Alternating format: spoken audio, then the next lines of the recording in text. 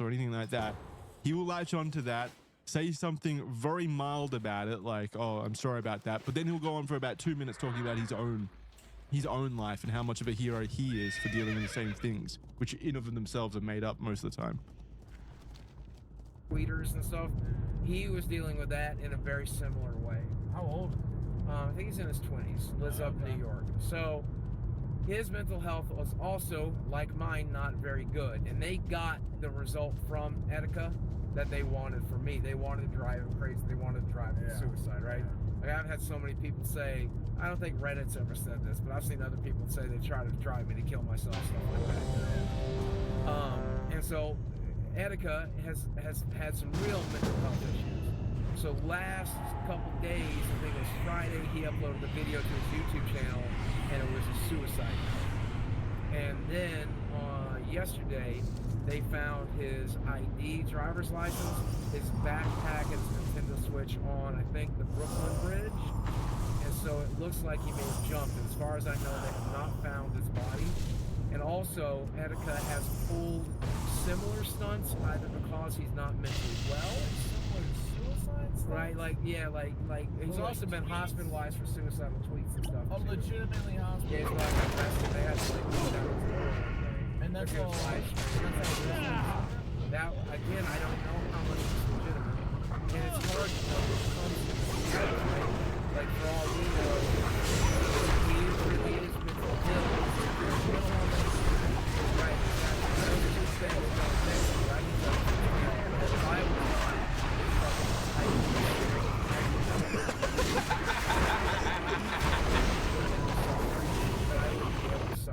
Yes, he was born in the darkness. If I was on a titan of strength. That's not a fucking titan of strength. I could not. Born and bred and suffering, then I wouldn't be able to suffer. Yes, he was born in the darkness. If I was on a titan of strength. That's what I get. That's what I think of when I think of Boogie. Titan of strength. What is it with nerds and every now and then saying something that is like way too confident? You know how they bust shit out like that? Yeah, I don't know. I don't know. He does it all the time though. It's incredible. It's like just too many superhero movies, maybe. I think that's what it is. Yeah. Too many superhero movies. Yeah. Every now and then, like kind of like how they go into their alter ego of being a superhero. They do it, but their superhero ability is the Flash. It's there for like half a sentence, and then it's out. But yeah, I mean, what's the word I'm looking for? The opposite of classy. Is that a response? So opposite of classy. So it'd be like, his body hasn't even been found at this time. There was a suicide note and they found his belongings next to Brooklyn Bridge. You do the math. Like, it's pretty clear what's happened here. And he basically makes comments amounting to, well, he wasn't as strong as me, so. Yeah. What a dick. And that's why he's at the bottom, man. Yeah. It's a tough game, this YouTube game. Yeah. If only he was stronger than me. If only he was as strong as me and was able to withstand all of the bullying. But unfortunately, I am the strongest that has ever existed or will exist. It's incredible. I am Boogie. As we know all too well by this point. As we all know too well by this point, Boogie is someone who just never knows when to shut up for his own sake. We've already covered a plethora of these moments throughout the series, and yet there is still so many more examples of this idiocy. Idiocracy. I thought it was idiocracy. Is that a different one? That's a movie. Yes, and it's a great movie, and I will forever be using that word instead. More examples of this idiocracy. It's a protest of the English language. And failure to learn from his mistakes. Some of these show him to be painfully uneducated, or just plain stupid about certain topics in his desire to appear as open-minded and as palatable to everyone as possible, while others are just completely inappropriate with overly edgy jokes or cringeworthy oversharing about his personal life. So in an effort to give you even more things to dislike Boogie for, we're going to do a bit of a speed round of some of these moments. Let's look at Boogie's attempts to attempt at deep philosophical thought first of all. Boogie would often say outrageous things as a way of intellectualizing rather banal ideas for the sake of sounding intelligent or thoughtful. One instance of this was when Boogie, asked by a Twitter user why he likes pain, responded that pain through self-harm is useful as it allows him to regain his consciousness in moments where he disassociates. He then explained that why he likes pain was ironically because he hates it. That's what it's about. Okay, yes, let's do that. So this person tweets at Boogie saying, "Why do you like pain?" He responds saying, quote, I don't hate it, but it can be a useful tool sometimes when I'm depersonalized or dissociated. It can allow me to regain control of consciousness, so I'll self-harm when things are particularly bad. But I hate pain, that's why it's useful. I won't include this, I think. So again, this is another example of Boogie and his really weird definition of disassociation, because from my understanding, and again, not a medical expert here, but I wouldn't think that someone who is disassociated would have the wherewithal to know how to snap out of that. You know what I mean? Disassociate, yeah. I would not imagine either. So, like, you would not. The point of being disassociated. Yeah, while you're in a disassociated state, I don't think you would have the, the personalization even to consider self-harming to escape disassociation. Yeah, no, it's a big call, Jackson, but maybe. It kind of flies in the face of the entire definition of It disassociation. kind of does. I don't know for sure, not a medical expert, and Boogie clearly that. So he self-diagnosed cancer. But he does this a lot of times as well. Like he's done this in the past, where very recently, where he's claimed to disassociate. There was some kind of, I don't remember specifically, but it was during a cancer arc where I basically called him out again about his misuse of the word disassociation as a shield to shield himself, to protect himself against claims of misdeeds, let's call it, where he would then say, well, I was disassociating during it, you can't blame me for that. And I don't remember specifically why I called him out about it, but I did. And yeah, it's just something I've noticed. He likes to use the disassociation excuse a lot without actually seemingly knowing what disassociation is. There are also examples of Boogie saying ridiculous things on stream and preempting the backlash, but by saying that he was just providing so-called strawman arguments. Spectacularly, he would often even fail at this preempting strategy by saying things that would induce even more backlash than that he hadn't expected. So here's the tweet of him preempting the backlash in the situation. So he says, quote, okay, just to ward this off, tonight on stream we're discussing the UK hate law surrounding transgendered people. I am giving straw man arguments for the bigots who would oppose such laws. If you see one of these clips out of context, please don't be sucking in. Love ya. I am merely pretending. I'm giving straw man arguments for the bigots. So if you see those clips out of context, yeah, so again, clear case of him preempting backlash, of course. But then, of course, in doing so, he would open himself up in many ways to even more backlash. Here's a take on that. Someone says, hi, Boogie. This is in reply to that previous tweet that I just read out. Hi, Boogie. I know it's a minor thing and I'm likely to get hate for this, but for future reference, please try to refrain from saying transgendered. I'm not transgendered. I'm transgender. Someone isn't homosexual. They're just homosexual. Hey, Boogie. And here's another tweet. Hey, Boogie, love you, but trans is an adjective and not a verb or a noun. It's not transgendered people. It's trans people. I'm not trying to call you out or anything. It's just a common mistake that I see a lot. So yeah, just in his action of preempting, he would always make himself. He would always step on another landmine, basically, which was kind of funny. In another far more egregious example, Boogie infamously said that there were positive things that came from the Holocaust. Let's listen to that. And so the third book was of the Holocaust. I don't remember the name. And so I'm reading the book, and here's something that I found fascinating. It's so cool. When you're talking about the Vietnamese experience, are you familiar with the Vietnamese experience where you're like doing some rehabilitation facility in the military? I don't remember. I do remember that open heart surgeries and people that didn't need open heart surgeries, like some really crazy shit. And so what I found out from this book is a lot of Nazi scientists and doctors were given asylum in the United States in exchange for the knowledge they had. I didn't know that. But if you think about it, a lot of some really came from. So not only did he say some good came from the Holocaust, he corrected himself because he was about to say a lot of good came from the Holocaust. Some good. But if you think about it, a lot of some good was advanced minimum. And that's one of the things that kind of made me have the mentality that I have. Nothing is my fault. The Holocaust is horrible, absolutely. But some good. Dude, like how can you step on that landmine? Like that's such a what do you call it? Like he wasn't forced into that conversation or forced into making that point or wording it that way. Unmitigated disaster. To say that some good came from the Holocaust. There's no need for it, hey. Yeah, absolutely no need for it. It's again one of these things. I don't know why. Like he's not doing it because he wants attention, is he? He's doing it because no, he thinks that it's the right take. He thinks it makes him look like the enlightened centrist, basically. Like he's so much smarter do you than think that's everyone. why he's doing it? Because he thinks it like flexes his intellectual muscles. Because I was listening to that point, and that was the kind of thing that I would say in year 8 to try and freak my teacher out, you know?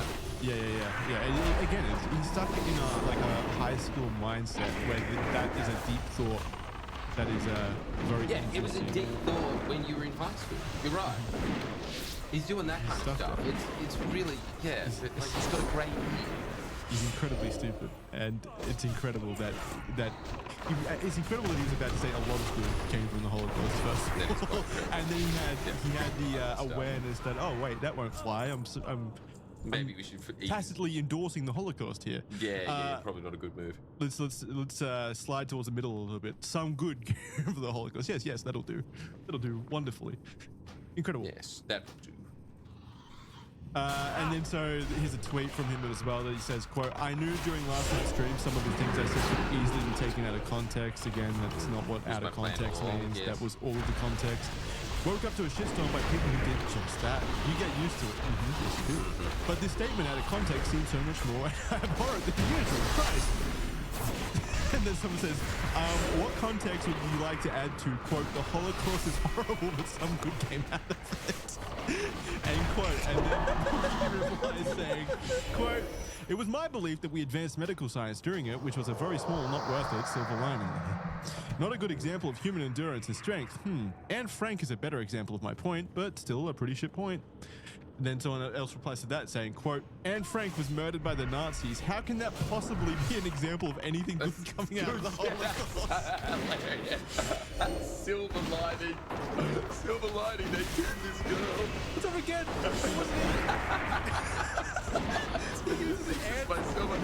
This is a much better example of my point. I'll fix this. I know exactly how to fix it. Anne Frank is a better example. What? Incredible. That is incredible. Oh, fuck. He's the gift that keeps on giving.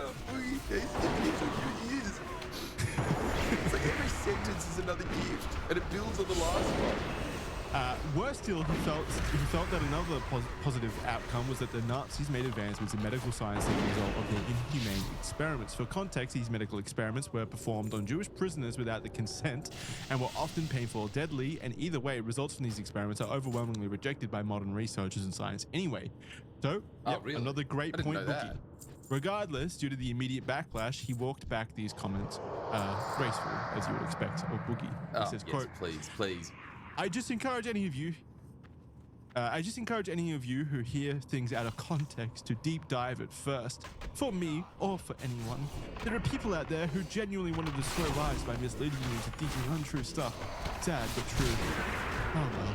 Again, this isn't, there's no context that makes what he said, at all, reasonable. It's not out of context. It's just the clip of him saying the actual thing that people have an issue with. Quote, now, all that said, woke up to some educational post that showed what I said, even in context, is factually incorrect. So here he is saying that even in context, I'm factually incorrect and wrong.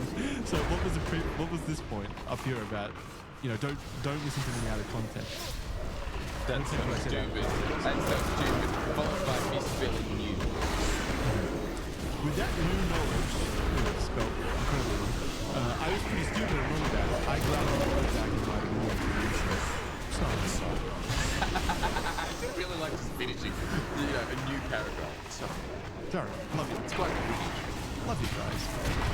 someone tweeted him saying, quote, "Hey Boogie, well, it's good that you can admit you were wrong. Maybe it's time you start looking at people and sources you keep getting this shit from and cut them out." Boogie says, quote, "In this case, it was my history teacher who actually fought during World War II, but I see your point." So again, shifts the blame to another person. Immediately. As is he's... He misled me. He blames this World War II hero, who's a nice, humble high school history teacher, for his takes 40 years later.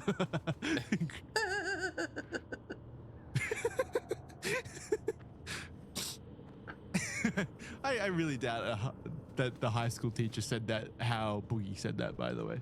Amongst his frequent ramblings around his life decisions, Boogie also once declared that he hadn't had children out of fear that he would continue the cycle of abuse and molestation that he allegedly suffered at the hands of his parents. Jesus Christ, he said that publicly.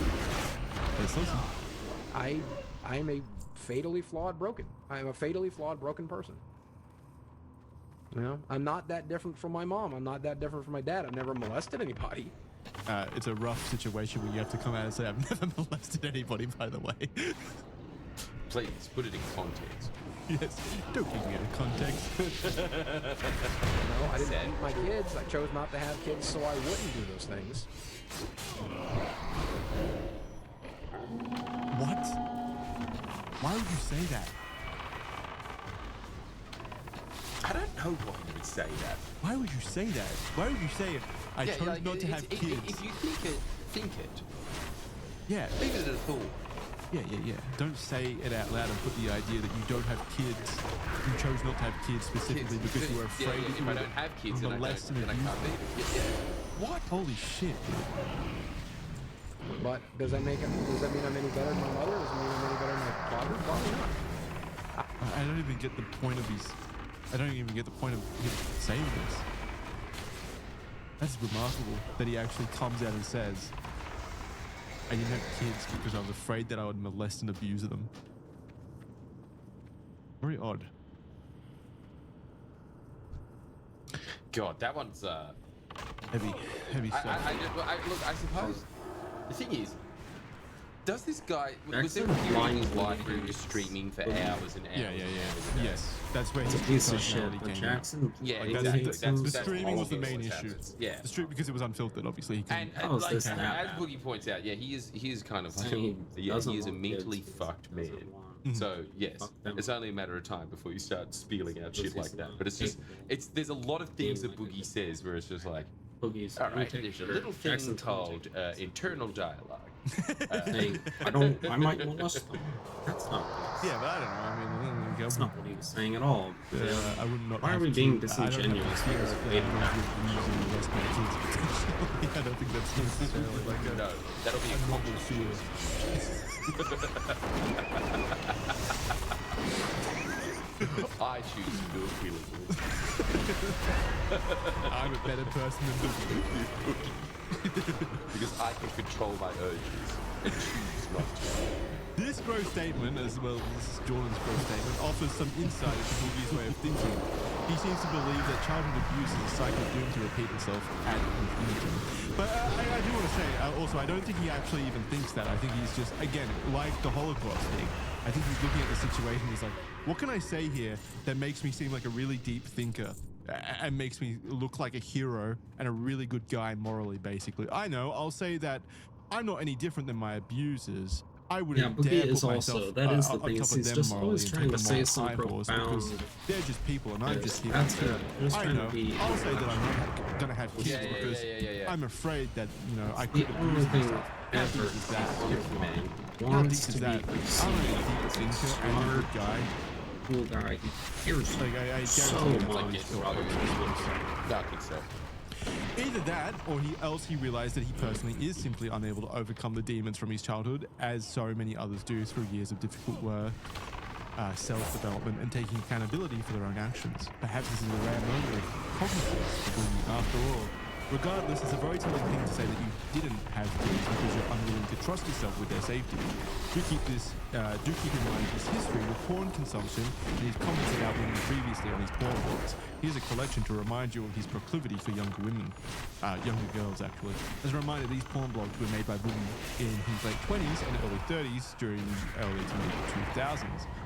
So I've got a collection of of posts here from even more posts from these porn blogs here.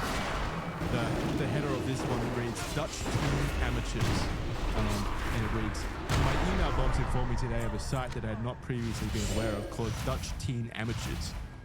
Yeah, what a silly mistake, him not being aware of.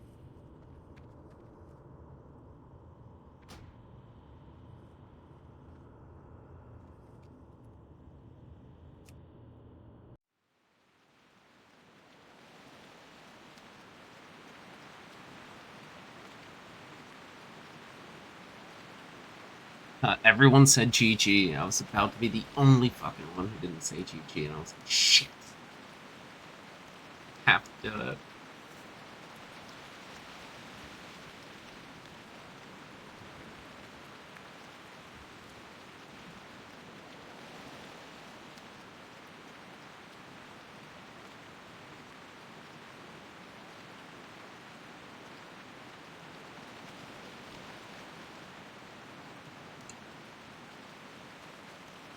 The site called Dutch Teen Amateurs. I not informed? Yes, I'm an expert. An odd omission. I'm a connoisseur of teen amateurs. I didn't know there was a Dutch teen amateurs. We will rectify that mistake at once. I really must not slip up like this in the future. Yes. I'm glad that this is Boogie admitting fault and having self-reflection. Yes, what a hero. He continues by saying, I am glad that I now know of its existence, winky face. Having been a long-time fan of thin and petite girls of their network, like Marianne, these porn stars' names, I knew that these guys were able to find and film some of the most amazing thin and petite-bodied women on the internet, but they were working mostly with just those girls. With Dutch teen amateurs, they're branching out, much to the joy of thousands, into a wider array of amateur girls. Take a look, and I'm just going to read these verbatim. Cute blonde Dutch teen amateur, puffy nippled amateur, Dutch teen amateur in jean skirted t-shirt, Dutch teen girl in a black bikini. There's another quote here, another post here on the website that reads, teen handjobs. He posts, this is probably one of the weirdest galleries I've seen in a while. She's apparently here to stroke. She's apparently here to stroke cock and chew bubblegum, and she's all out of bubblegum. All out of bubblegum. And then it's very a link, good reference. It's a link to teen handjobs. Another one reads, my geek cock is huge. Hi there, I'm Boogie. You know me from such places as the internet, your mother's bedroom, deep inside the anus of a whale.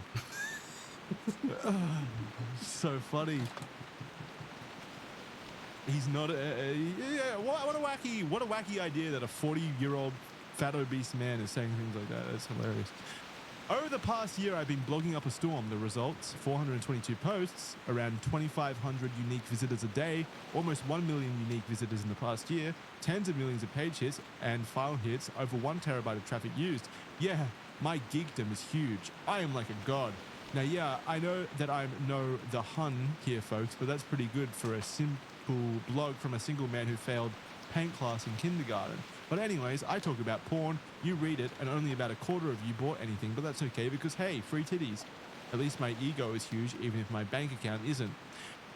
You, on the other hand, constant reader, deserve porn, so enjoy these galleries. And then it's just a list of galleries titled to a website called Most Erotic Teens. Most erotic teens. Counting up. So he's just like listed all of the galleries there on that website. And he's even got the cake there. He's even got the cake that is a reminder of the fact that he was just like his ultimate fantasy was eating and eating out of pussy at the same time. He's a disgusting human being. And it's got it there. It's really gross, isn't it? That is a really gross thought. You're going to get gonorrhea. And then there's another one here that says Britain cracks down on violent porn. This is the post. Unbelievable. I'm just gonna. I'm just glad my country was insane warmongering assholes, but at least I can jack off to violent porn if I wanted to. Which I don't, of course, but the fact remains. Yes, you freedom-loving guy. He sure does love freedom. But yeah, that is just to show that he is he's an objectifying freak who is really into teenagers. I mean, that's abundantly clear. And again, he was in his early 30s at this point, well past the age where that is probably normal to really love teenagers that much, honestly.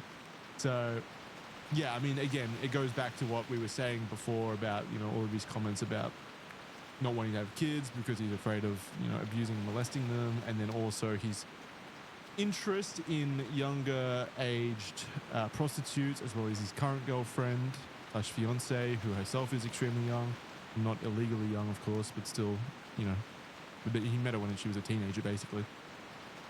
Now turning to Boogie's edgy jokes and oversharing. We've seen plenty of instances of Boogie oversharing. Just look back at the posts on his porn blogs, after all, and using dark humor as a coping mechanism for the tough parts of his life. Well, using dark humor is not a bad thing in of itself, and is something that many of us do to get through life. Boogie has never seemed to master the tact that many of us learn over time to make these jokes at appropriate times, in appropriate spaces, or in some cases, even make these jokes funny at all. That's my main issue. Again, like that's what I was saying before. Like, I wouldn't care if the jokes were funny. They're not. They're never funny. They're just, like, really lazy. That's my issue with them. Perhaps Keemstar put Boogie's proclivity for dark humor best. Let's listen to what the gnome has to say. He's gonna have some good insights. The internet knows this guy from saying it's Boogie2988, brought to you by the power of the internet, and I love you guys, and you know, I try to think about people's feelings, and like, you know, it's just such nonsense that comes out of his mouth because it's like, and he built a whole brand on this nonsense, right? But like, if you know Boogie in real life and you're talking to him in a private setting, he is gonna say some of the most off the wall, fucking edgy, like holy shit, like you're getting canceled shit ever. The stuff, the thing that he really is so up. And we've seen little glimpses of it on his live stream, right? These guys are worse than Hitler or whatever the he would say, right? He's actually evil.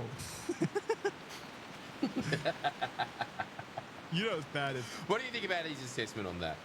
Very accurate. Yeah, very accurate. Yeah, evidently. Like, we're seeing it. We see it in there. Like, when the cameras are off, like, he is that person where he's just saying fucked up shit. We saw it in the even in the Mike Clum documentary and stuff like that. Like, where he argues that the N-word is just a word and so on. And it's like, he's just edgy for the edgy sake. It's really boring. Boogie's edgelord status started young, as he openly discussed spending his young adult life on sites like 4chan when it was in its infancy, and being a troll in online games and Christian message boards with crass jokes and NSFW images like the classic Tub Girl. Another example of Boogie's poor sense of humor was when, in a video call with multiple other people, he mocked and laughed at the fact that his first girlfriend died from lung cancer in his late 30s. We just showed that video before.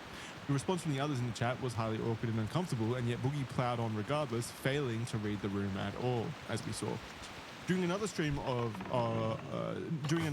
his own, while opening magic cards, Boogie really let his 4chan humor flood back into the surface. When a viewer pointed out that you can't put your finger into a clitoris, don't know why that was even brought up, Boogie proceeded to make a graphic joke regarding how it could be achieved. Let's listen. So I think this is the best example of just his juvenile sense of humor, where it's like no one sane or above the age of like 12 would ever find what he is saying right here funny. Let's listen. Okay. That can be. I'll be the judge. Someone says you can't put your finger into a clitoris. Somebody here doesn't have a scalpel handy. Because let me tell you something. You splay that fucker just right, you can wrap it all around your fingers. You gotta shave real thin. Woo! That's disturbing. That's the most fucked up thing I've said in a while. Woo! That's messed up. Alright, Herald of Fate. And then the transition to showing what card he pulled from the magic card collection thing. Yeah! Fucking awesome, Boogie. But you see what I mean? It's so bad. It is. It's just, yeah, but also the fact lazy. that afterwards he's like, oh, I'm so bad. I'm such a naughty boy. I'm so bad. It's like, dude, just commit to it at the very least. Yeah. Yeah, again, I guess it's post-emptying in that situation where he immediately is like, oh, aren't I a naughty boy? I'm sorry for that, guys. It's like, gee, if you're going to say edgy stuff, you know, at least, like you said, at least commit to it. At the very least. Yeah, but as you said, it's like, it's not really edgy. It's kind of just like, that's it. That's all you get out of it. Gross out humor. Yeah. It's like, even when you're 12 and you say things like that, you're not actually laughing, are you? No. It's this like, oh, like, that's ew. so naughty. Yeah. Yucky. Yeah, stuff like that. Speaking of 4chan humor, Boogie has also diced with racist jokes in the streams before, bearing in mind that this was a long time before his recent spamming of the N-word on a LOLcow podcast. One example of this was when Boogie cracked a joke about the income of a black donator on Twitch. Here we go. Yo, I'm a black person. Sparkle up, glad to hear you're still black. That takes you 2 months to support, man. That's a lot of money, I guess, for a person of color, or is it not? I don't know. But I have a gun. It's also you. He realized immediately that, oh, I should not have said that. $3 is a lot of money for a black person. And he's like, That takes you 2 months to support, man. That's a lot of money, I guess, for a person of color, or is it not? I don't know. oopsie. But I have a gun. It's also you. Yes, good distraction, Boogie. Yeah, look at my USB. I don't know if that offends you, Twitch, but... Yes, that's the part that offends Twitch. Oh, dude. No, yeah, you can see the mental backtracking happening in real time. You're right. When this clip resurfaced in 2019, he deflected the criticism of the joke in classic Boogie fashion, opting to blame his own chat for the slip-up, as well as minimizing it by saying it wasn't as bad as actually saying the N-word. Let's have a little look at that real quick.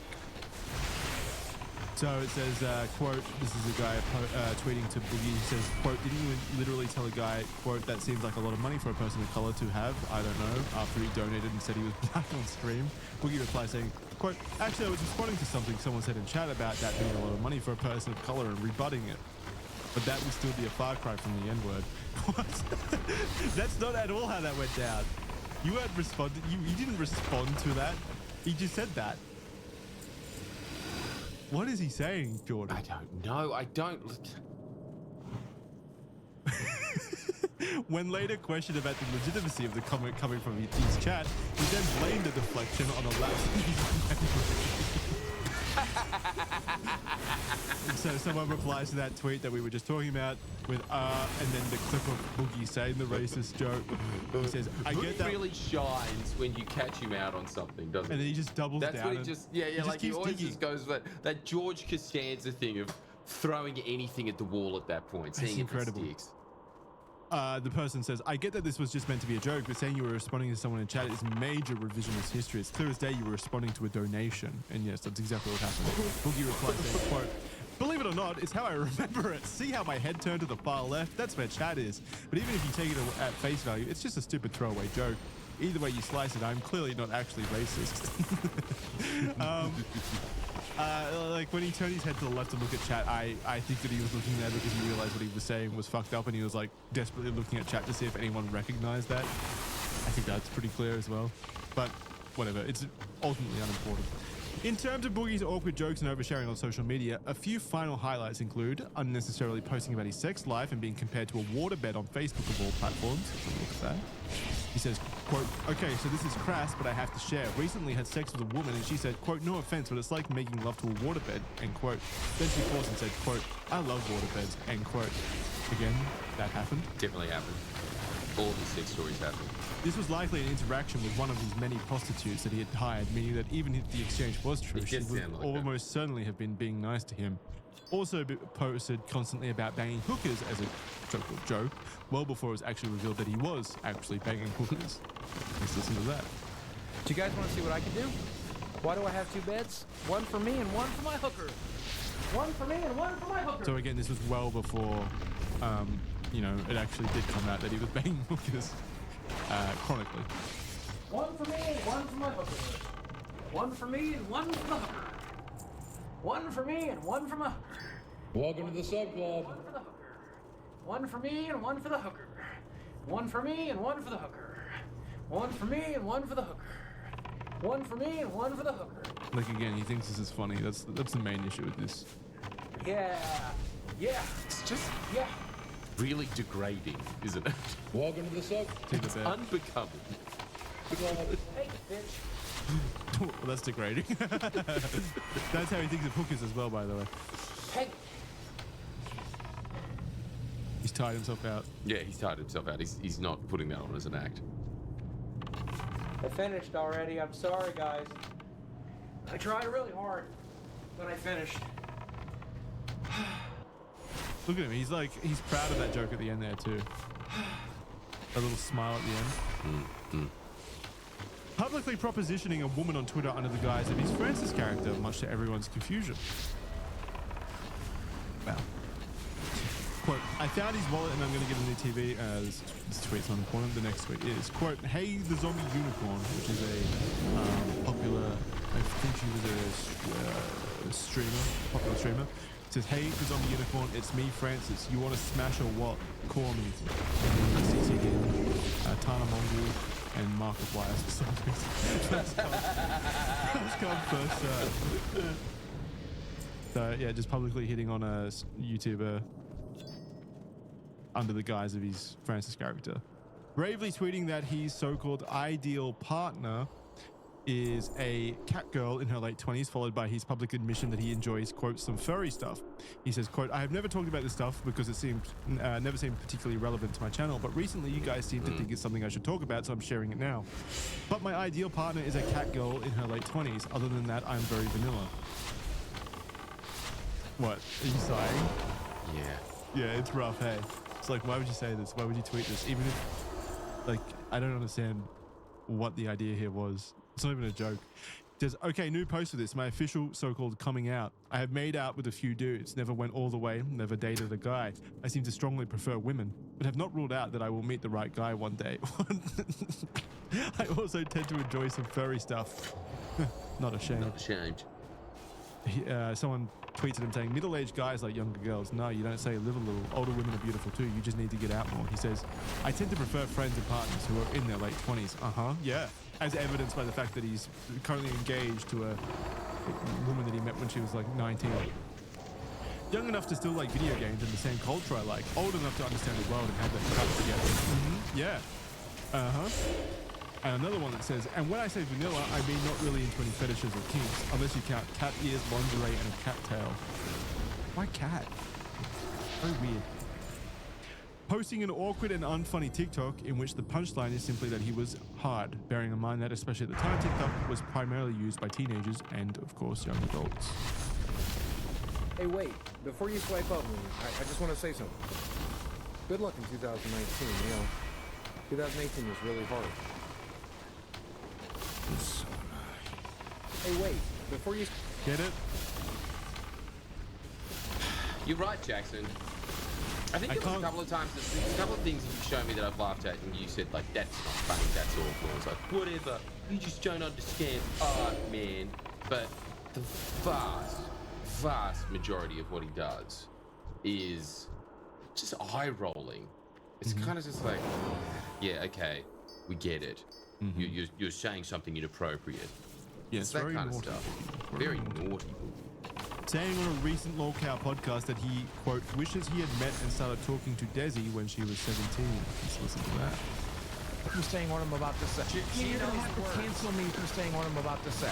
Okay? I see a Grok AI bot, whatever the fuck. It's ironic. Boogie admits to talking to Desi when she was 17. No, we started talking when she was 19. That was a mistake that Teen Star made.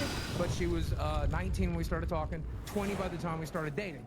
But I'm going to say something severely controversial. Yeah, it's good. I wish I'd started talking to her when she was 18. Again, nice. Again, unforced error. Like he says, I'm going to say something extremely controversial. He says, I'm going to say something extremely controversial, and like no one asked him to. Talking 20 by the time we started dating. But I'm going to say something severely controversial. No one asked. I wish I'd started talking to her when she was 18. I wish I'd started talking to her when she was 17. I hate that I wasted a year or two without talking to her. My life was worse for her. And I would not have had sex with her at 17, but if I could have been talking to her at 17, the gentleman my life would have been better for it. Now, you meet the person that you're supposed to meet when you meet them, and that is what it is. But I'm telling you, I lost a year of time that I get to spend with her, and I only get to spend a certain amount of time with her. So yeah, it's creepy, it's weird, fuck you, I don't give a fuck. What? I mean, the logic there doesn't stop at 17, right? Like, yeah. Very right, actually. He keep going down. And he would. And the logic gets truer and truer, and he would get happier and happier with each passing year. Yeah, I mean, that is just actually like, I 100% believe he's being modest. No need to say yes. That's yeah, I do too. Actually, I do too. Like again, I think it's the thing where like I look at guys, especially 40-year-old guys. I don't really care about age gap dynamic stuff, those kind of arguments. But you look at a dude in his 30s and 40s dating a girl at 18. It's incredibly creepy because they've stopped directly at the line. Like there is. The line is the only thing stopping them, like that legal line. They would, they would date the 17-year-old. They would date the 16-year-old. They would date the 15-year-old. They would keep going down because they're going as close to a line as humanly possible with someone who has nothing in, like no, you're not even in the same world at 40 and 18. So, like, yeah, it's pretty clear. That to me is evidence that you would, in fact, go as low as we allow you to, basically. Like at least to like 14. Is it more creepy an 80-year-old dating an 18-year-old? Yes. I mean, it doesn't. No, to me, it doesn't Does it go up by age? No, it doesn't get creepier the older you get. It's just at a base level creepy. It kind of does. Hey, like there's some point where it's like, all right, yeah, you can't be dating 18-year-olds anymore. Yeah, I think it's like I genuinely do think it's after 25 I start like side-eyeing people who are like dating 18-year-olds. Yeah, you're going into teens, yeah. Yeah. Like that starts to get like really. Again, it just shows that like you should be mature by that point, and 18-year-olds aren't mature. So to get as close to that line as possible, like you clearly would date a 17-year-old if it was allowed. You clearly would date a 16-year-old if it was allowed. And he says the quiet part out loud. Yeah, totally. Right here. Exactly. Like, yeah, I would talk to her. So you would groom her. Like that is the admission you're making right now. We have a word for that. We have a word for talking to children, waiting until they're of age to then have sex with them. Yeah, there's a word for that, a definition, a crime. Actually, it's a crime. It's called grooming. It's remarkable. It's actually remarkable. Arguably, Boogie's first real unmasking occurred on August 4th, 2019, when the YouTuber Christopher Tom released a video about, quote, the fall of Boogie2988, why he's losing subscribers. This video was an early expose into Boogie's various recent controversies post-divorce, and was really the first compilation of a relatively popular YouTuber had made, and as such, this was the first time most viewers on the platform learned about the massive difference between Steven and his Boogie persona, as well as the various controversies stemming from Boogie's Twitter account, as well as his live streams, as well as the other drama that has stemmed from the past several years, like the Lucy Fox and Tesla controversies. Do you remember the Lucy Fox drama? I know it's been a while since we recorded a Boogie episode. No, you're gonna have to run it through me. She was a sex worker that he flew out to basically live with him for a little bit. Oh, yes. No, and then, how could I forget? Yeah, she lasted maybe 3 weeks before he started being emotionally abusive to her, and then she fled and made like a video being like, he's just awful. Yeah, an awful, awful man. Yes. As an example of the content within the video, and to briefly reference back to the Lucy Fox situation, Christopher showed the manipulative elements of Steven that we are all well aware of now. Boogie had appeared on a Drama Alert interview shortly after the Lucy Fox situation, where he played dumb and acted as though there was no bad blood between him and Lucy. He directly says to Keemstar in the interview about Lucy Fox this. Dude, and you know, if she ever sees this, you know, I wish you nothing but love and respect. I wish you nothing but success. I always have, I always will, and you know, I'm so sorry.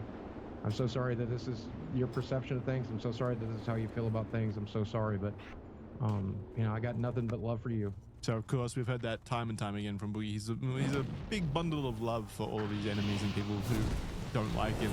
He's the better guy for turning the other cheek. Christopher then though presents a picture of Boogie's Twitter likes at that moment where he is seen liking a tweet left by Ian Miles Chong that reads the following. So he's liked this tweet from Ian that reads, quote, I just got caught up with all the drama surrounding Boogie2988's dating life. I'm a lot less gracious than he is when it comes to sociopaths. He shouldn't have to apologize for sticking his dick in crazy. End quote. So Boogie liked that tweet about someone who he said he's got nothing but love for. Again, highlighting pretty expertly just, you know, the hypocrisy here. Boogie very quickly began to vague post about Christopher Tom and how disappointed he was in the video, insinuating that the video was, of course, full of misinformation. For some reason, Boogie would also go on to post a video on which he explained the ordeal in a video titled, quote, "Why I almost took my own life in 2019 and why I didn't, setting it straight." In this 30-minute video, he broaches the fact that Christopher Tom's video did immense psychic damage to Boogie, and for some reason, he frames it this way. Let's have a listen. The exact thing that I was terrified of was that Reddit thread would be broadcast to the world. He's referring to the mega thread that we had talked about in previous episodes where a particular Redditor, Haberdasher A, had compiled an enormous list of all of Boogie's transgressions. And that hadn't broken through the containment, basically. Like, it hadn't broken through that particular subreddit, and Boogie was always afraid that it would, and the broader audience would come to find out about it, because it was just a giant compilation of all of the fucked up things that Boogie has said and done. Kind of like what this series is. So, in some ways, like, Christopher Tom's video immediately triggered him because Christopher Tom directly talked about the mega thread, and he was himself a big YouTuber, so it was breaking the containment, and Boogie was terrified. A young gentleman by the name of Christopher Tom who had cancer, beat cancer, and then went on to destroy my career by signaling and broadcast signaling my mistakes and that Reddit thread and every stupid thing I've ever done happened. The exact thing I was terrified. So again, I want to point out this particular thing that he says here, because this was really interesting to me. The way he frames Christopher Tom's videos and Christopher Tom putting out a video on him. He says, again, he says this. That Reddit thread would be broadcast to the world. A young gentleman by the name of Christopher Tom who had cancer, beat cancer, and then went on to destroy my career.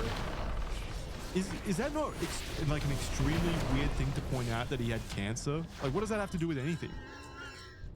That is a really strange thing to put there.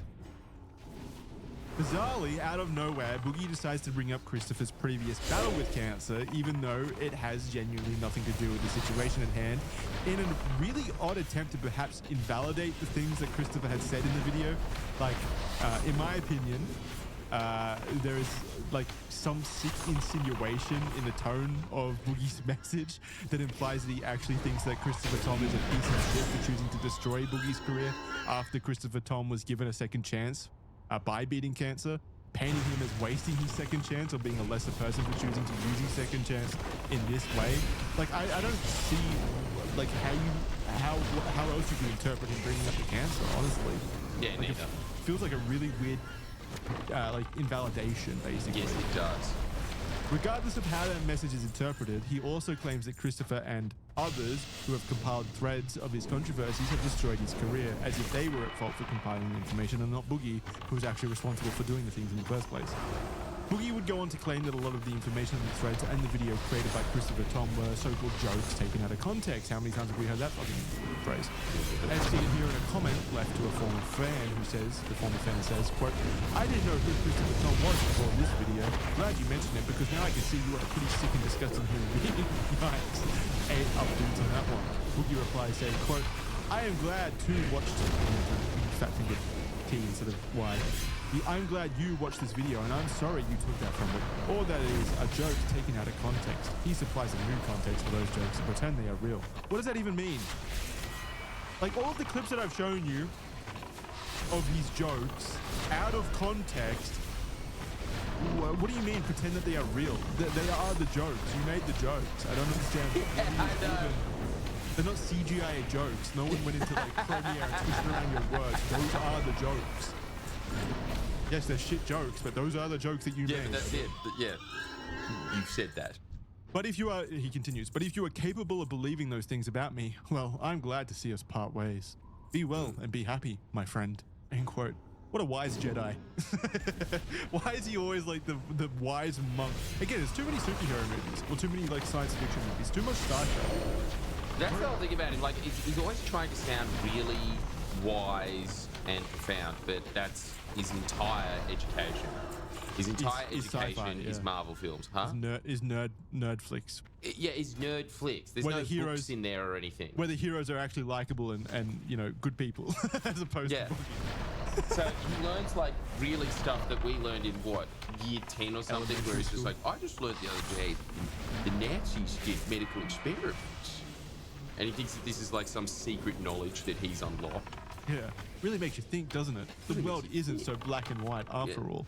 Yeah, and then like obviously wraps it in some kind of like Star Wars fucking, so you see at the end of it. It's really just like when the rebels blew up the Death Star. Yes. A horrible thing, killed millions of people, but some good came out of it. People, but in the end it was a good thing. Yeah, it's ridiculous. In another video he posted to TikTok where he answered the question posted by someone that read, quote, "I watched the video from Christopher Tom on you. Did you watch it and what message did you get from it? I've been around since about 2013 or 2014.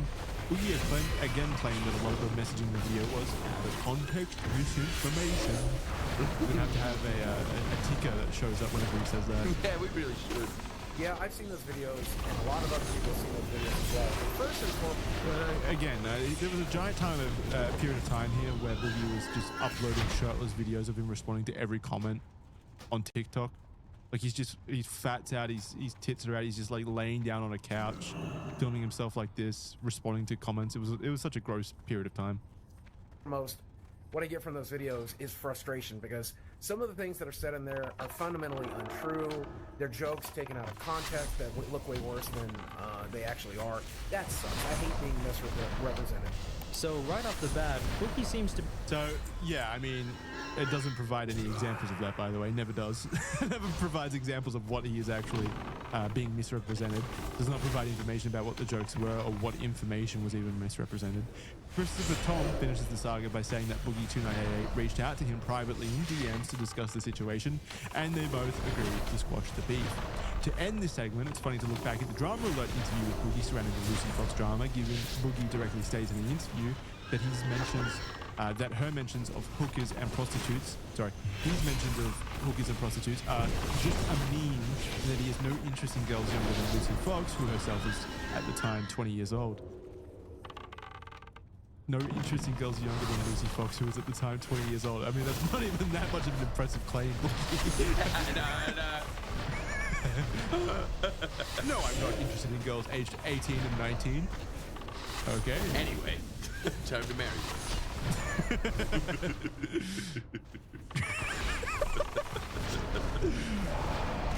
Here we go. Here's what he says. To anybody right now, and at the end of the video, she referred to herself as your favorite hooker or something like that. Is she a hooker, or what is she referring to? That's a joke that I like. There's a bunch of people on the internet that when they found out I dated a girl, they're like, "Oh, she clearly must be a hooker. She clearly must be doing it for money. She clearly must be trying to get, money from us." So I leaned into the meme, which I guess was a huge mistake. But I'd always joke, yeah, I'm banging hookers. I'm having sex with hookers. Which, I don't know. I just leaned into the meme, which is stupid. But is she a hooker? No. I guess not. I mean, like a step down from a hooker, definitely. Right. And then I guess another thing she said at the end of the video is like, I'm doing it to other girls, some younger than her. I don't know what she's talking about. I'm not dating anybody right now. I have no intention to date anybody right now. The last time I talked to her, I said I had one first date with a girl who was, 19, and I wasn't interested. And that's pretty much about it. Like, I don't know. I'm not dating right now. I don't want to date anymore. This taught me that I'm not in a position, as long as I'm a YouTuber, as long as I'm a content. Right, he continues raining. Regardless, like, very funny given his confirmed history after this fact with prostitutes and also younger girls. Again, he's a current fiance. I don't know if they've married yet, but as far as my knowledge extends, fiance. Around this time, however, Boogie was embroiled in a conflict with another YouTuber, a YouTuber by the name of Alan Roberts, also known as Every Damn Day Fitness, who had recently begun to pay attention to Boogie's concerning lifestyle habits and had chosen to upload a video titled, quote, "To the family, friends, and fans of Boogie2988. In the video, he urges the previously mentioned to intervene in Boogie's self-destructive lifestyle for the health and safety of Boogie. Alan comes across as an earnest individual who sincerely wants Boogie to benefit himself and make proactive changes. Let's listen to what Alan has to say. A year and a half ago, I did a few videos on him. When I first started my weight loss journey, I weighed like 255-ish, and I had dropped a bunch of weight. Boogie got gastric bypass surgery. You can check this videos out on my channel. So this is not a video I was hoping for, because whenever I predict something bad happening, I kind of, whenever I make a video about something bad happening, I try to make it feel like kind of like a warning. I really want to see the person succeed, right? I pretty much said that he was getting gastric bypass surgery as a quick fix. That it was basically equivalent to an addict cutting their thumbs off. Yeah, it doesn't fix the addiction, of course. It's just a very lazy solution after you haven't done the work beforehand. Yeah. He correctly identifies that Boogie's recent gastric bypass is doomed to fail, given Boogie didn't adjust any of the behavior that had led him to the issue in the first place. Like I got the impression when I was talking about the before, he got the surgery literally just so he could lose weight. He was not using different cases. At one point in time, he got the surgery and he made a quote that I put in a video and stated that he felt that he could eat whatever he wanted and still lose weight. And I personally said, that is a serious warning sign. That it is, has not addressed his food issues, and it was a serious warning sign. And this video is essentially extremely pretty much just admits all that. I didn't do the mental work pre-surgery that I needed to do. In fact, I'm more damaged now in a post-surgery world than I was in a pre-surgery world because I got fucking divorced. Where he has not addressed his eating issues. So I went back to comforting almost right away, but my surgery did its job. I was able to comfort eat, and I was able to eat bad foods that I shouldn't eat, but I couldn't eat very much of it, so I still lost 200 pounds. And I'm very happy having lost that 200 pounds. He is still eating the food. And my biggest worry is that he seems extremely happy. And the problem is, I don't care if I lose any more weight. Like, that's my biggest issue right now. I don't care. He states multiple things, and he's extremely happy. Around 350 pounds. Even said in the opening clip that he has not weighed himself in quite a while. That is scary, okay? He should be very focused. He's 350 pounds. I believe he's around 40 years old. 10 years is what he even admits he might have. And at one point in time, he admits, or he claims that he's like, great, I get to eat what I want for the next 10 years, and I get to have a great 10 years, because he says he's never been happier. And so if somebody says to me, well, Boogie, you're going to die in 2 years if you don't lose this last 1,500 pounds, I'm like, hey, that sounds great, because I'll have a great 10 years, I'll eat what I want, and I'll die, and I'm looking forward to dying.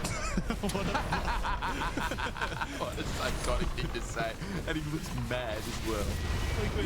You remember that episode of Rick and Morty where Rick wants to die, he's like trapped in a body, and he's like, yes, just kill me. It's yeah. Such a... Look at he's insane. I mean, I empathize. I sympathize. At the same time, while saying he's got more trauma now than he had beforehand because he got divorced, it's very, very contradictory. It screams of needing much more counseling. So, the interesting thing about this is... Screams of needing help, yeah. Being as big as I am right now at 350 pounds, I'm still going to die early. Oh my god. Being 350 pounds. He's like trauma dumping on his audience, by the way. Like, again, this isn't a live stream. This is a live stream video. And if I'm being entirely honest with you, and I see no reason not to be entirely honest with you, but I don't want to worry you guys. Here we go. I don't care about dying. Mm-hmm. Alan goes on to make the plea to his friends and family that Boogie needs inpatient therapy immediately if he is to improve. To the family and friends, by the way, because we are going to talk about a few of these clips. My plea to the family and friends of Boogie 2988, somebody get a hold of him and talk to him about getting inpatient therapy. I deal with a lot of food addicts. My wife and I deal with a lot of food addicts on a daily basis. We deal with a lot of people that need to lose a lot of weight. And at some stage, we need to address the true issues. Like, yeah, I mean, absolutely. You have to fix the actual issue, which is causing the impulse to eat. Obviously, the gastric bypass is always going to fail. Alan basically signals the impending doom that is awaiting Boogie and also highlights that Boogie's behavior surrounding it is deeply troubling. He's got a lot of trauma. I'm not trying to diminish that. I'm not trying to belittle that. I'm not trying to do anything like that. I am trying to state that every one of his fans should be highly concerned at this video. Most days when I think about eventually dying, it's relaxing to me because I think Jesus Keeps Christ. cutting in. And again, this is to an audience. This is him directly. And look, he's like, he lives for that. He lives for the I think fear and he's just anxiety insane. of his audience to I don't worry really about that kind of understand. shit. He loves that. He likes it. He likes it. I think he's just my whole life, ever since I was a kid, I have trouble sleeping at night. I have trouble even just sitting down and doing nothing. Like, my brain just never stops. I'm in so much emotional, mental pain. I look forward to dying. This is not healthy. This is not healthy. Yeah. Very wise man right here. This is not healthy. I love this guy's eyes. They're very beautiful. I don't know. I like him too. They're really nice. Smoky. He's a nice guy. This Alan Roberts guy. You can tell. Truly not healthy. What was his shtick? What does he do? I think he's just a weight loss YouTuber. Okay. Fitness YouTuber. Being on social media and portray. But he was definitely like, I earnestly think that Alan here was coming at this from a very attempting to do the right thing, trying to be helpful. You know, Oh, as do I, yes. This wasn't like an antagonistic thing. This wasn't like a clout chasing thing. There wasn't that much clout to gain from this kind of stuff back then. I mean, it's what, 200k views now. That's after 7 years, and also after various different compilation videos like what we're doing right now. But yeah, I do think that this Alan Roberts guy was earnestly concerned about Boogie, and that was the main prevailing notion behind this video. Like, saying this to millions of people. Millions of people. This is a cry for help, in my opinion. Alan ends the video by again imploring Boogie to seek inpatient therapy, as it's the only thing that could ultimately save him.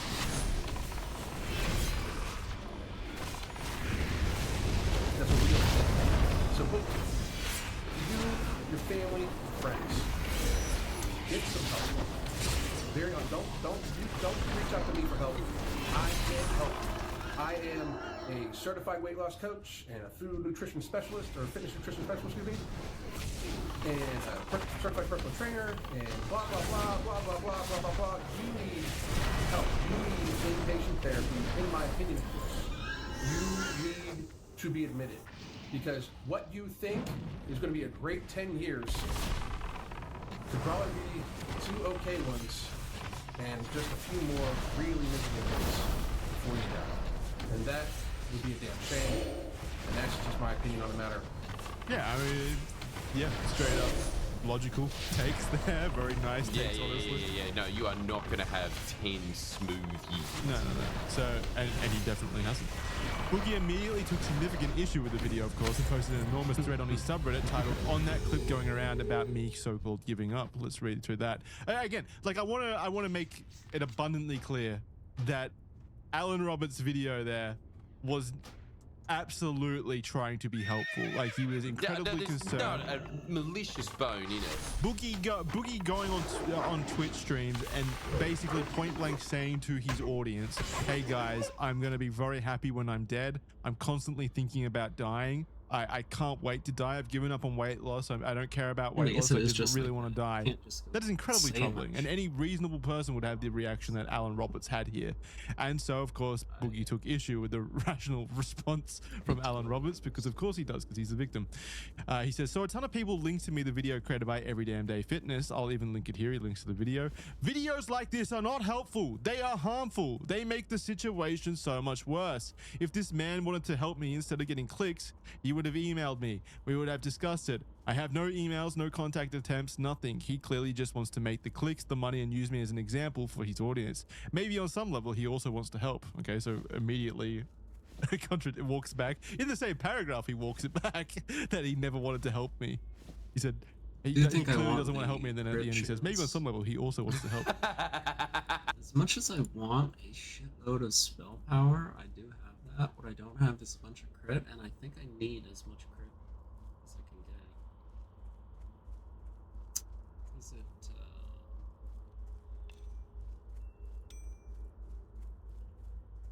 yeah. Do I have to explain it? I do a fuckload of stuff. Need them all to be critting. They do a ton of damage when they crit.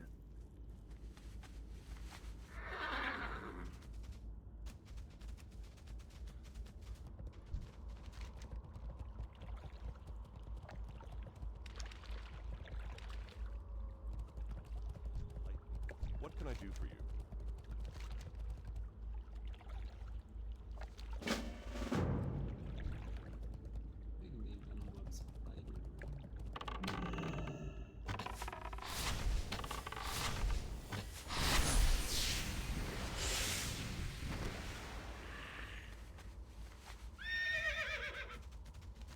Somehow not the spiders I need, or what?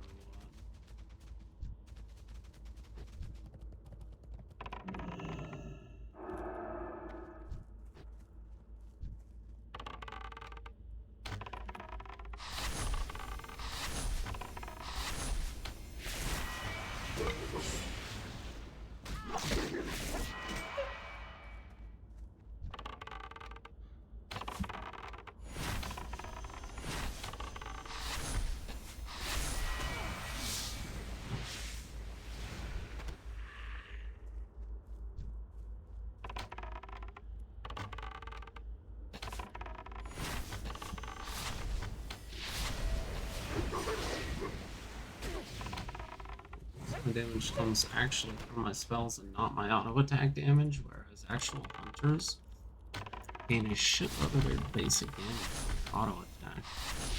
I'm not really agility. I am intellect. Agility and attack power. I'm more strength and agility. Yeah, I'm assuming since I'm pure int and all this.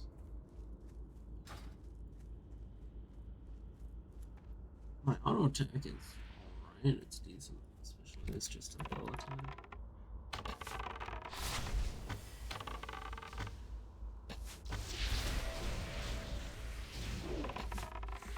So much of it comes from my abilities. Starcaller dealing, yeah, plus 200 arcane damage. The actual weapon damage percent there, completely pointless.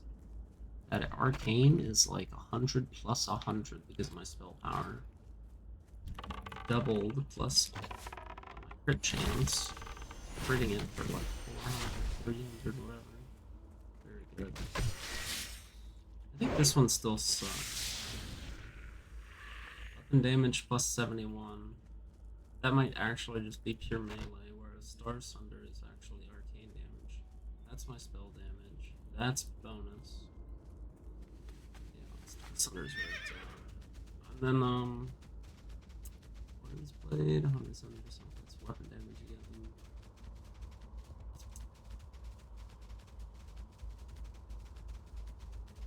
Aspect of the Cosmos. I don't have that one. Warden and the Huntress.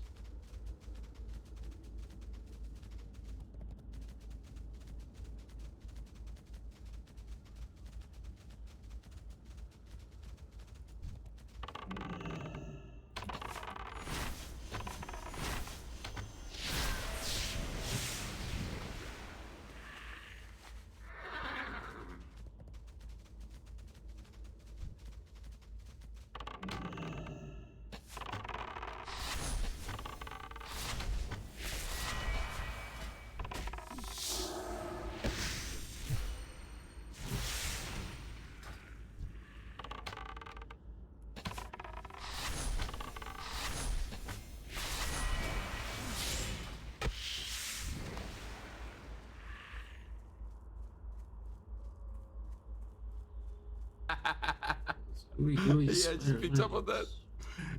If he wants to help, I'd appreciate it by him starting by taking the video down, of course, and leaving me alone. This kind of stuff makes me feel so much more worse.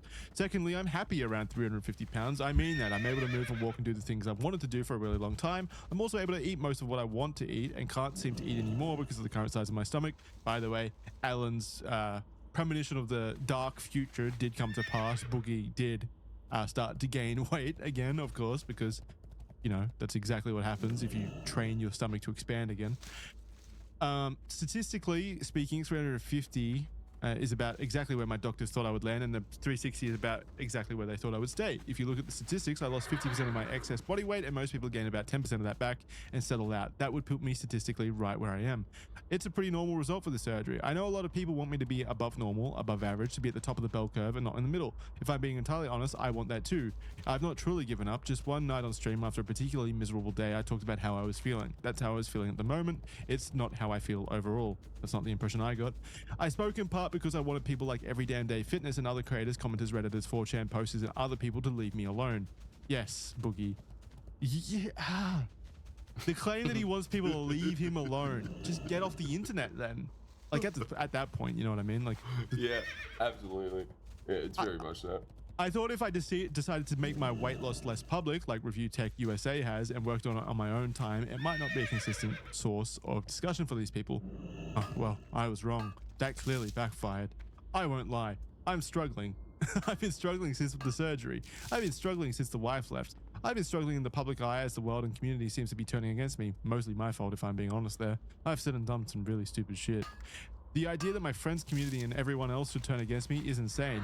It literally is the only thing keeping me alive, that I have my friends. There we go again. It literally is the only thing keeping me alive, that I have my fans and my job and my friends and my dog. You hear that, guys? It's your responsibility. To keep Boogie alive. To keep Boogie alive. Yep. Get those subscriber numbers up right now, you fucking sick fucks. Without these, I don't know that I'd be trying at all. I'm still working out, still walking every day, trying to cut back on calories and what I eat. I still don't drink regular soda, though I do indulge on the diet a few times a week, if I'm being honest. I still don't eat fast food, though I hit the occasional restaurant. I'm doing better than I ever have, and I just wanted people to be happy with that while I continue to struggle and get it right in the background. I just wanted people to be happy while I suicide bait on Twitch, guys. Come on, you're being unreasonable. Turns out that's not how the internet works. I know you guys are worried about me. I appreciate that. I even appreciate the concern trolls. Reality is, I added 10 years to my life. When I got the surgery, I was literally dying. Now I'm finally able to live a quality of life I never dreamed of having, and yes, I'll die in the next 10 years. But without the surgery, I'd already be dead. I'm so glad to have these 9 remaining years and want more, many more, but I think it's okay to be realistic. I am in therapy, working with a specialist, doubt it. I'm working out, finally with a trainer helping me, doubt it. I'm trying so hard to beat my eating disorder every single day, and I'm struggling. But I win more meals than I lose. Love you guys, and I appreciate the thing that concern. always gets you back with Boogie is every now and then he just pumps out a phrase where you're like, that's gold. And it's when he's not trying to be funny. Exactly. That's the thing. It's not when he's trying to be funny. It's when he's trying to say something serious, and it's like it comes across as like an Oscar speech or something. Yeah. Or like a pivotal moment in the movie. Or a really epic moment in a war film. Something. Yeah.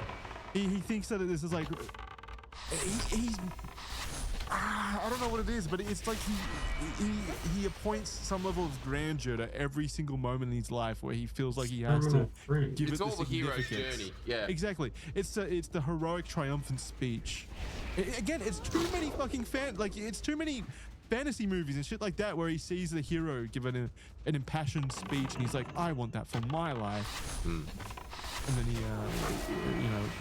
he's in controversy, every 3 hours, so he gets his opportunities, that's for sure. So he finishes that message by saying, love you guys, and I appreciate the concern, but if you love me at all, please just focus on the content I create and enjoy it. Let me worry about the rest. Yes, that would make sense, Boogie, if you weren't fucking suicide baiting on fucking stream constantly, being like, I want to die. Please. It is a cry for help. What do you expect people to do with that? Like, it's ridiculous. It's so fucking stupid how he paints. It is ridiculous. He paints people. He paints rational people having the rational response to his suicide baiting as like being, oh my god, you guys get so emotional. Can you guys please just get over it and let me live my life? Please. I'm just trying to live here. Why would you let me live? Why would you try to let me live by suicide baiting? I'm talking about how I don't want to live. This is what I live for, guys. Not living. Yeah. So incredible. Hey, Jackson. It looks like we've got a lot to go. It's been 2 hours. No. Well, I've split it up into 2 parts. Where's the second part? Oh, actually, we might be 4 pages left. Do you want to just call it there? We can call it there, and then I can push the rest. I think put the rest back. Sorry, it's just like I'm passing out here. You are? Like, That's so good. That's so. Can we leave that in if he's been passing out on camera? For people at home, it's been a long day and it's about 1 a.m. right now. So Yeah, I know. Like for the past, like I'm trying to keep my eyes open because I am like I love boogie content. What a I baby! kind of just want to be able to see it. It's like starting to get blurry. That's so awesome. I love that. I actually love that you're like passing out while this is happening. All right, we'll finish this chapter. It's like one paragraph left. Go for it. Go for it. The thread is large but worth a read. One of the most important claims he made in the post, however, was that he claimed that Alan had never attempted to reach out to him. You remember when he said that? You were paying attention with that, surely? Yeah. Yeah, good. So he claimed that Alan had never attempted to reach out to him, and due to that fact, Boogie painted him as a malicious actor who intended to milk Boogie for his delicious news. Several days later, though, Alan posted a new video refuting that claim. Let's have a listen. Are not helpful. They are harmful. They make the situation so much worse. If this man wanted to help me, instead of getting clicks, he would have emailed me. We would have discussed it. I have no emails, no contact attempts, nothing. He clearly just wants to make the clicks, the money, and use me as an example for his audience. Maybe on some level, he also wants to help. And I'll stop it right there to address that point really quickly. That is the only portion that I find a little aggravating about this entire message. You, this man, Boogie, you, if you're watching, which obviously you're probably going to watch this, you make your living getting clicks. Saying that I only did it to get clicks, I wonder if you even watched my whole video. I really do. Because one, I wasn't addressing you. I was addressing your family, friends, and fans. And two, I was addressing your family, friends, and fans on a public video you put out. On a video you put out publicly that I saw that was very disturbing on multiple levels. Because one, it seemed like you had given up, and very honestly, it was very dark. And I don't know if if you realized that, or if you intended it to be that way, or you just it was just that way. But it was very dark, and you have millions of followers, millions, many of which I'm sure share obesity with you, because people tend to relate to those people that they see themselves in, and you setting the example of I'm good with another 10 years, or I'm good being 350 pounds. Is seriously irresponsible to your audience. Seriously is. Incredibly. So while the message was to help you, which obviously they reached out to you, and I'm happy to see that happened, it is also so they see that 350 pounds, being happy with being 350 pounds, and living till you're 10 years till you're 50 some, is not really something to aspire to.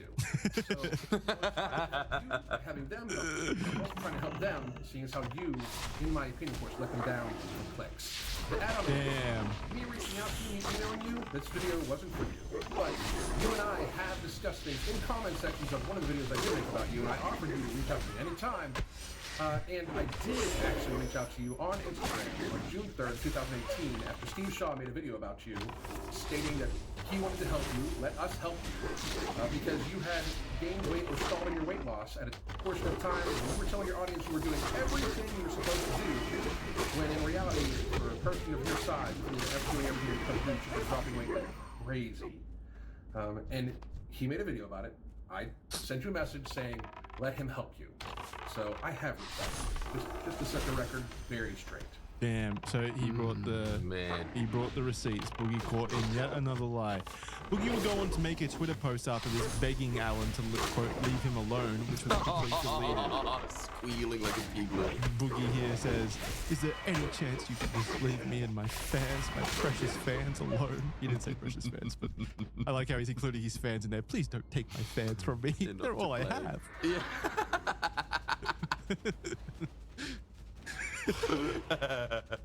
Well, what is Alan doing here that is at all like harassment or like harassing his fans, whatever that means? Videos aren't helpful. I don't know. This tweet was made publicly on Twitter, and Boogie did not reach out to Alan privately to relay this message, ironically enough. Ultimately, this serves as yet another figure who attempted to help Boogie, being painted as an evil and maladjusted villain in the eyes of Boogie, but because it circumvented Boogie's main act, that of being the perpetual victim. He wasn't interested in help, I'm going to read that again. He wasn't interested in help, nor in advice. He only wanted pity. And that ends this episode of Red Thread. we will be back in the future A to very continue epic boogie this document. conclusion. Yes. Because Jordan is falling asleep. Yeah, because I'm tired. That's why I think we're that's stopping. beautiful. I do think it's beautiful that you were falling asleep during this video. I'm so tired. Yes. Yeah, well, thank you for turning that into something poetic. It's like, you know, Really just what I a love about normal it is it human was like function. it was like a bedtime story. That's great. That's when I do Well, have I do kids. feel really snuggly after reading it. Yeah, when I do have kids, this is what I'm gonna be. I'm gonna be busting out the Boogie 2988 documents, and I'm gonna be reading it to them while they fall asleep in bed. The first word will be Good day Boogie. to you. Have a good one. Beautiful thought. Yeah, okay. You call your son Boogie and you call your daughter 2988. She's just a number. She's a number. Just what Boogie would have wanted. We're meant to be numbers. No, that's a joke. The number's over 18. All right. Of course. Thank you everyone for listening to Red Thread, and of course I'm going to thank you as well for buying tickets to Friendly Geordie's show touring in advance. America. Yes, thank you in advance, because I know you've done it because you're a very, responsible fan of ours. Responsible. It's the right thing to do. Thank you very much. Jordan. And I'll probably be just as tired there. I will be jet lagged for the first week.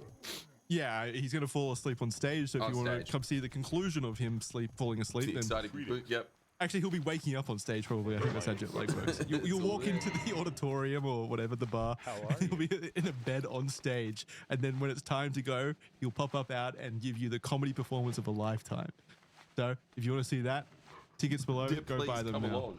No, seriously, do come. He's going to many cities, a lot of cities, in Canada as well. So if you're in Canada, have a look below at the link. The link will be below. Please buy tickets. Please. I'm begging you. Please. Please. Jackson, leave me and my audience alone. It's not even about Jordan. It's about me. I would just feel horrible if you didn't buy those tickets for Jordan. He doesn't even care. He doesn't even want you to buy tickets. I want you to buy tickets. No, I'm very cool like that. Yeah, he doesn't even care. He'd do it to an empty audience. I couldn't dare to see him perform to an empty audience, though. 100% success rate then. You can't bomb proof. You cannot fail. If there's no one there, you can't bomb. All right, guys. Thank you for watching Official.men 7-day free trial. Thanks, guys. We'll see you next time. See you guys.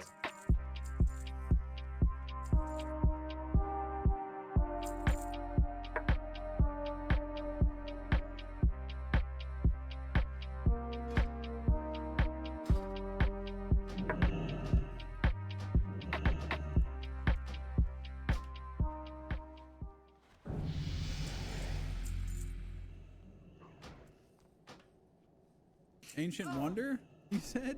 That's an excellent question. No, I actually think, dude, I think the Colossus is so cool just because it's like, you're in our fucking territory. Bring your ship in. And I think I would have put a big set of truck nuts hanging from between the legs. So with the claw hanging from Archimedes, just in case they got a little bit ornery on their way in. I would snatch one in every 5 ships just to let them know that I could. Just to keep on their toes. Yeah, actually, they would be swinging like pendulum, and they would just knock. Yeah, they would be knocking ships left and right. There was an old story that the Colossus was astride the harbor, so you have to sail between the legs to get into roads. It probably doesn't how it worked because it would just fallen over if that was the case. But yeah, that would have made your job easy in that case. Yeah, really cool. This guy has a great question about what your favorite. Well, I'm gonna let him ask it. Here you go. Hello, Sams and Dr. Garrett Ryan. What do you believe is the most interesting engineering achievements of that time? And why is poop gay? I'll answer the second part, but you can answer the first. I would not speak to poop sexuality, but thank you. Yes. Wow, there's a lot of contenders. I actually did a video a few years ago about kind of overlooked Roman engineering wonders, kind of mega projects people have forgotten about. I would say the most impressive thing you can still see, in a well-publicized place, is the Colosseum in some ways. That it's this arena that held up to 50,000 people. It could be emptied, we think, in just a few minutes. It was that well organized. There were 80 entrances, had this incredibly elaborate system of internal staircases. It had water fountains. 2 tiers of cages and tunnels beneath the arena that can bring up everything from palm trees to lions to cages of bears. So really, really cool. Kind of the deeper cuts, less well-known ones. There's There's it was called the Iron Gates Highway. Trajan built a road along the Danube through this sheer rock gorge. And he actually had to, because the cliffs were so sheer, he cut the roadway into the side of the mountain, kind of all along this river, the Danube, kind of hanging out from the cliff face, with a series of locks alongside so that ships could kind of keep in time with the road. With the bridge right next to it that was almost a mile long on 20 piers, each 70 feet tall. The sheer scale sometimes of Roman achievements is pretty impressive. They were actually defeated sometimes. They tried to dig a canal through the Isthmus of Corinth, it's kind of in the middle of Greece, to cut off shipping time. But apparently the rock there is these splinters that kind of fly in your face and blind you. So they kept getting blinded when they tried to cut the canal. Nero tried it, and that didn't work out super well for him. But anyway, I think there were so many examples. I could go on and on. I did a video, actually. I have a video coming out just in a couple weeks about this place called Las Medulas in the north of Spain. It's a giant gold mine. And they used 7 aqueducts to channel water to these huge reservoirs. And then they would release the water and it would wash down the slope, stripping away all the sediment above the gold-bearing layers. So it was these giant controlled floods. And it created this enormous valley that's still there today. It's like a moonscape of eroded rock and blasted earth made 2,000 years ago by these giant mining operations. So many examples you could use. Yeah. We love gold mining. Yeah. Do you think there's any gold still left there? Oh, probably. It's just not really efficient to get at it. It was kind of, yeah, right. Prospector 2.0. We just went on to Spain. Yeah, we just came back from a prospecting trip to northern Georgia, where the first gold rush was here. Right. And we went looking in 3 different creeks and rivers, and we found nothing. We didn't have the manpower. Yeah. Yeah. I mean, we had 500 guys. If we had slaves like they had back then, at least one reservoir, you could have achieved wonders. Yeah. Some sort of mechanism. If we had Archimedes and we had a bunch of slaves, I'm sure we could have gotten something. But to go back to the Colosseum, there was a section in here where, like, I thought it was just general knowledge that, they flooded the damn Colosseum and had naval battles in it all the time. And then you were like, it's so damn small. Like, there's no way, unless it was just 2 canoes fighting, that it would have been impressive at all. And there's really not much of egress for, like, dumping the water back out. Is there, like, any other misconceptions people have about the ancient world, or like things where they're like, that's fact, that kind of piss you off? Oh, I mean, that's my job, right? Is finding these things. Yeah. But yeah, for the Colosseum, if you saw Gladiator 2, which, I don't really recommend, honestly. I haven't seen it. First movie was amazing. Second movie, not so much. But there they have this, like, epic naval battle in the Colosseum. There are sharks swimming left and right. That is amazing, first of all. But yeah, it's just not really possible. You could have maybe managed 3 or 4 feet of water, not much more than that. It would have taken forever to fill it. And draining it, as you mentioned, would have taken, days to get it out of those tunnels beneath the Colosseum. They had lakes for that stuff. They had artificial lakes outside Rome, on the edges of Rome. But they could have giant naval battles, and they did at least 3 or 4 times, with like tens of thousands of men. As you're mentioning to this engineering wonders question again, there was Claudius drained this lake, this volcanic lake in the center of Italy that was like a crater. So they kind of cut a channel below the rim of the crater to release some of that water. And before they did this, they had a naval battle on the lake, just because that's what Romans do, right? So they have a giant gladiatorial competition right before they do something impressive. And there were thousands of men involved. There was like 2 teams of ships that were ramming each other in this lake, and condemned prisoners fighting on the decks on both sides. So they could do these epic spectacles, just not in the small confines of the Colosseum.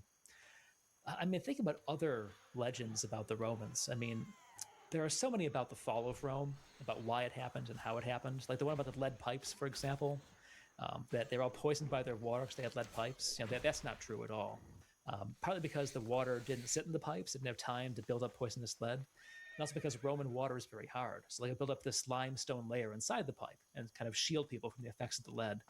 She knew it was poisonous lead. They knew that it wasn't good to have like lead cups, for example, to drink from all the time. That's one. There are so many others. I'm sure I'll come up with more as we talk.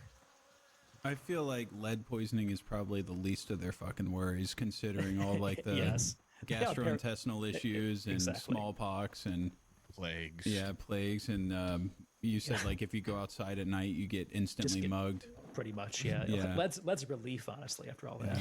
You mentioned earlier, like poor people would have to have their funerals at night. I wonder if any funeral processions ever got mugged. There's like, look, I didn't get this is a time of mourning, but oh, cool little thing of sand. Give me that. But seriously, give me your wallet. Yeah. Take the ashes and run off.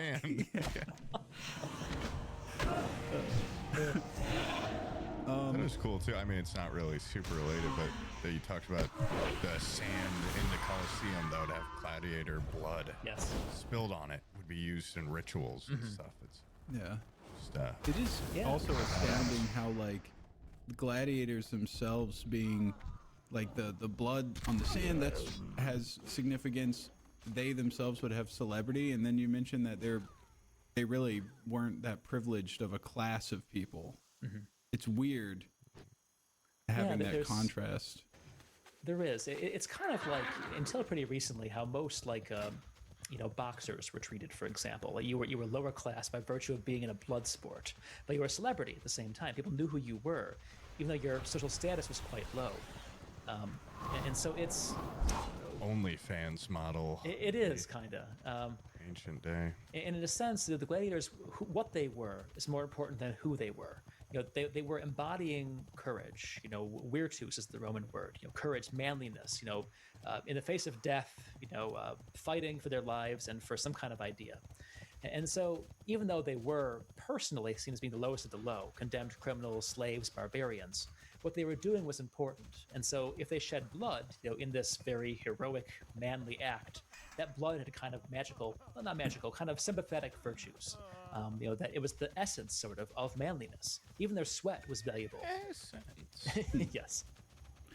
Skeksis. I like how one of the gladiators, you said like on his tombstone, it says like, the ref let him get up and then he killed me. Was like, it was a bad call. That's on his tombstone. Fucking ref got me killed. It's such an awesome thing to have on your tombstone. Less spiteful. It is. They had a pretty elaborate code of conduct. You weren't supposed to have any dirty blows. You had to fight by the book. It was seen as, it almost was kind of like boxing, or almost not quite pro wrestling, much more dangerous than that. But there were clear rules to it. There were 2 refs typically, and if you broke the rules, you were not popular among the fans or your fellow gladiators. I was shocked too to hear that the actors were so lowly. Like people, I'm assuming clowns were also looked down on. Actually, hold on a second. We have a great question sent in that is very relevant to this. I think you'll like it. Actually, be a segue. The master of segues. Hold on a second, guys. I have a great segue. Segueing now. Hi. My question is, why were entertainers seen as a lower class of citizen? Like everyone loves a funny guy. Why would you, make fun and belittle the funny guy? Anyway, love the podcast. Both this one and the Told in Stone one. Thank you. Yeah, there we go. A little validation for everyone involved. Yeah, I was the funny guy, not as important. Yeah, boss. So the idea is that if you're on the stage, you are essentially a prostitute. Not physically, necessarily, but you are prostituting your reputation. You are taking on someone else's persona, if you're an actor, and discarding your own. So if you're a Roman or a Greek, kind of the same idea. The idea is that your reputation is everything. That people know who you are, know your face, know your name. And if you throw that away by taking on another character, you are kind of disgracing your own name, your own persona, your own reputation. It's kind of an odd way to think about it, but to them in this very face-to-face society, repute is everything. And you can kind of compromise that if you appear on stage to the eyes of strange people and take on a different character. See you later. So then how would they treat somebody like, I don't know, a puppeteer, if it's like, I'm not saying this stuff, he is. Oh, yeah, well, like a ventriloquist. You can wear a mask. Ventriloquist. Right. Yeah, they still have those guys, but you can wear a mask, of course. If you're in a Greek play, you wear a mask, and it's probably because you're kind of taking on the persona of this person, but it also conceals your face. So if you appear kind of as yourself, probably because people who are mostly lower class get into this work in the first place, even though some people like Nero might have interest in it. It's just seen as being disreputable. And even if you have these kind of go-betweens, like it's not me, it's the puppet. You know? Yeah, I didn't know if like Jeff Dunham would get a pass because it's like I'm Jeff Dunham. Yeah, right. This is the puppet. Maybe. You know, I can't speak to that. I feel like that. No, they probably beat the But shit out of you. He wouldn't last long, Jeff Dunham. 2 weeks tops and makes your Yeah. It is funny Put how on the much they time look. traveler notes. Don't be Jeff Dunham. Don't be a clown. It is funny though. It's almost like how the looks maxers like look at people that are funny. They're like they're jester maxing and they think it's not cool. It's kind of it's very similar. Yeah.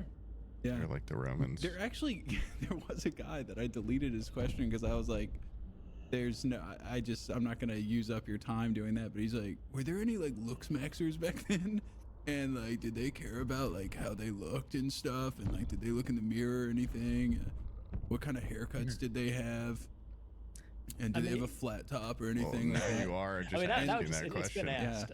And now I'm asking.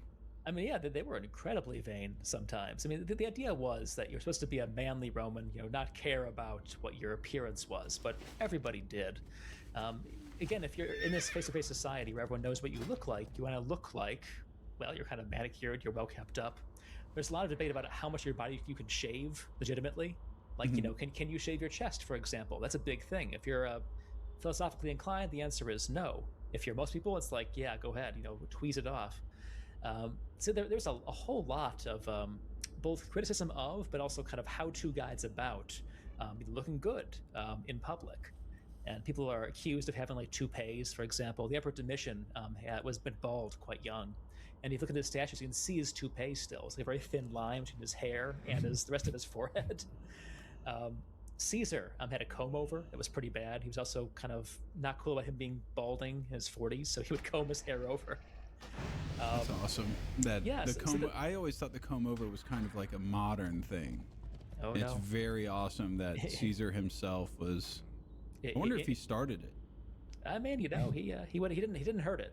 Yeah. You know, insecurity is as old as humanity. And 4% haste, hurdle interface stack, I wonder 4 if times there's any 8. people that saw him doing the comb over and they were like, 32% "That's haste. Caesar, he's I just doing it, promote he's pretty fucking tight now." bloodlust. Like, Are do you you think sure? he brought it into balding guys all over Rome were like, yes.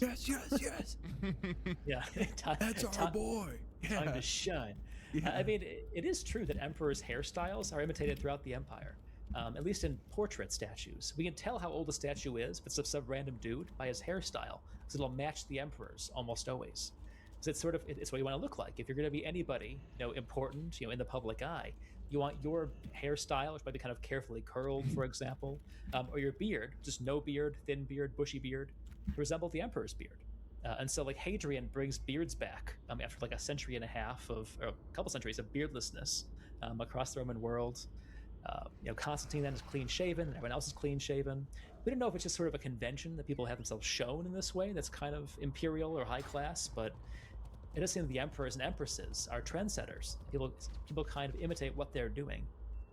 they had like Larry David Emperor. Do you think people would start like shaving? Well, they probably had their hair very short. You know, they wouldn't emphasize how much more hair they had than the emperor. You know, that kind of thing. That'd be awesome. Bald Emperor. It's like, well, all right. Well, you guys are walking around with more hair? It's not okay. It would have been awesome if they went through like a Victorian era where they had like big Van Buren mutton chops and huge mustaches that connected to them and stuff. Curled hair that goes forward. They did kind of. Lucius Verus, who's the co-emperor of Marcus Aurelius, has this like giant mop of curls. They like artificially twists. He puts gold dust in it too, apparently, just to make stuff look even more fabulous. People imitate this. There's these huge kind of wig-like mops of hair. And women's hairstyles are even crazier. They have like, you know, these kind of up thrust in the front, these giant towers of curls that are like supported inside with wooden dowels. Pretty elaborate. Yeah. There was. I think I got like on a segue here from. No, it was. This was from yesterday. This was a deleted question that a guy had, but then it had me so curious, and it was about like, were there alchemists and stuff, and not just alchemists, but were there like just poisoner types? Like, were there any like prolific Like I'm a poisoner type. I'm a go-to guy where if you need someone murdered, I can murder people. Oh yeah, I mean there's supposedly in the reign of the time of Nero, there's a woman called Locusta who calls herself sort of a provider of medicines and potions, but is a poisoner who is used to kill the Emperor Claudius, for example, supposedly. Because Emperor Claudius died of eating poisonous mushrooms that got put at his dinner table. And the idea was that this Locusta, actually just before his time, was this, kind of mistress of poisons. It's probably at least exaggerated by popular rumors, but we aren't totally sure. Oh yeah, I mean there are people who are assassinated by poison needles in Rome. They jab them with a poison needle and they run off and they die in the street. And in general, it's kind of the broader thing about what alchemy, that's of course a medieval thing, but alchemy is kind of a weird fusion of ancient science and ancient astrology, combined, and all of that comes from the Roman world. So they invent astrology, for example. To them, it's scientific. They want the planet's influence the world in certain ways determined by our horoscope. And they assume that elements have sympathies determined by their natural properties. The gold has certain characteristics, lead has others, and so forth. They don't try to transmute lead into gold the way the medieval alchemists do, but all the techniques are pioneered by the Romans, often in Egypt, where they have kind of this interesting fusion of magic and philosophy and kind of medicine. Well, I meant more like alchemy, like potion making and elixirs and salves, and then they go this will make you fertile, and in reality it's just like arsenic or something. Oh yeah. We actually have these giant manual, called a Dioscorides, an herbal manual that goes through like hundreds of these potions. They're mostly for medical purposes. But of course the flip side is that you know how to cure someone, you know how to kill them too, and there are all kinds of poisons. Supposedly King Mithridates of Pontus drinks every day an antidote to all known poisons, so he can't be killed by poison anyway. And then the story is he tries to poison himself at the end of his life, and the Romans are coming from him, and he can't because he's had too much of his antidote. So someone just stabs him. But yeah. So it's a thing, and there definitely are people who are known, or at least are reputed to be poisoners. That's pretty awesome. I wonder how you advertise your right. Your career. Regular apothecary. Yeah, nothing to see here. Yeah. Potions. Yeah.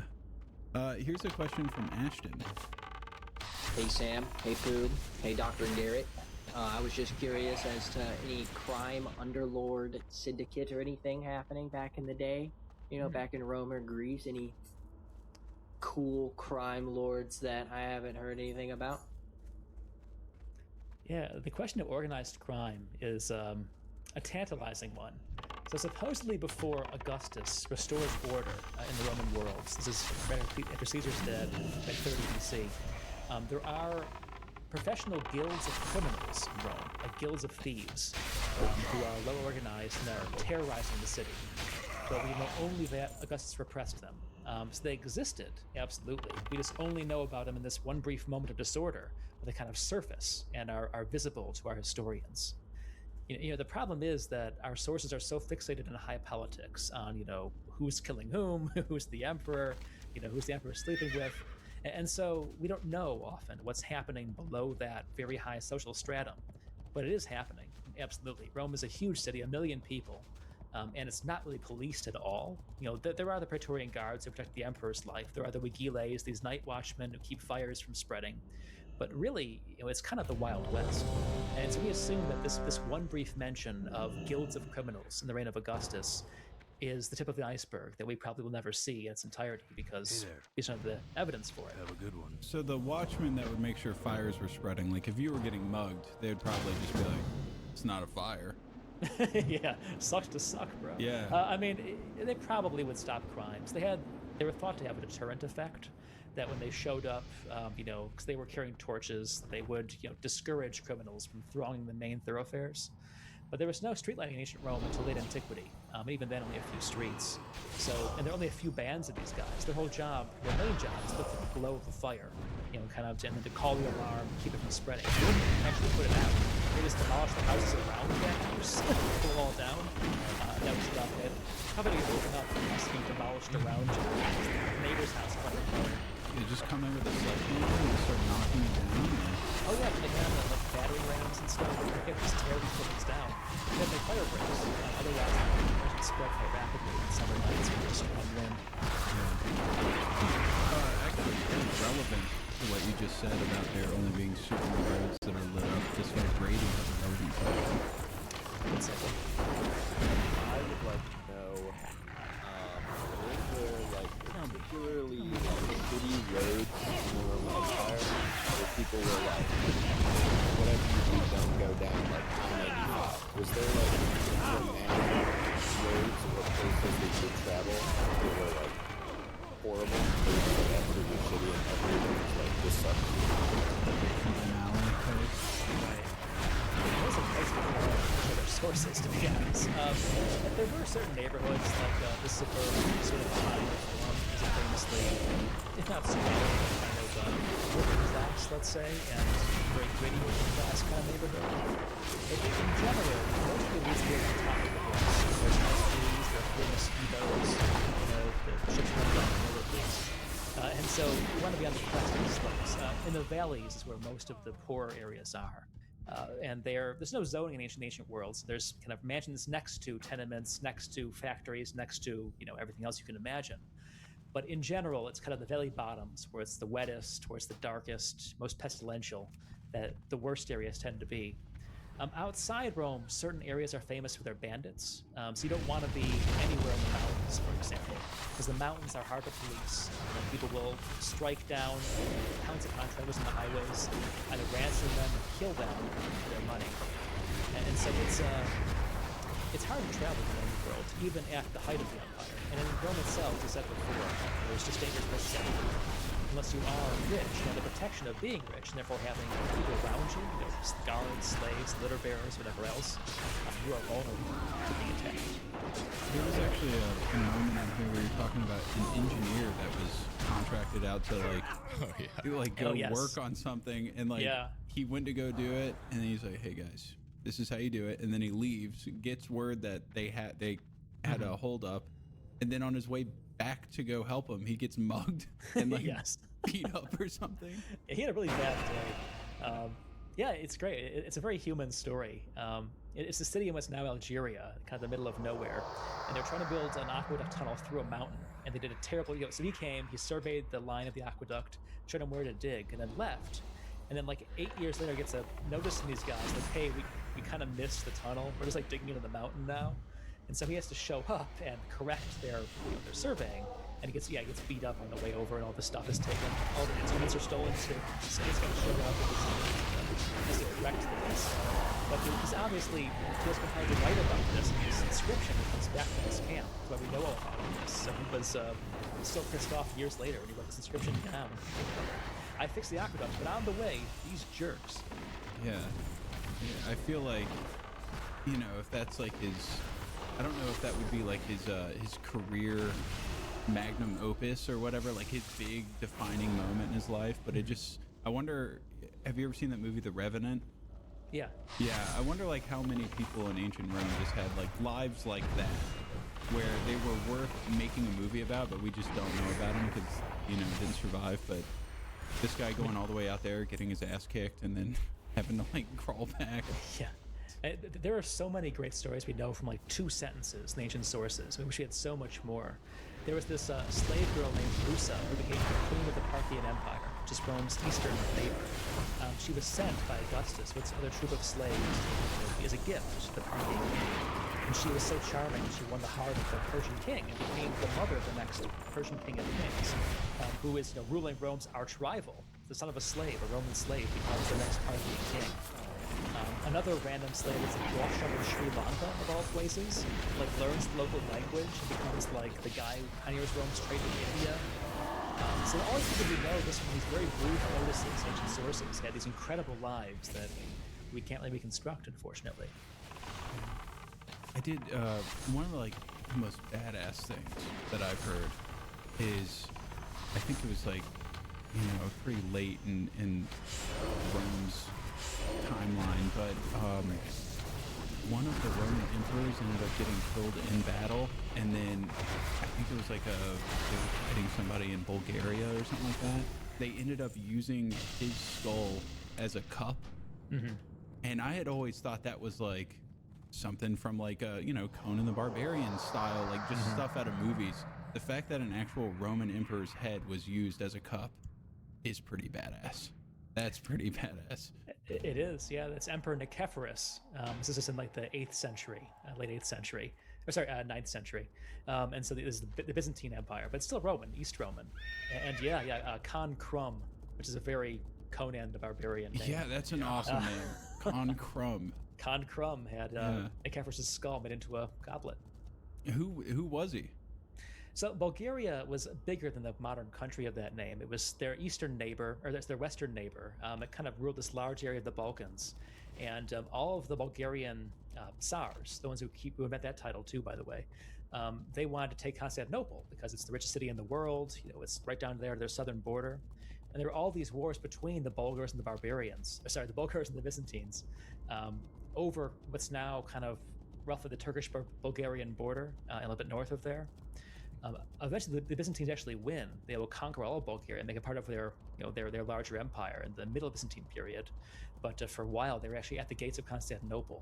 So actually, the same Khan who killed Nicephorus, then besieged Constantinople and was furiously killing, offering human sacrifices to the gods of the Bulgarians on hills outside the city to try and bring the walls down. It didn't work, but he tried. I wonder, how do you do stuff like that and go I'm the good guy? You know what I mean? Like drinking out of someone's skull. Yeah, and I don't know. I mean, you'd at least say I'm the badass. Yeah, it's you know what? But you just say this, you know what? I won. Yeah. Yeah. I know who I am. I know. Yeah. I'm comfortable with that. I'm the skull cup guy. You know. Yeah. It's what I am. Yeah. I'm thinking of praying to other gods. I highlighted that in the how different were the Greek and Roman gods. I thought it was interesting that. Because I always thought, there's, it's the same, just different names, little differences. But the pure amount of minor gods the Romans had, you were talking about the doorway and Yes. the hinges and the threshold and the manuring god and there's something for everything. And then also the Romans, the Romans worship the gods of all. Everyone else worships their own gods.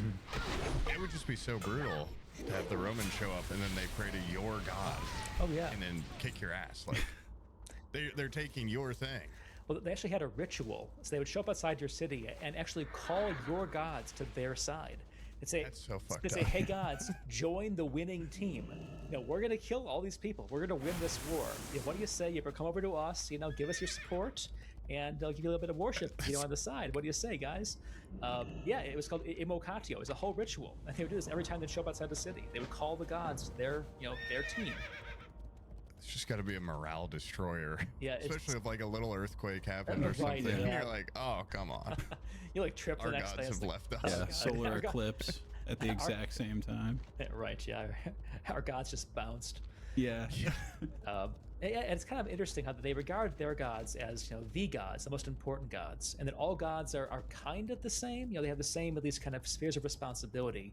So you can worship Zeus and Jupiter in the same basic terms, but they're also different at the same time. So you worship the same god in a different way in a different place, but they are different gods.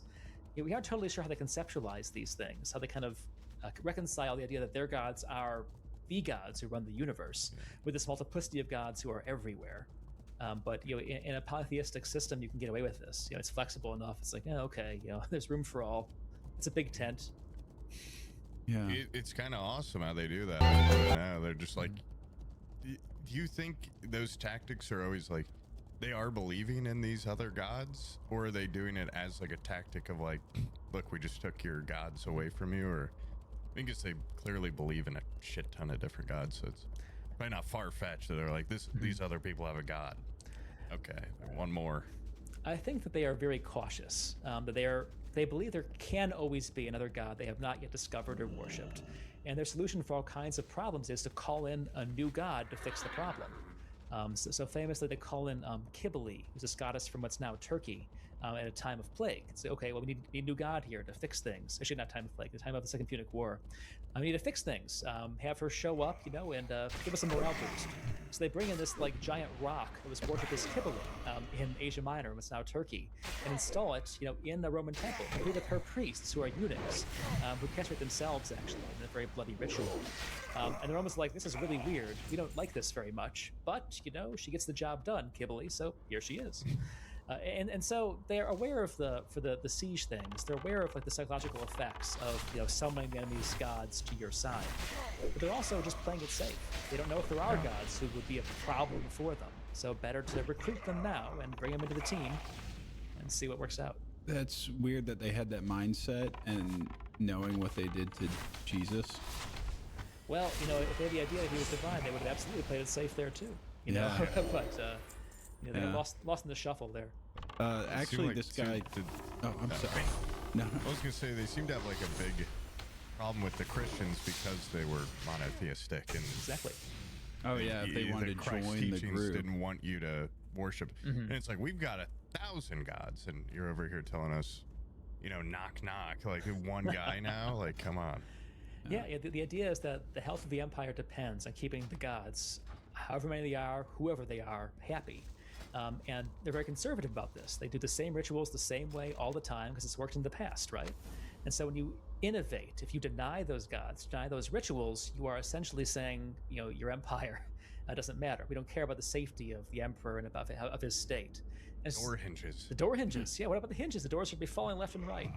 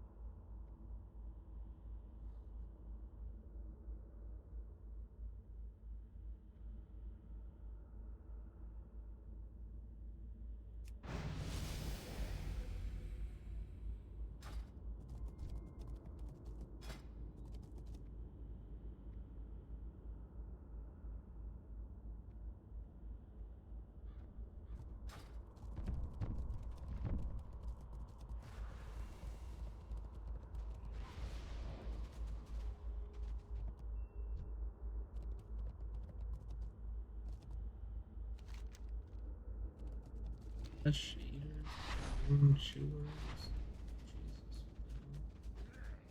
Get me out of here.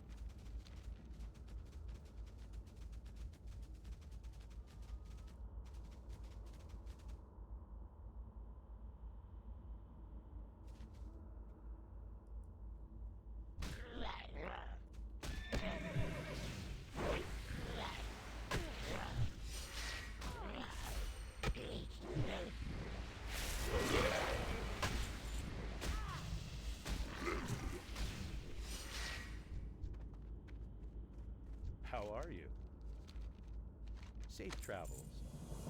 See you around.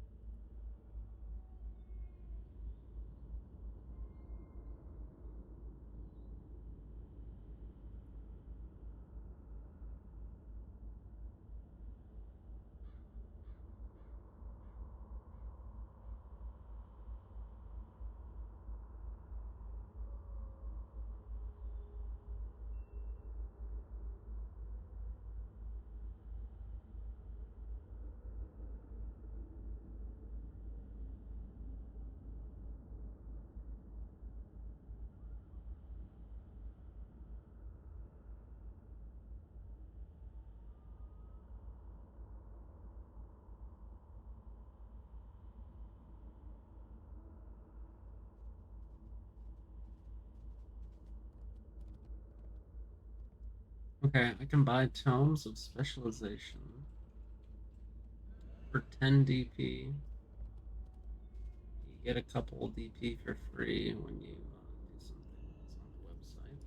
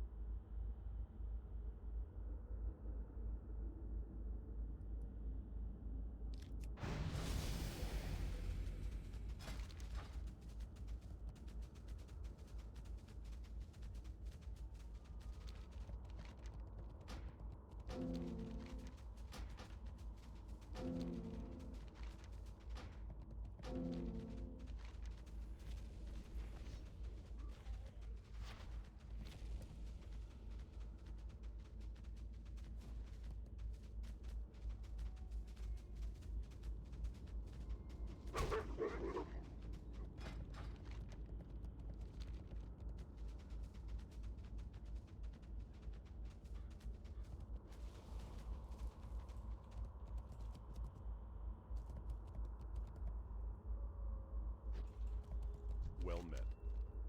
Be careful. Hello, you absolute legends.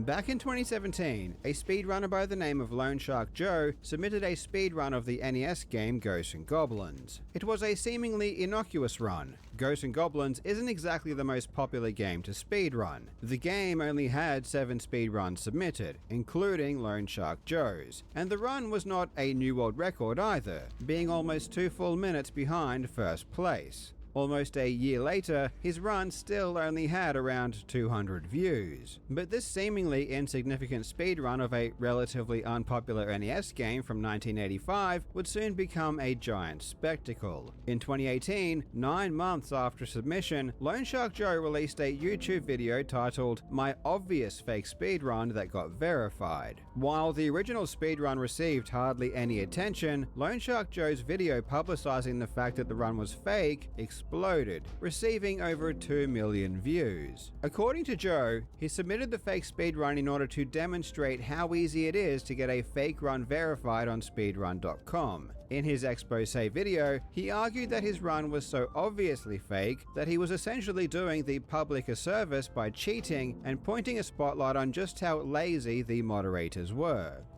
First of all, this run was made to show how easy it can be to fake a speedrun and will be deleted and removed from the leaderboards. Well, to be honest, I may be giving too much credit here. In his own words, it was just a strange experiment he wanted to do. I do not encourage faking speedruns at all. This is just a strange experiment I wanted to do. After releasing his video deleting his fake speedrun, in a shocking twist, Lone Shark Joe was permanently banned by speedrun.com, and he is still banned to this very day. It seems as though the speedrun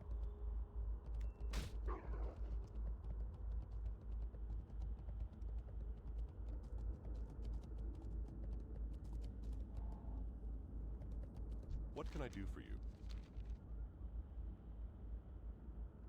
Go with honor, friend.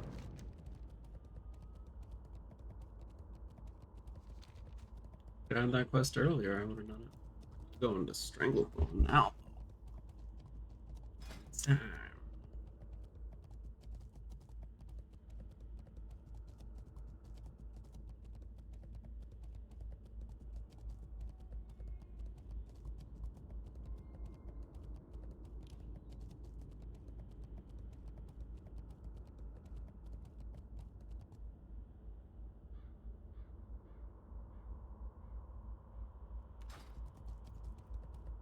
Com moderators didn't exactly appreciate someone submitting a cheated speedrun, leaving it up online for 9 months, and then milking said speedrun for millions of views. For his part, Joe was appalled by the decision to ban him. From Joe's point of view, he was the good guy, and it was the moderator's fault for accepting his fake run. It doesn't make any sense. Alright, maybe I did lie about a speedrun, but don't they see that they're more in the wrong than me because of how silly they were to allow the most fake-ass run of all time on their leaderboards? Needless to say, there is a right way and a wrong way to go about things. And regardless of how much merit Lone Shark Joe's argument had that it was too easy to submit a fake speedrun, you shouldn't actually do it. Because if you do, you're probably going to get banned. Especially if you turn it into a huge public affair for clout. This was a very hard lesson for Joe to learn. And perhaps naively, I assumed it was a lesson that by this stage, everyone knew. But apparently, I was wrong, because it happened again. And this time it wasn't some random speedrunner on a hardly played game. This time, it was a world record holder and a veteran speedrunner who had been a valued member of a community for almost a decade. Oh boy, I really hope you enjoy. Spyro is one of the most beloved franchises released on the original PlayStation, and while Nintendo seems to be dominant when it comes to retro speedruns, with the likes of Super Mario 64, Ocarina of Time, and GoldenEye showcasing some of the most iconic speedruns ever, Spyro on the PlayStation does have a very healthy community. Meet Drashed. Drashed has played the entire original Spyro trilogy on the PlayStation 1, but really more than anything else, he specialized in Spyro 2, Ripto's Rage. He started speedrunning the game in 2017, and by 2018 he was already setting respectable world records. In 2019, he even represented the community at the European Speedrunning Assembly, which is essentially the European equivalent of Games Done Quick. This nugget of history is important context because Drashed was deeply embedded within the Spyro speedrunning community. Back in the late 2010s, he was streaming consistently. He was setting multiple world records, and he performed live on Europe's biggest speedrunning stage, where he would also meet up with some of the other Spyro speedrunners who are now also pillars of the community. Drashed even became a moderator himself. So it's safe to say that not only was he a world champion of the game, but he was also extremely trusted. Then in 2021, Drashed stepped back from the game. But You said threaten. Calm down, relax. I came back. My so life. you're not gonna yell at me when I'm here. Box cutter. You're not gonna threaten me like this, alright? Calm I'm down. threatening you. No, you ain't got threatened yet. You say you done? You ain't got threatened You're yet. walking up on me. You're threatening me. I can walk where the fuck I want to You're walk, walking you up on me. dumbass cunt. Yeah, all And right. the fuck you gonna put Yeah, my all right. piece on You're all done. You don't want it? You ignorant ass You don't want it? bastard. Fuck no. You don't want it? All right. All All right, that's good. All right. dumbass All right, that's good. That's good. I ain't gonna call you. Get out of here. Get your ass out of here. Coming down the Get hallway, your ass I out of pulled here. my I'm phone going out to and jail said, work. "You should start I'm doing going to it." jail And the work. senior citizen. You ignorant ass bitch. I ain't seen the video. Get your ass.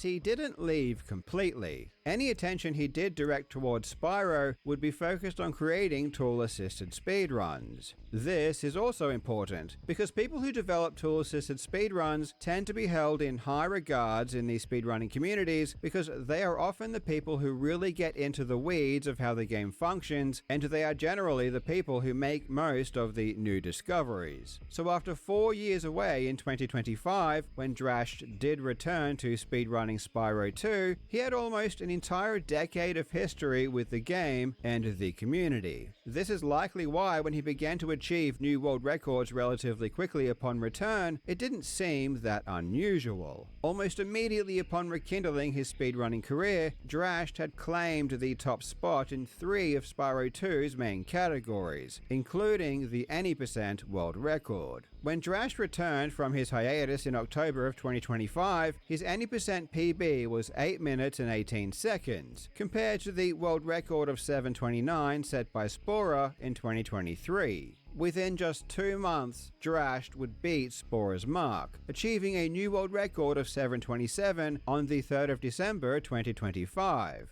By all accounts, this was an incredible comeback. As you can tell, the any percent world record in Spyro 2 is pretty short, and while it does consist of a few very difficult skips that require very precise inputs, it also contains quite a bit of RNG, particularly the boss fight against Gulp. In this fight, Spyro's standard attacks can't inflict any damage, so Spyro is reliant on weapons that are dropped from above by pterodactyls. For the first 2 rounds, the weapons that are dropped are the same, but for the last few rounds, each egg will hatch either a bomb, a barrel, or a rocket. Of the 3 potential drops, the bomb is usually the worst to get. The goal is to hit Gulp at least 2 times each cycle, and with a barrel or a rocket, as long as they are dropped reasonably close together, this is achievable in any order. However, with bombs, they can only be used to hit Gulp for the very first hit, and not the second or third. This also means that if all 3 weapons are a bomb, it is impossible to get 2 hits in one cycle. And beyond this, getting more than 1 bomb per cycle is a waste of a drop.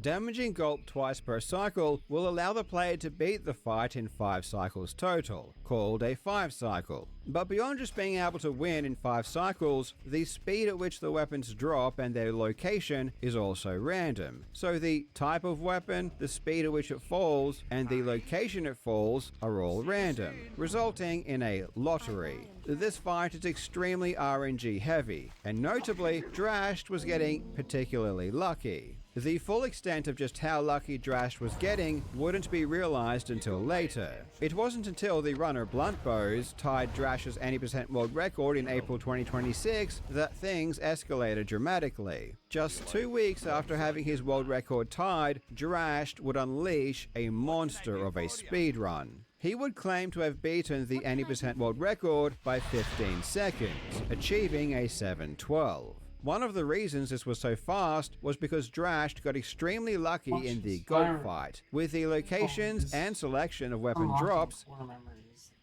Totally forgot about all of this boss fights. I was playing games when I was like 3 years old doing boss fights, dude. Drums. Spyro is the one.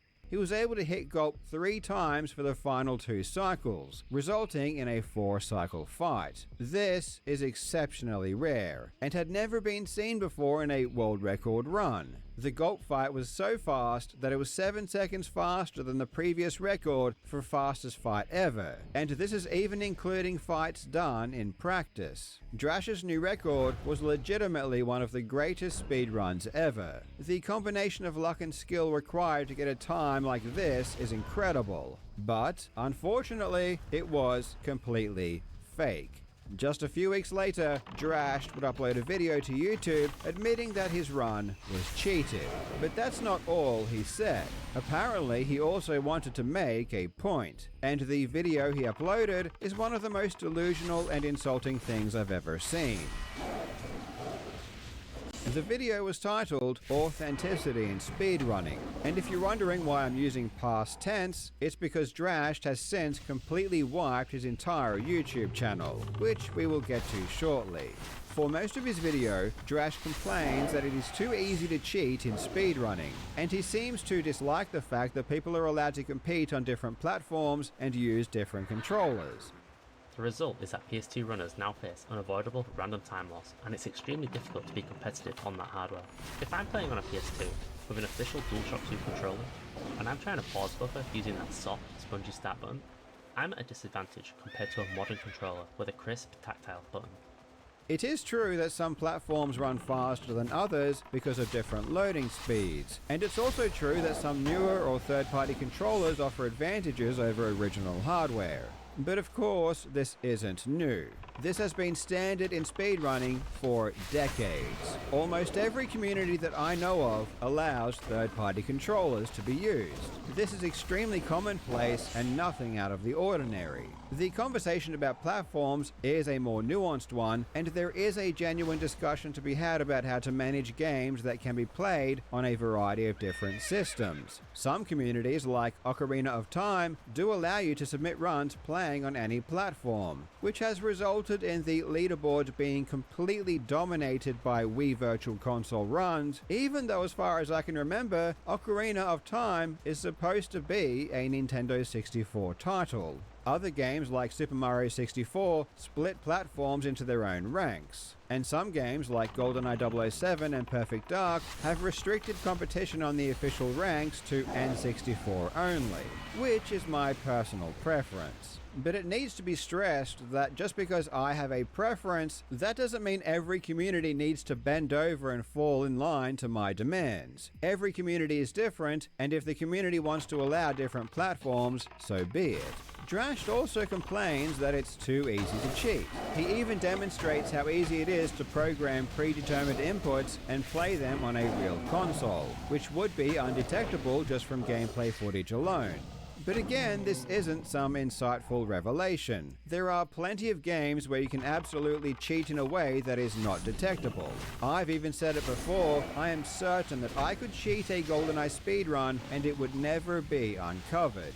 But there are reasons for this, and it's a bit more complicated than Drash makes it out to be. And this leads me to something Drash says in his video that shows just how out of touch he really is. He says this.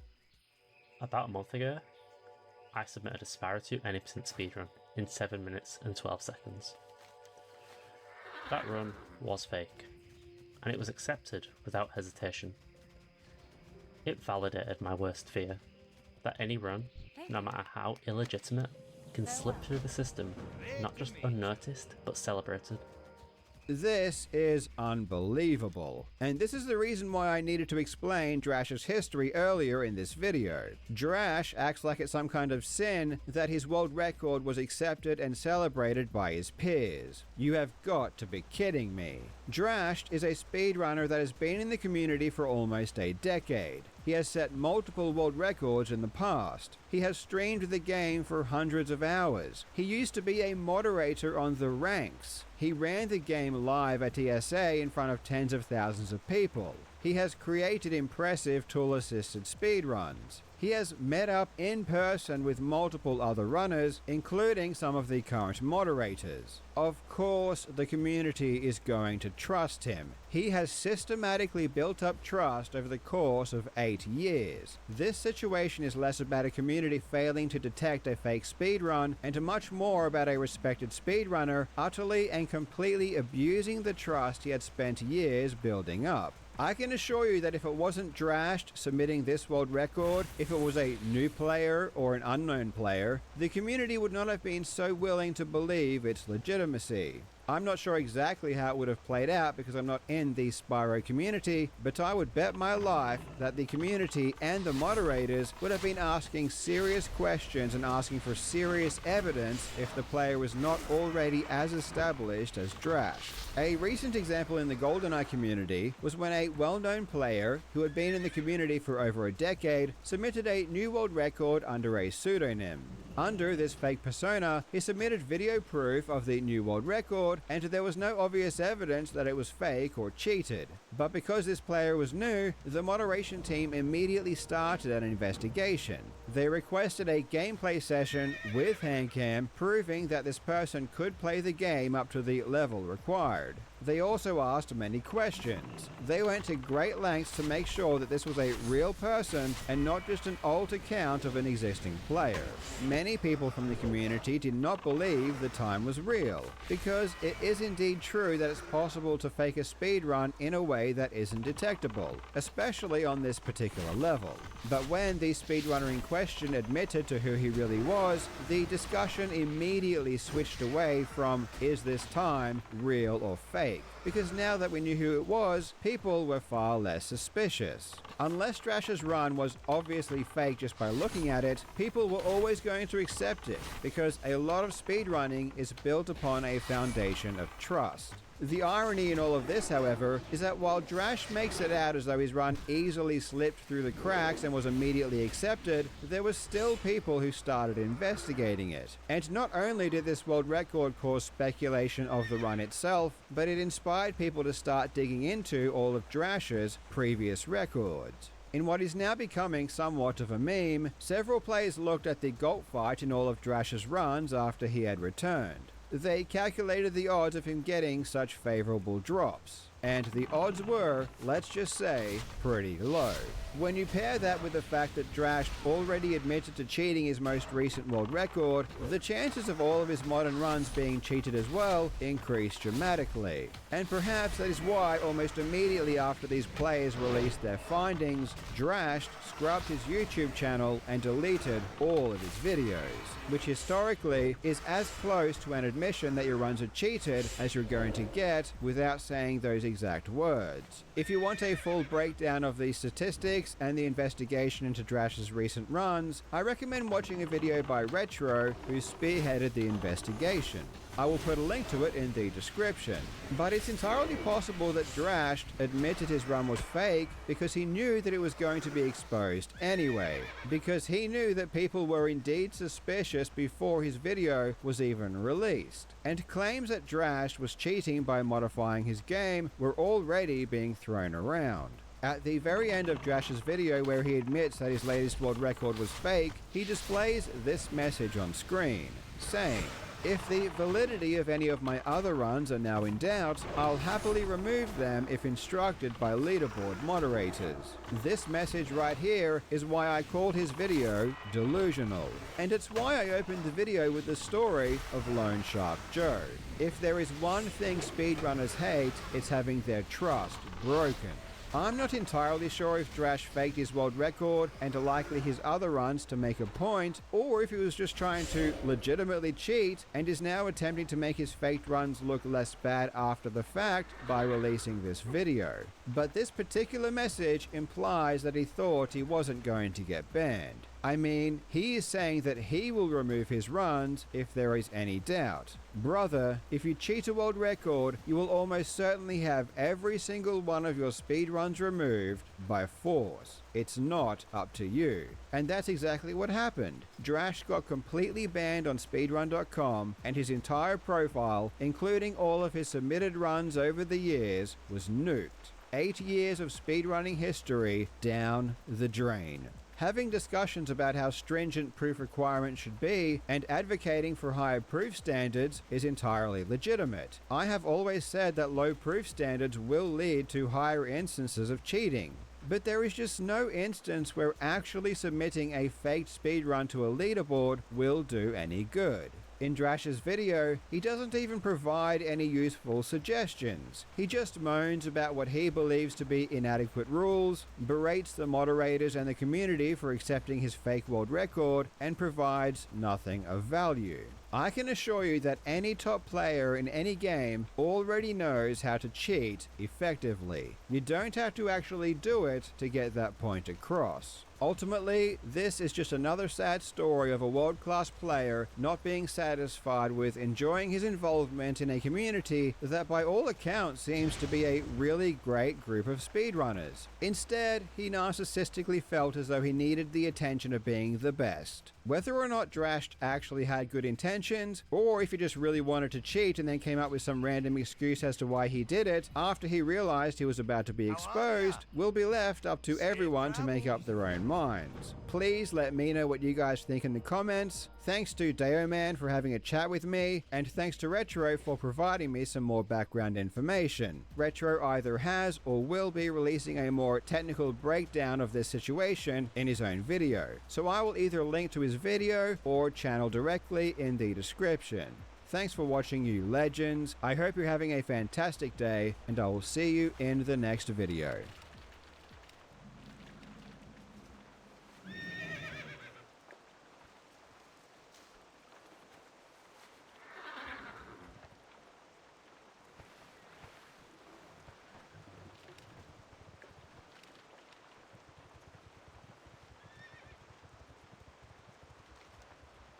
Recently, we pondered the games that flipped the script on us and instead of punishing failure, actually penalized us for being too good at the game. Like how I'm penalized for being too good at drinking coffee by getting a heart arrhythmia. Doesn't seem fair. And yet, it turns out that the examples we unearthed were just the tip of the iceberg, and you, the wise and skilled outside Xbox audience, had experienced this yourselves many times over. Here then are even more times you failed by being too good at the game, as taken from the top comments on our previous video on this subject. Enjoy, and beware spoilers ahead for the following games.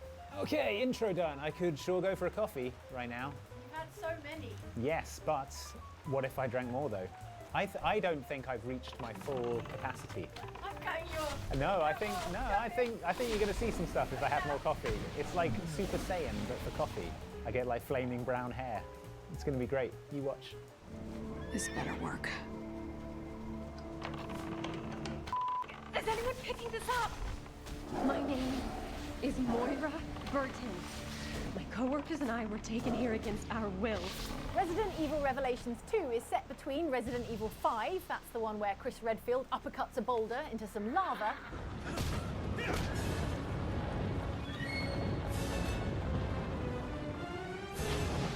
and Resident Evil 6, that's the one with a guy in it called Piers Nivens? Never heard of you. That game is full of zombies and monsters, and yet the name Piers Nivens is still the least realistic thing about it. Resident Evil Revelations 2, though, follows the adventures of series favourites Claire Redfield and Barry Burton, as well as Barry's daughter Moira, whose personality is swearing. Ask me my f***ing name for once, you dinosaur. Dinosaur. You should wash mouth out with soap, Moira. Throughout the game, you'll notice that Moira never uses guns. The reason for this, we're told, is that she accidentally shot her younger sister when they were kids. Her father Barry blamed her for the action.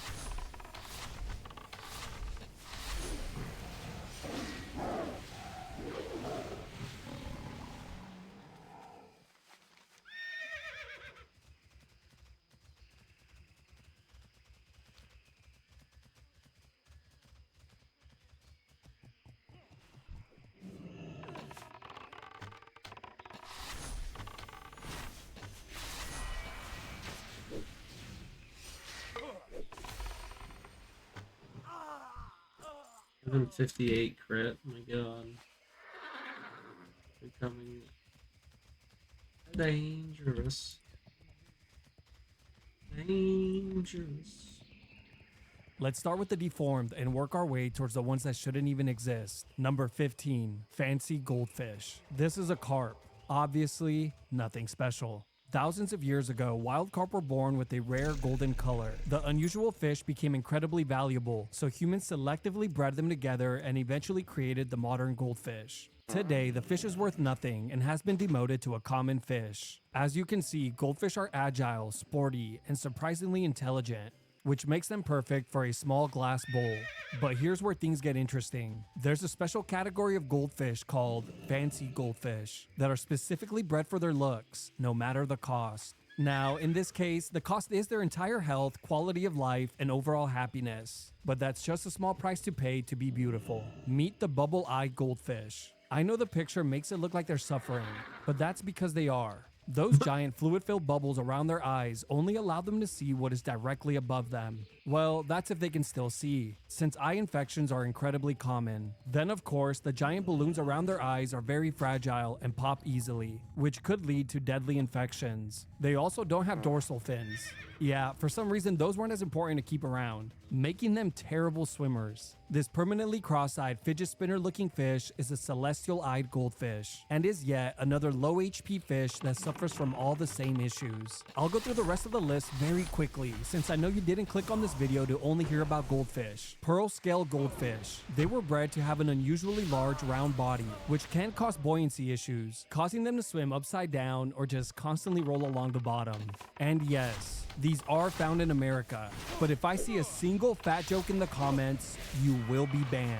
Then there's the Ranchu goldfish, one of the most desirable fish, which can suffer from spinal issues, compact organs, impaired vision, and is also a terrible swimmer. All in all, these animals can live a decent life if properly cared for, but when something goes wrong, it can quickly become serious. Number 14, fancy pigeons. This is the rock dove, also known as the common pigeon. I know what you're thinking. It's impossible to make such a disgusting, hideous, and annoying animal beautiful. Wrong. This animal has been easily transformed by humans into hundreds of forms, but for the sake of time, I'll only be covering the most interesting and jaw-dropping ones, beginning with the powder pigeon. Yes, somehow this is still a pigeon. Here, let's change his ethnicity. Now do you recognize him? As you catch your breath, I'll very quickly explain what's going on. These birds were bred to have enormous crops, a pouch that pigeons use to store food. As you can imagine, having a bulky balloon on their neck can make flying extremely difficult. But thankfully, most of them are in cages, so that's not an issue. Another common problem is that food gets stuck in the pouch, causing bacteria or fungus to grow, which can quickly become deadly. Then there's the beautiful owl pigeon, which has been bred to have an extremely short beak, making it very difficult to feed its babies, a task that is then passed on to a human to complete. Fantail pigeons were bred to have long, fan-like tails, as the name implies. Sadly, this was just a complete waste of time, since this animal already existed. These little guys suffer from terrible mobility, balance, and flight efficiency. Okay, make sure you're sitting down for this one. Meet the Jacobin pigeon. Yeah, real beauty speak. It's a bunch of birds, man. Oh no, we bred animals to be different.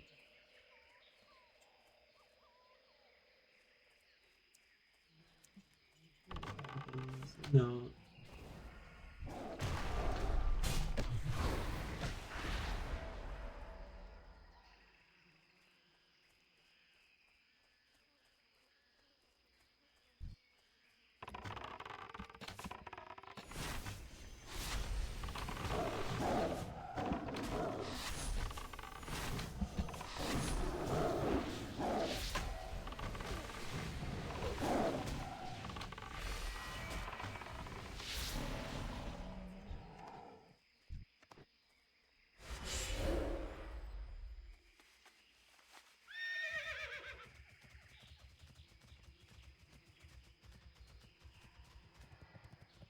And third.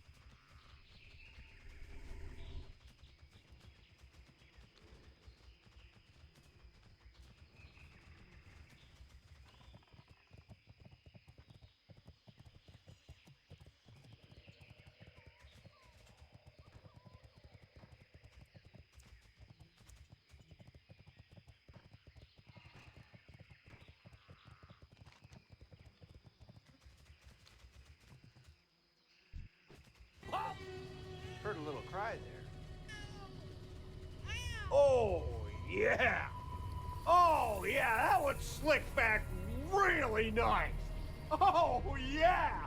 Meredith, you never told me your old grandpa used to be a huge piece of shit. Could you not call my dad a piece of shit? I said he used to be a piece of shit. He's not anymore. I'm not anymore.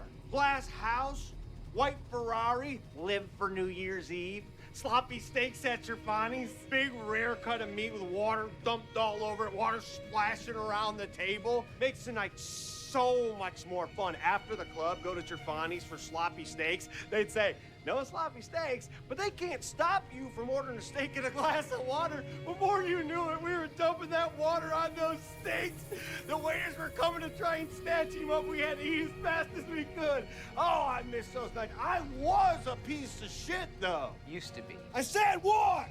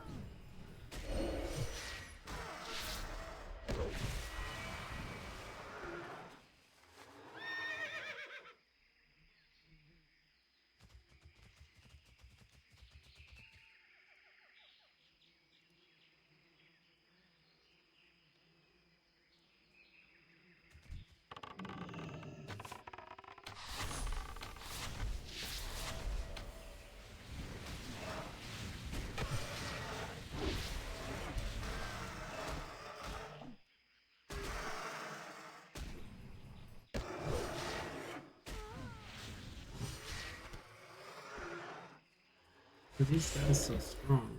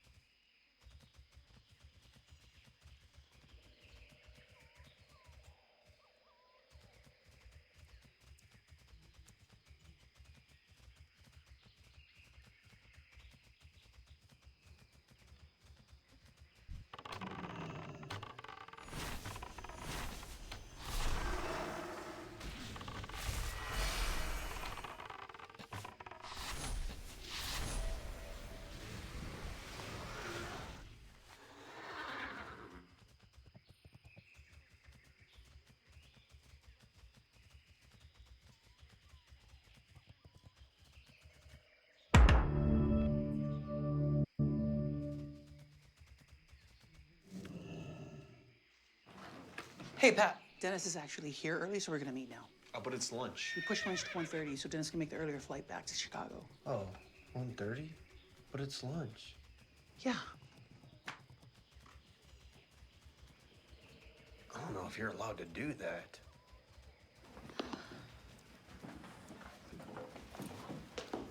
All right, I'll jump right into it. Have to be in a cab in 20 minutes. The first and most obvious thing that we should address is the team restructuring now that Sierra got headhunted. Now, 70 to 75% of corporate workplace transformations fail. And what's at the heart of those failures? The dreaded reorg. I've been in this business for years. And in my observation, time and time again, after losing a team leader, people begin to tune out. They move into a protectionist mode. Let's be really, really clear. Trying to shuffle other team members around willy-nilly isn't gonna work. That just creates patterns of dysfunctional communication. Since we find ourselves facing yet another restructuring, productivity and sales will both benefit in the long run from calling reevaluate the specific elements that Sierra brought to the table in order to cover the basis. And if we pull this off, our leverage initiative can not only recreate the success we enjoyed with her at the helm, but surpass it. Pat? He's eating a hot dog. What? He's eating a hot dog under there. Pat, we know you're eating a hot dog. I'm not, sir. Be careful. I'm just like the tiredest I've ever been in my life. You can see it from here.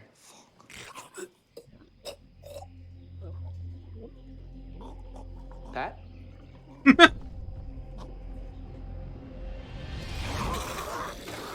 is choking!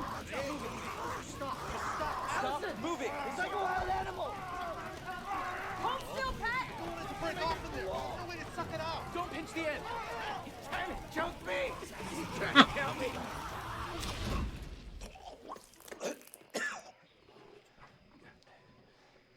You can't skip lunch. You just can't, guys. Whose bag's this? I almost tripped on it.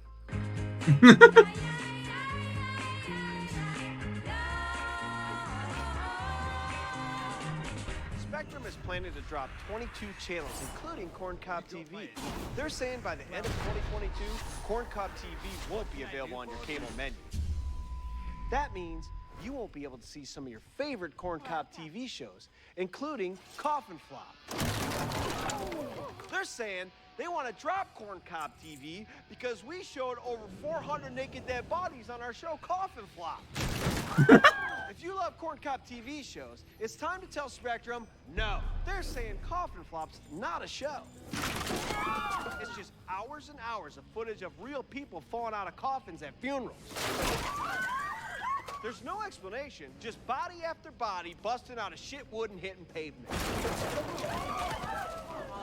They're saying it's impossible that many dead bodies are falling out of coffins every day. And it's impossible that 1 out of every 5 of them are nude. I don't know what to tell you, bud. We're just shooting funerals and showing the ones where the bodies fly out. They're saying, no way. You must have rigged something. I didn't do fucking shit. I didn't rig shit. I've been waiting a long time for a hit on Corncob TV. I didn't fucking do this. They're saying we don't have the permissions of the family. I said we don't need permissions of the family. We're allowed to show him nude because they ain't got no souls. The guys at Spectrum think I'm just some dumb hick. They said that to me at a dinner. Call Spectrum and say, I'm not worried about it. I'm not worried about any of this. There's worse shit on the local news. This world's fucking so fucked up. And people are mad at me because I showed a bunch of naked dead bodies with their spread blue butts flying out of boxes. Really? I'm done. Do what you want. Pull the plug. I'll kill you. Baby, baby, baby, baby, baby, baby. Whoa, baby, baby, baby, baby. Welcome back to Everything is Upside Down. I'm your host, Carmine Laguzio. Today we are going to Fairfield Mall as I become a little character named Carl Havoc. Suffice to say, Carl's a lot. We are going to be capturing real reactions from people as Carl kind of messes with their day. Takes their lunch tray, steals a fry off their plate, talks loudly on his phone about his dog is loose. So let's get started as I become Carl Havoc. Oh my God, I don't even look like myself. Holy crap, look at this guy. Imagine if this guy came up to you. Oh my God, this guy sucks. This is gonna be so funny.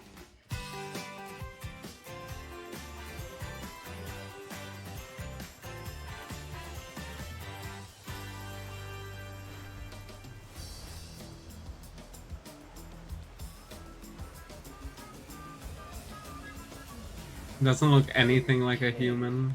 Here we go. Nothing Carmine, like a this is Trey human. coming at you, okay? You see that guy over there? Why don't you go over and take his tray? Go take that guy's tray over there. It's a full skin suit. Carmine, can you hear me? Carmine. Too much fucking shit on me. What? There's too much fucking shit on me. I can't breathe. You're fine. I can hear you breathing. I'm so hot. Carmine, relax. Take a deep breath. I can't. Buddy. I can't do this. We did way too much. You can do this. I'm telling you, I can't. I'm so hot. Look, you're fine, okay? Go over, grab that guy's tray. There's too much fucking shit on me. I can't. Listen to me. Go over to those ladies. I'm gonna rip the fucking head off. Do not rip the head off, Carmine. I'm telling you that I am. Do not rip the head off, Carmine. I can't see skin off the sides of my eyes. I'm ripping the fucking head off. Carmine, don't rip the head off. That's ours work. I'm taking the chin off. It kills. The chin kills. Yeah, it actually does kill. It's quite heavy, Craig. You don't know. Go over and kick the table. Shut the fuck up. Go over and kick the table. What's that do for the greater good? It's funny. Explain to me why it's funny. It's cause she's alone? You thought it was funny. I thought it was interesting. I'm gonna rip the fucking head off. The prank is that there is a real guy in here. That's the new prank. Yeah, that would work. That could work. I'm not doing it. I don't even want to be around anymore. What? I don't want to be around anymore. Like you don't want to live anymore? I don't know. You're saying you don't want to live because you're wearing that suit? Yeah?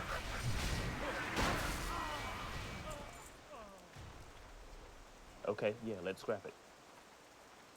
Yeah, let's scrap it. Then what's the show? God damn it. Sipping my ties and Rochambeau. All right, we are the World Review Band. Quick shout out to Miss Paulson here from the Fairfield branch for helping us out. Miss Paulson, everybody. Hey, we're gonna need that hat back. Well, I need the hat. You were born in January.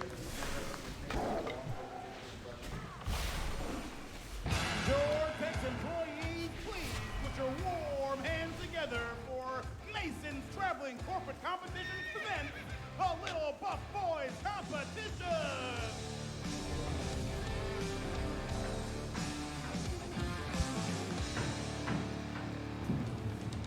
Little Buff Boys, Little Buff Boys, swishing and scrunching, squishing and crunching with their buff little bodies. Buff little bodies! Heads of boys, bodies of men, little buff boys today!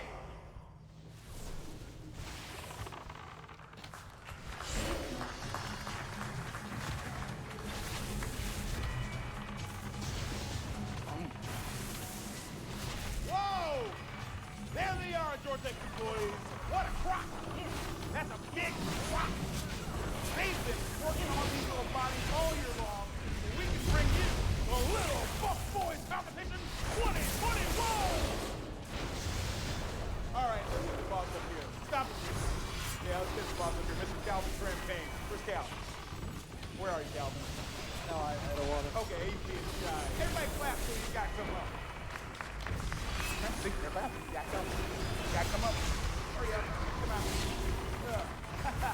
It's good. Everybody loves when the boss comes up. It's fun when the boss comes up. Everybody loves it. How you doing, Cal? You doing good? Just as good as music. This is. Well, you're going to be helping me out today. Because you're going to be Little Buff Boy's one and only body judge. I don't want to do that. No, that's okay. It's not a problem. All right, boys, show 'em what you got. What a flop. That's a flop. Look at this guy's bullshit. Look at that. Look at this little brick shit house. Huh? Look at you, old meathead. You're dumb as brick thing. Woo. Okay, stop the music. Hard. I want you to cut it out hard. Okay, wow. Time to pick. And my friend, I do not envy you at all. Who's your number one pick? Well, I What about 3? You like the way his little muscles popped out? muscle. Yeah, sure. We goose him a little bit. Yeah. I can believe that from your real body. What are you doing? They're goose. Okay? They're in goose suit. Captain Goose suit. Oh my God, goose suit. It's an old circus term. That's why we say goose suit, okay? That's why we say it. Yeah, but why? Because it's an old circus term. Where are we? What are we thinking? I'm thinking this is. Who's the best little body? Cool down. I'm thinking. Who's a carved beef? I'm thinking this is. Who's your carved ham up here? Who's carved up? What are we thinking? I'm thinking this is not a regular Tuesday. Nope. All right, stop it. Stop it. All right, look, you have to pick. All right, you're killing these kids. Is it gonna be Little Goliath? Is it gonna be Troll Boy? Troll Boy. Nah, no, not Troll Boy. It's not gonna be Troll Boy. We're not doing Troll Boy, all right? I mean, you get that, right, Troll Boy? You get why it can't be you? Yeah, okay, see? You can't be him. This can't be Troll Boy. Pretty please with sugar on top. Baby, give me that love you got. Keep it coming, girl. Welcome to the Larboard Oaks Mansion Ghost Tour. Built in 1887, 5 generations of Farsleys have inhabited this mansion, and an unusual number of them have met their deaths under suspicious circumstances. Bad for them, but good for me. Otherwise, there wouldn't be a ghost tour. There are over 20 suspicious deaths. So during the tour, why don't you guys stay close by? We wouldn't want to make it 21 tonight, would we? It's just after 10 p.m. This is the adult tour, which means you can drink if you want, and we can say whatever the hell we want. Jizz. Sorry? Jizz. Like cum shot. We can say that. We can say whatever the hell we want. Sure. Or horse cock. Yeah, I guess. No, there are no rules about swearing. But let's do try and keep the comments and questions related to ghost tour, okay? Now, if you'll follow me. Now, unfortunately for the wait staff, our 2 most off-sighted ghosts reside here in the dining room, or as we like to call it at the Larboard Oaks Mansion, the dining room. Any of these little fuckers ever pop out of the fucking wall and say, fuck, there's a horse cock in my room or a donkey dick? Not to my knowledge. Got it. These are the...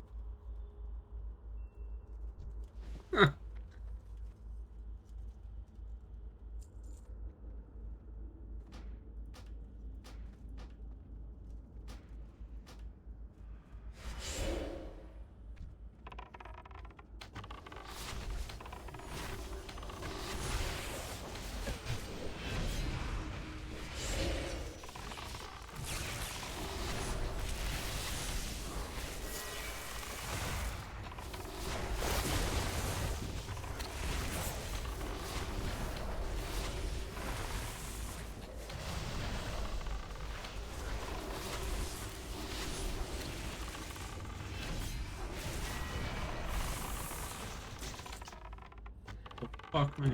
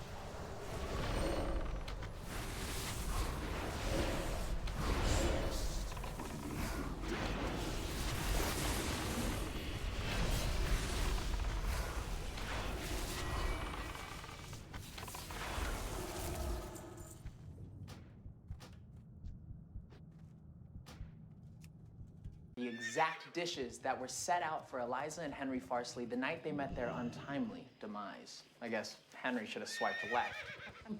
Any of these fuckers ever fucking fall out of the ceiling and have like a big messy shit? I don't have an answer for you. Or have a dingleberry? I have a question. When people see Eliza and Henry, what are they wearing? Okay, that's a great question. So we find apparitions are most commonly wearing the clothes that they died in. Oh yeah, do they ever just like fucking run around nude and you see like one of their big old fucking hairy nuts? Hey, can I talk to you for a second, please? Excuse me. Here, come with me. Look, I'm glad you're having fun. It's interesting, the ghosts. But you're ruining the tour. It's the adult tour. It's not for kids. Dude, I work really hard at what I do, and you're totally insulting it. I just asked if they're ever falling out of the sea. Grow the hell up! Stop trying to be funny. This is the worst day I've had on this job. If you want to stay on this tour, shut the hell up. You got it? Yes. Good. Exactly to the day, 3 years later, just as she predicted it. And the only witness, the exact same Charles Croft who had seen her mother's fall. Does anybody have any questions?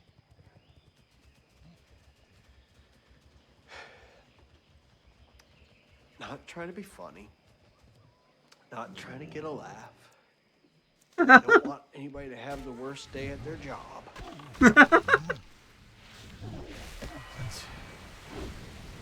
Do any of these fuckers ever blast out of the wall and have like a huge gunshot? No, we don't. Okay. Cool. I just asked you not to do this. You can't change the rules just because you don't like how I'm doing it. Can we or can we not swear? Yes, I'm not changing any rules. Big fat load of cum then. I'm just asking you to use a little bit more judgment when you talk. I don't know what is going on, but somewhere our wires got crossed. You're saying we're allowed to swear. I'm saying big fat load of cum and horsecock, and you're getting mad.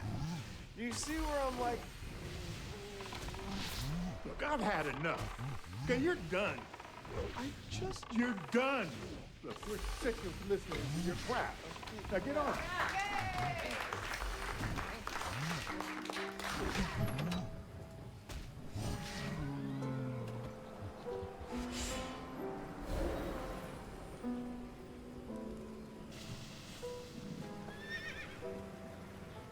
Hi, Mom. Make any friends? Not really.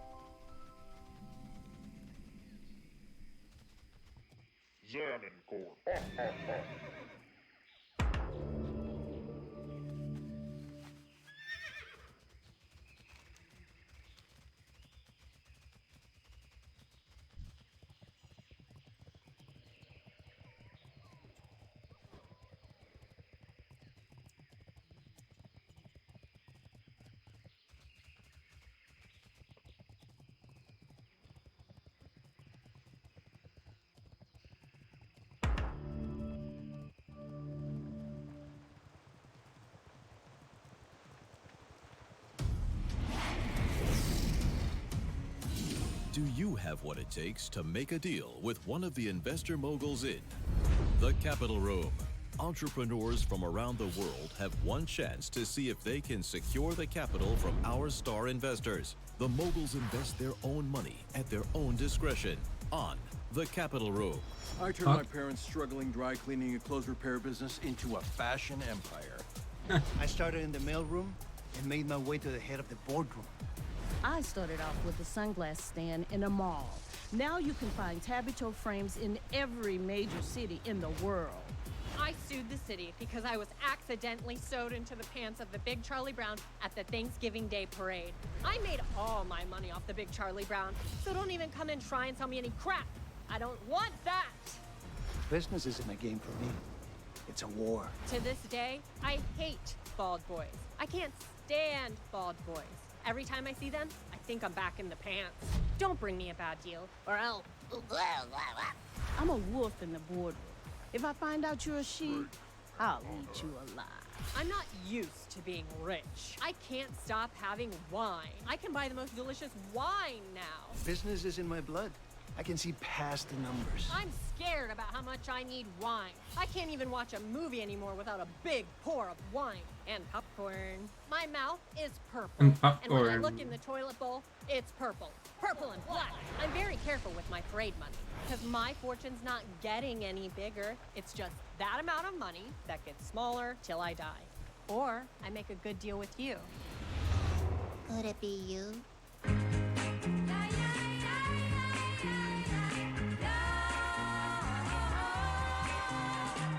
Well, this should be our last session today. We can put this deal to bed, and then you all can go back to New York with a brand new territory. I love it. Let's all turn to page 46 of the merger documents. This guy gonna get fucking Good on our wrecked. end, No red flags on our end. Okay, great. Let's go ahead and move on to the next page. We keep up this pace, we'll be out of here by 2. What the hell's going on with Mike? Oh, I'm just a little jet lagged, sir, so I'm lying down. We've been here for 10 days. He's not eating. He's spending all his per diem on shirts. Shut the fuck up, dog, you fucking skunk! What are you You skunk! He's skipping all of his meals and using the money we gave him for food to buy those dumb shirts. Bullshit! Well, I will admit, I am using the money the company has given me for food to buy shirts. Yes, I am.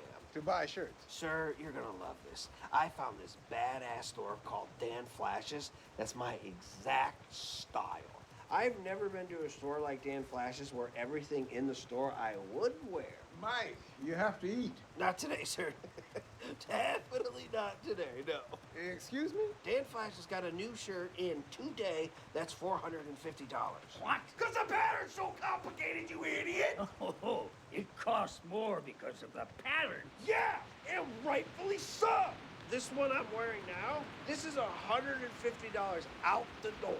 And this is not that complicated. They have this one shirt that costs $1,000 because the pattern's so wild. I want that one so bad. Mike, we have to book.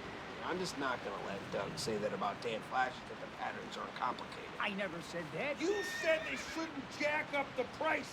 That means that the patterns aren't complicated, and they are, even on this one, which is bargain bin. Okay. Still nuts. That's not what Doug was saying. Well, he kind of is, though. That's how they value the shirt. The more the lines crisscross and the patterns overlap. Okay. Because if you're saying they're not complicated, then they are. They are. Maybe we should take a little break. Yeah, that'd be great. I'm so hot. He just wants to leave early so he can go to the shops at the creeks. What the hell is the creek? That's where Dan Flash is. Susan, I tell you that they have a shirt there that costs $2,000 because it's so complicated. You said they had a shirt that costs $1,000. I'm talking to Susan, aren't I, Doug? Okay, please stop screaming at Doug. I don't think I'm screaming. Yeah, you've been screaming all the time. I screamed once. You screamed a ton. Shut the fuck up, Doug, you fucking skunk! You shut the fuck up, Mike. I'll kill you. All right. Take the temperature down a little bit and push on. I believe we're on page 47. Janet, this particular budget breakdown came from your team. Do you mind walking everyone The through it? guys that Dan Flashes were using in the ad for them looked a lot like me. I'm going, okay, I've got to try this place. A lot of these guys look a lot like me. Could you please stop whispering? I can't scream. I can't whisper. How about What this? the hell happened to your hand? He got thrown down the stairs at Dan Flash's. Shut the fuck up, dog! Flashes, though? Dan Flashes is a very aggressive store. I mean, you walk by a store and you see 50 guys who look just like me fighting over very complicated shirts. You go in. Yes, you do. You go in. Okay, let's come back to this tomorrow, and Mike, eat something by then. I will, sir. I'll eat Doug's mom's wig. Her wig? Shut up, dog. I'll eat her whole fucking head. I don't care. Okay, buddy, come on. Finish your chicken figures. We gotta get back to your mom and your sister. Can we stop at that ice cream store on the way home? No, not today. It's already way too late. Pretty please? I've been good all day. You know, I wish we could. But actually, the ice cream store is closed today. What do you mean? You didn't know this? When it's too cold outside, all the ice cream stores close. Because the ice cream machines freeze up and they don't work anymore. Yeah, your dad's right. When the temperature drops, the ice cream machines freeze up. See? What'd I tell you? Your dad and I are old friends. That's how come we both know about ice cream stores. Okay, buddy. You go way back, way back. We're the same age, actually, right? Oh no. It's yeah. And I own every kind of Odin? classic car. What's his name? Odin? What's that? Classic cars. I own every kind of a classic car because I'm rich, right? I'm rich. Yeah. Yeah, he's rich. I even have doubles. What? I have doubles of the cars, some of them. That way I know I have a pristine one in storage. And then I can drive it and get scratched. I don't care. Yeah. Actually, that's how I know about the ice cream store, because I drove by one earlier today, and one of the doubles, the double of the Barracuda. Actually, I have triples of the Barracuda. I have triples, right? If I don't have triples, then the other stuff's not true. He has triples of the Barracuda. See, the Barracuda is the one I have triples of. Oh, no, actually, I also have triples of the Roadrunner, too. But just those two. And your dad and I are the same age, and I'm rich, and I have triples of the Barracuda and the Roadrunner. Talk to me. Can we get the check, please, when you get a chance? Oh, this is good news. That deal went through. Yeah, all right, that's gonna work out. I have triples of the Nova now. Triples makes it safe. Now, triples is best. Yeah, that's good. Stop? I love my cars. You know me. I'm driving my classic cars all the time. It's just me and the open road. I go for days and days all alone. But I have a wife. Right back. You know I have a wife. Tell her about my wife. Keep it real.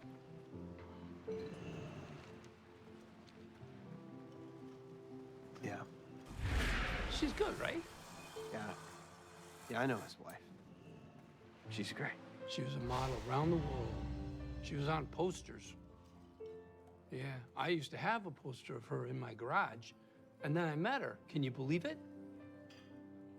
And she asked me to marry her, and I didn't even want to. But she's beautiful, and she's dying. She's sick, but she's hanging in there. Tell her. You know, Tell the kid. his wife's sick, but she's gonna get better. She's gonna get better. And I'm rich. He's rich. I don't live in a hotel. My friend doesn't live in a hotel. I got a good wife. He's got a wife who's perfect for him. And the cars. He's got triples of the Barracuda, triples of the Roadrunner, triples of a Nova. Well, good. That Nova deal's a sure thing now.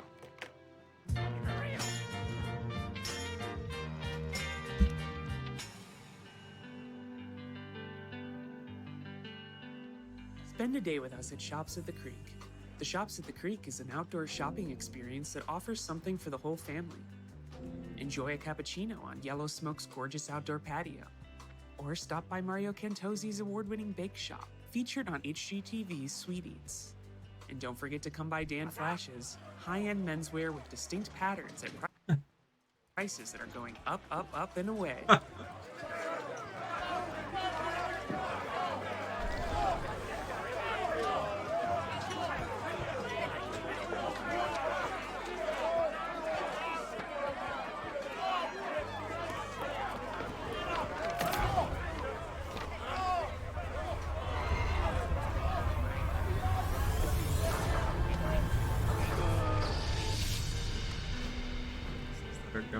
way up.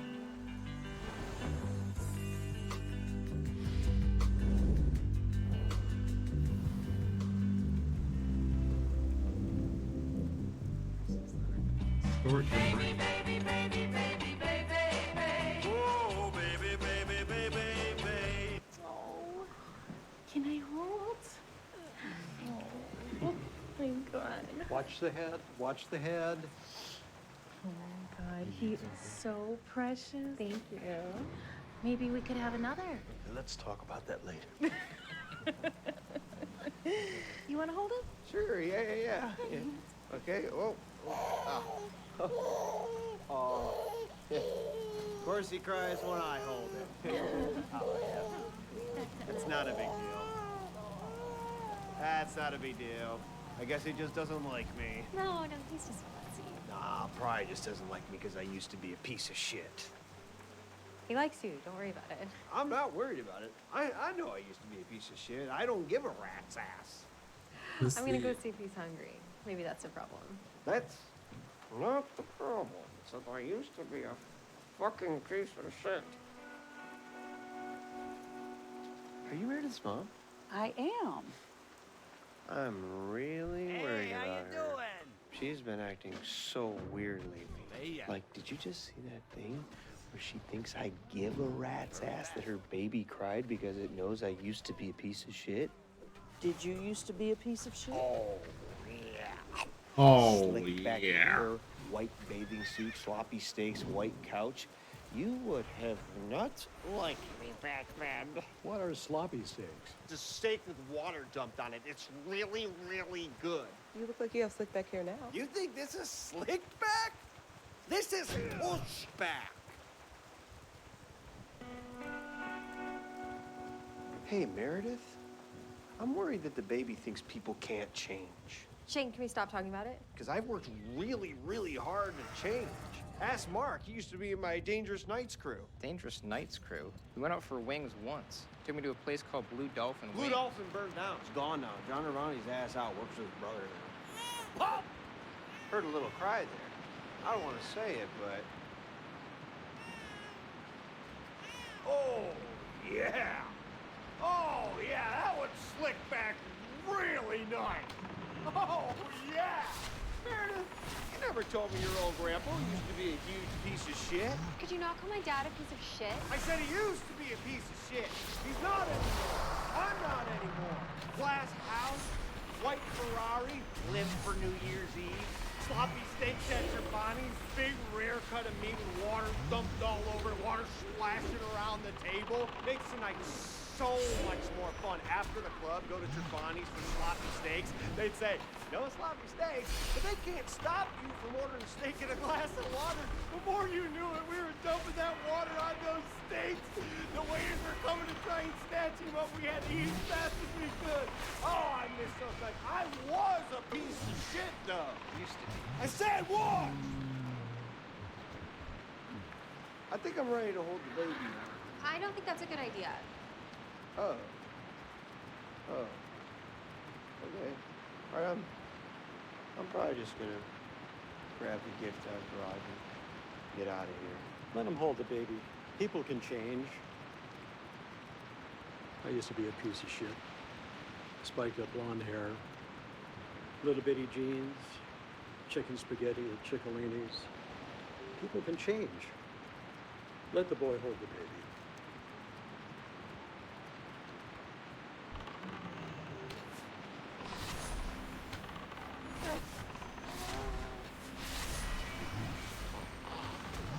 And smile at me. I'm not a piece of shit. I used to be. People can change. People can change.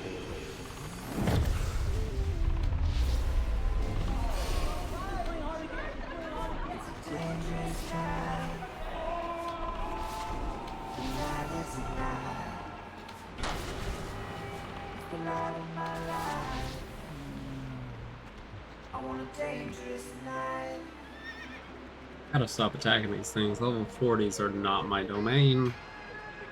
I did that on accident. No sloppy space, guys, please. I need it. What do you think we're gonna do?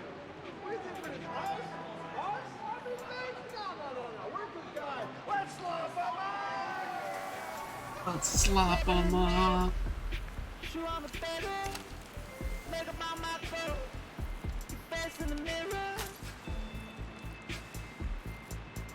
Dangerous night.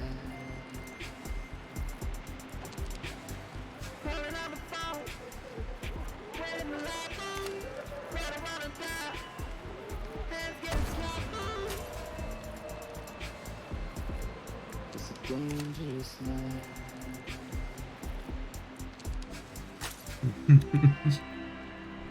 Oh my god, I'm level 44. That will kill me.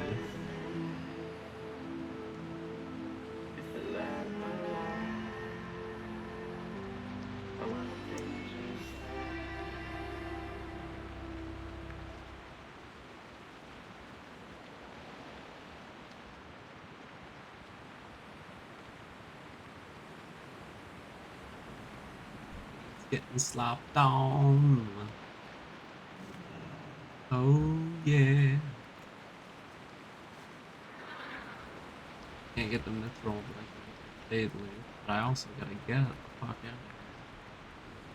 Way too high level for me. Boom, bam. Time to heal.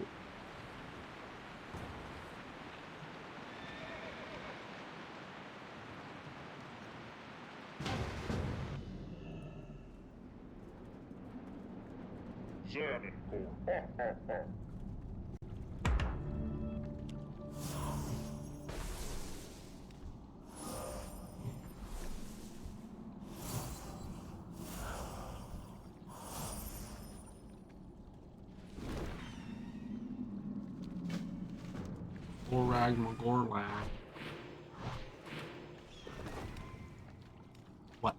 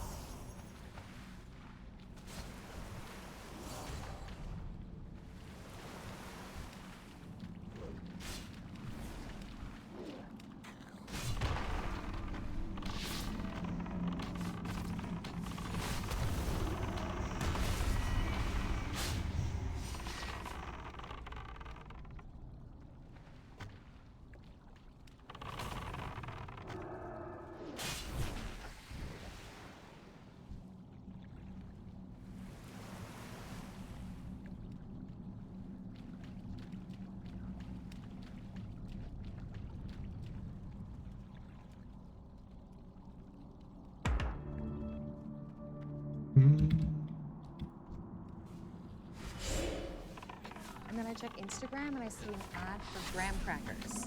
These things are spying on us. Yeah, go ahead and spy on me. We're just gonna see me drink too much wine and watch too much scandal. I am so glad you could come out with us tonight. That's what you're today. Getting to see what you go on to do after graduation is one of my favorite parts of teaching. I mean, your class of business school is the reason we're not just plugging away in a hedge fund and we're doing what we think is important. Cheers. Cheers. Tell me more about this new guy. Oh, it's great. We're in the Amstar building. And here we go. Oh, thank you.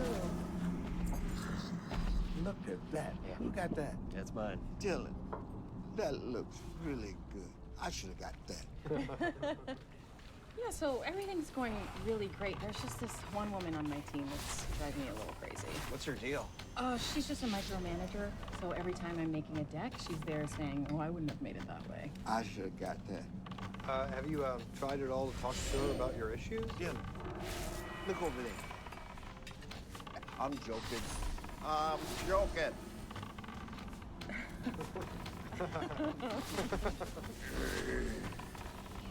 Give me that. What? Give me that. My food? I'm joking. I'm joking. Enough about my drama. Dylan, how are your kids? They're a handful, of course, but we have the au pair, and Susan is working part-time right now, so that really helps.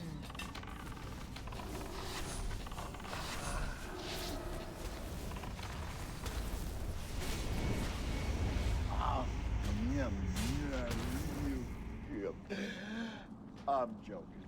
I'm joking. Professor, do you want a bite of mine? Yeah, I actually would like to try. Yeah, sure. Come here. Yeah, so Brenda is 4.5, Taylor is 3, and they're into art right now. Dylan, I'm going to eat the whole thing.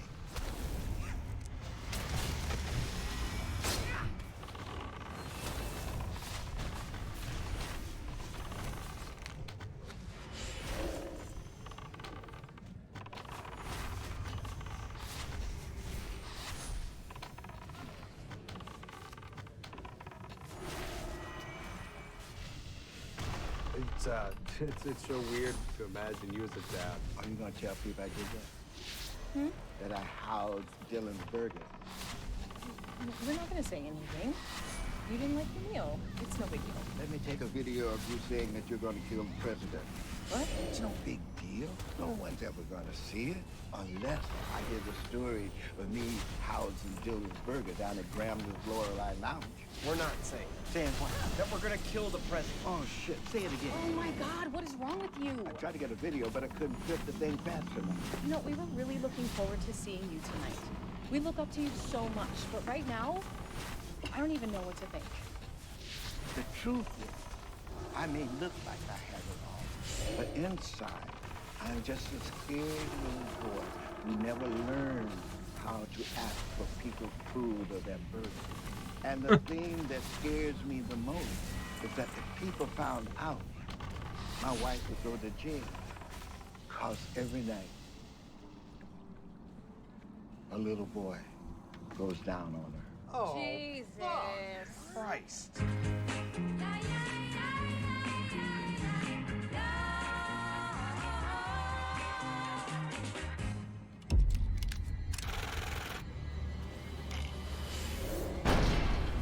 Fucking bullets, you fucker! You fucking suck!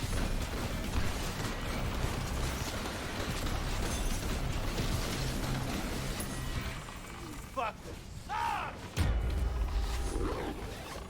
Jeez, Crashmore. You're crazier than hell. They deserve every fucking bullet I pumped in their heads, Chief. And I am so fucking pissed.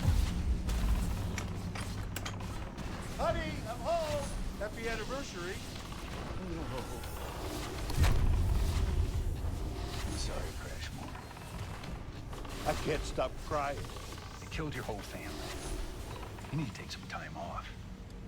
Hey, Chief, don't save any cages. They ain't gonna be in jail. May God have mercy on their souls. Fuck you! You suck! Quit running, damn it! Are you dumb? No, fuck. I like that gun. You knew I'd like that gun. Yes, the cheek. That's one of the nicest guns I've seen in a long time. I can't wait to shoot that fucker. With Linda Easley as Monique. He said he'd kill us both. He might kill you, but there's no fucking way he's ever killing me. Fucking asshole. He said that? Ryan Tanner as Sergeant Wilkes. I don't like the looks of this, Crashmore. I don't care if I die at all. Everything has sucked lately. And starring Santa Claus as Detective Crashmore. You don't give a shit who's in your way, dude. What'd you say? You don't give a shit who's in your way, dude. Not really.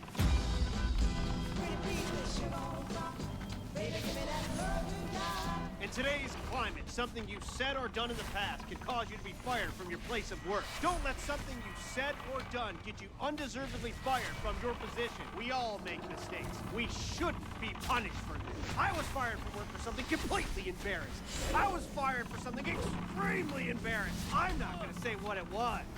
But it led me to invent this powerful hot dog vacuum. People say to me, what inspired you to invent this? And I say, I cannot talk about it without crying. Here's how my invention works. Let's say you're at work and they push lunch without asking, which shouldn't be allowed. Cut to, you got 6 inches of hot dog stuffed down your throat and no one gives a shit. Simply place the Carver hot dog vacuum like so. Boom. They waited a while to fire me so it wouldn't be obvious what they were firing me for. They said poor performance. You sure about that? You sure about that? That's why? You sure it wasn't because after the thing that happened to me, no one could look at me without dying laughing? You sure about that? You sure about that's not why? Once this invention's big enough, I'm gonna buy my old company and make the dress code be a big wet diaper. The Carver reputation vacuum. Don't let one bad day ruin your future. Carver Co Technology, the people's company, because no one should have one bad day. I had a stupid job that I loved.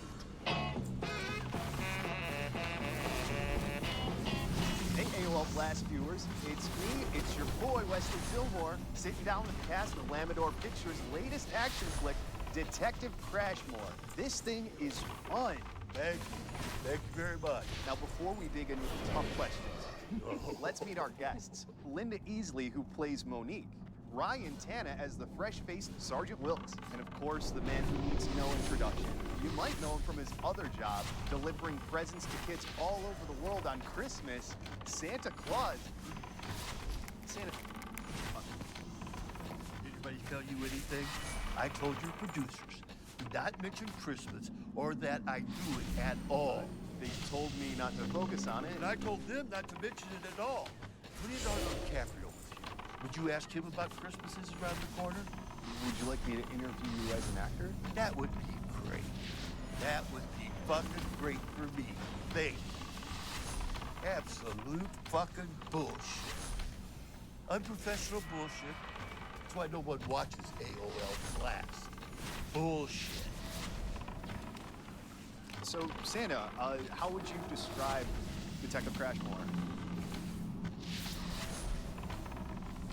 It's a cosmic mix.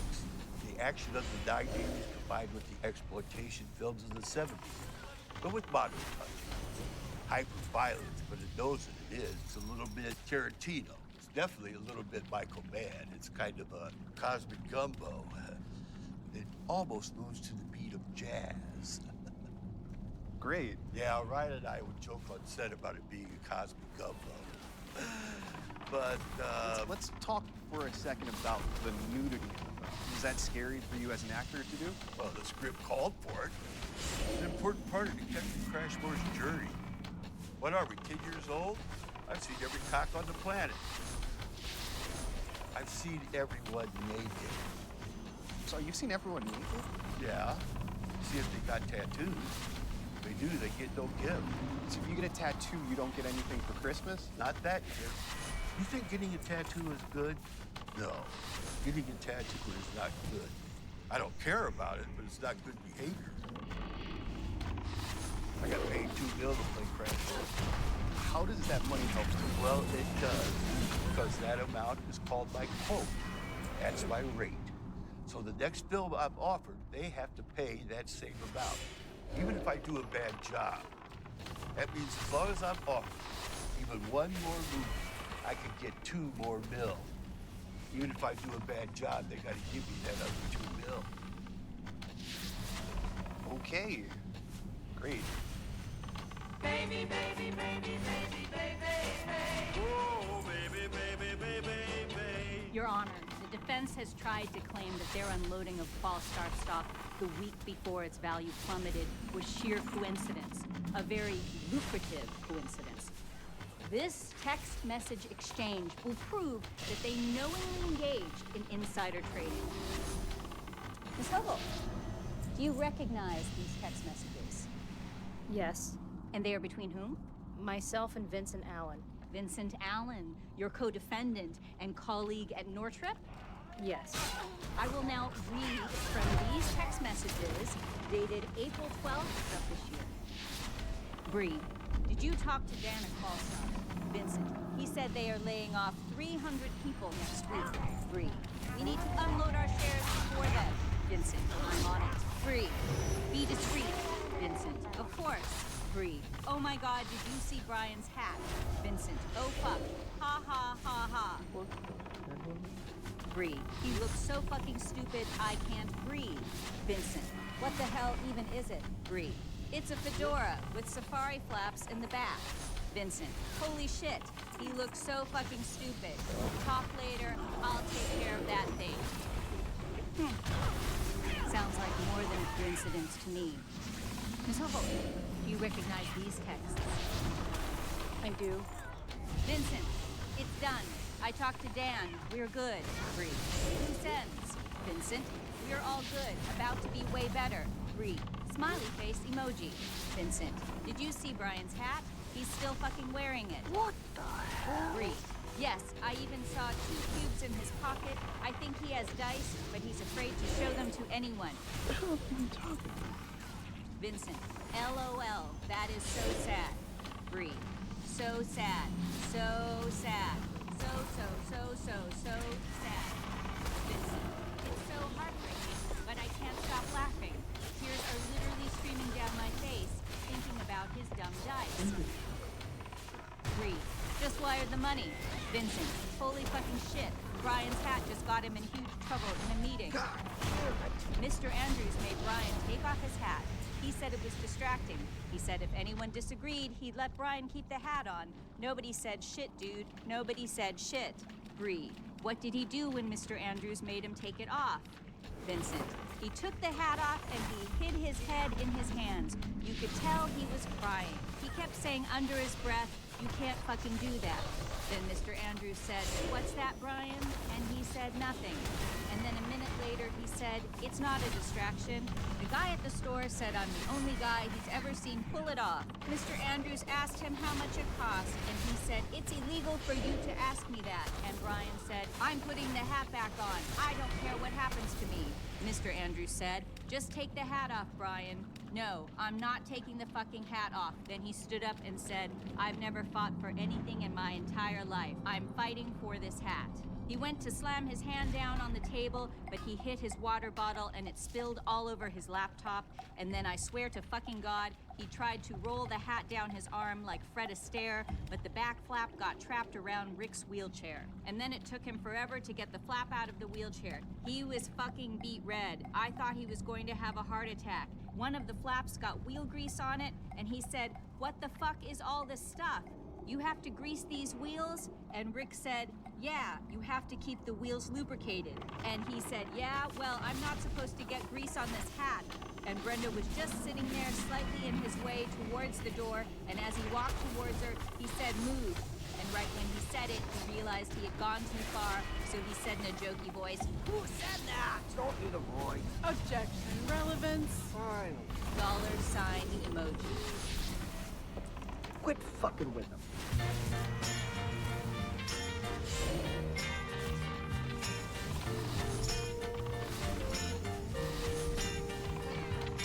I'm gonna stop and give you all the love I got, and show you like you heard talk about. 'Cause I know you're sweet and young as can be, and life hasn't shown you all of his mysteries. I'm gonna stop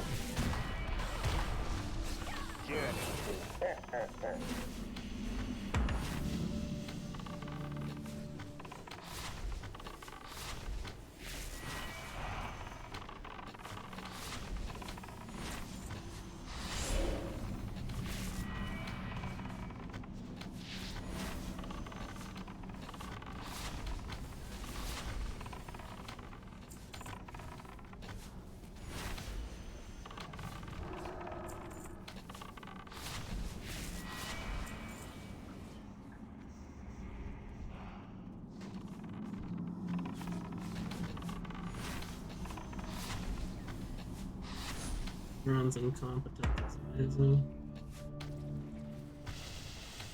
Perfect shield.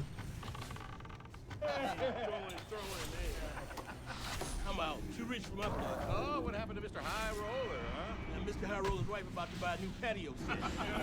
I'm not arguing. Easy to just say, okay, honey, okay. I got nothing. That's what your wife said. Trust me, my wife has nothing to complain about. Especially talking about every little thing I've ever done. Okay, call. Flush. Oh, that's what my wife says every time I have to pee. And I say, I'm just gonna pee again in 10 minutes. What am I gonna do? Flush again? It's just piss! Just piss. Oh, looks like someone's going for a new record. Oh, yeah. You guys would be plugging a few cans too if you had my wife.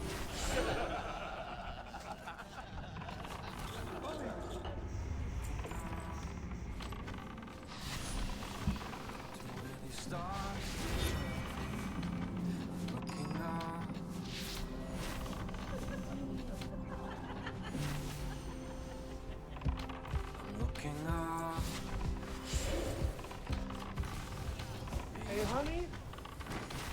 I auditioned for a play, and I got the part. Oh my My husband is a henchman. You're a henchman! How was your dress rehearsal? Jimmy Taco keeps taking the lead. Who's Jamie Taco? He's the other henchman. He says my lines before I can even get them out, and then the director doesn't do anything. Jamie took like 15 of my lines. What do you mean he says them before you can get them out? He says them so fast before I can see them, and then they become his lines. I just quit. I don't even know what I'm doing. Oh, no. I'm never gonna say my lines faster than Jamie Taco! He had no idea what he was doing. I told him. I was like, hey, have you ever done anything before? Because it was all just like weird and ridiculous Hey, stuff. Jamie? Yes? Some of the lines you're saying might be my lines. What? Well, some of the lines you say on stage, I think some of them might be my lines. Who said the lines? Well, you did, but they're supposed to be mine. Well, you gotta be much quicker than that if you want to have those lines. The audience doesn't know whose lines they are. And if I say them, they're mine. And I'm quick. Hey, Brandon, wait up! I'll slap your freaking head around, you jabroni. Now give me something to do. I'm hungry. I'm no jabroni, and my uncle is gonna shoot your head off. Don't you talk to me like that. I got about 1,500 pop you. Have like a zoo. Grab the keys. Grab the keys to get the freaking train, you jabroni! I'll stop you, jabroni!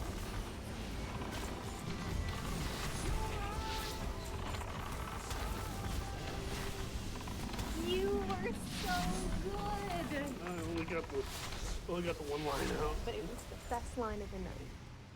Really? Really. Hey, let's go get something to eat. Okay.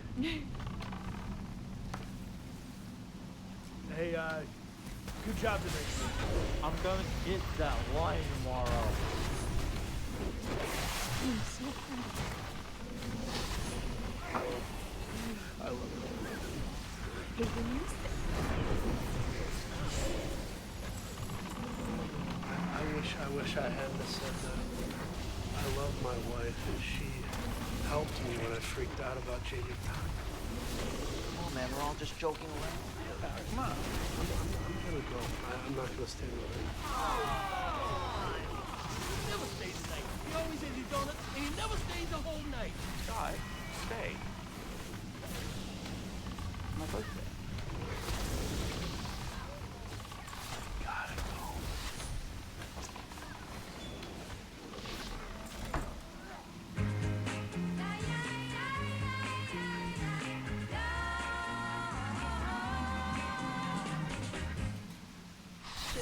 Toss this in the trash, or you have a recycling? You can just throw it in the bin under the sink. Or you could put it in the trash hutch that Marcus was going to build on the porch. Are you serious?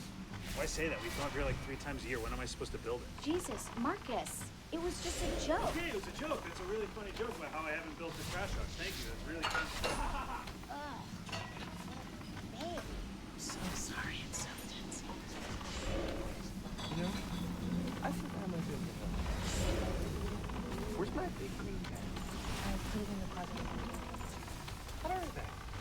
What am I doing with him? Well, I should probably get up and start getting dinner ready. What? Who's that? The joke? And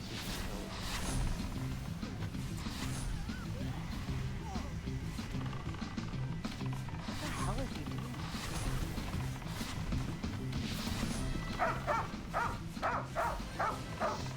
What the fuck is he doing? Hey, man, what are you doing? I'm saving the party, brother! Calm Barbie down. She's freaking out. Fine, but she can't. She thinks he's like a whole new guy because of the glasses and the hat. What do you mean? Because of the hat and the glasses, she thinks that he's like a new guy. Can you just take the hat and glasses off? Oh, damn it. Probably smells my dog. What? You know what the problem is? That's spooky. Yeah, Danny, it's Lisa's fucking boyfriend. Okay, if you would just take the hat and glasses off. He said no, Janine. Check it out the wall. Okay, it's too loud. Mommy, what's happening? Mark, can you please calm yourself down? She's wearing my keys. How she's doing what's right. Oh, fuck you, Marcus.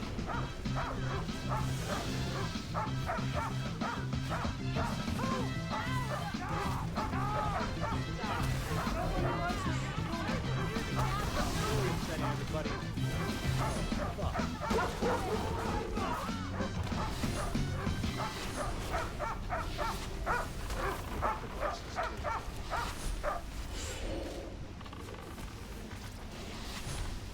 It's just me, Barbie. I'm not the Blues Brothers.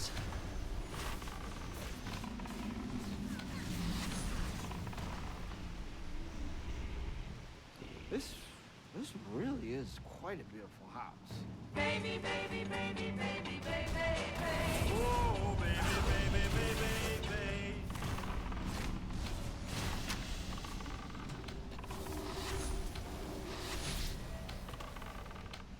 Hey, hey, like you were in a little bit of a rush. What's that? Your pants. Didn't finish shaking? Oh.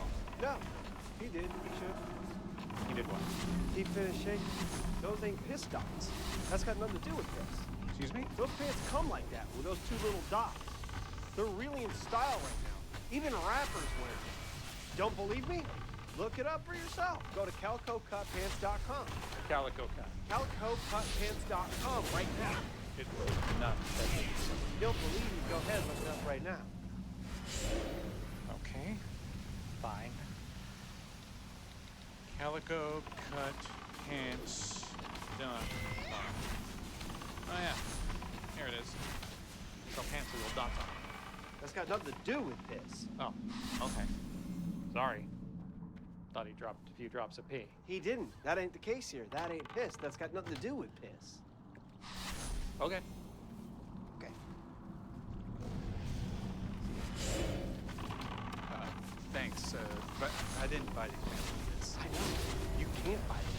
Those pants don't exist. They don't?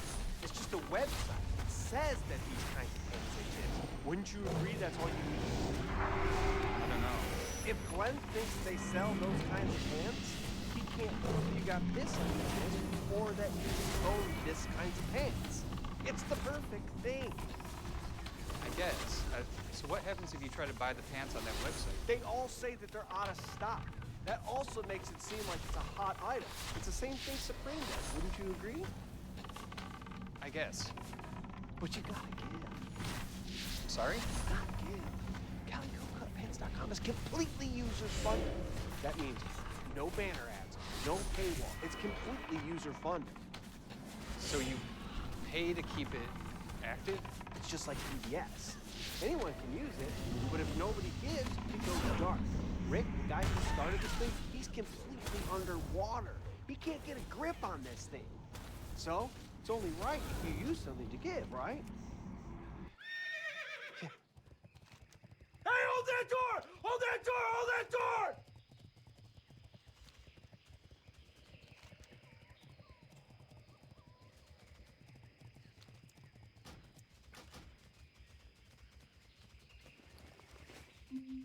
Baby, baby, baby, baby. Fuck those boys. Did you give? Oh, hey, Dumb ass fucking. If people use it and they don't give, it could go dark. So one more time, it's that we give Oh. money to the website to keep it active, even though it doesn't actually sell pants.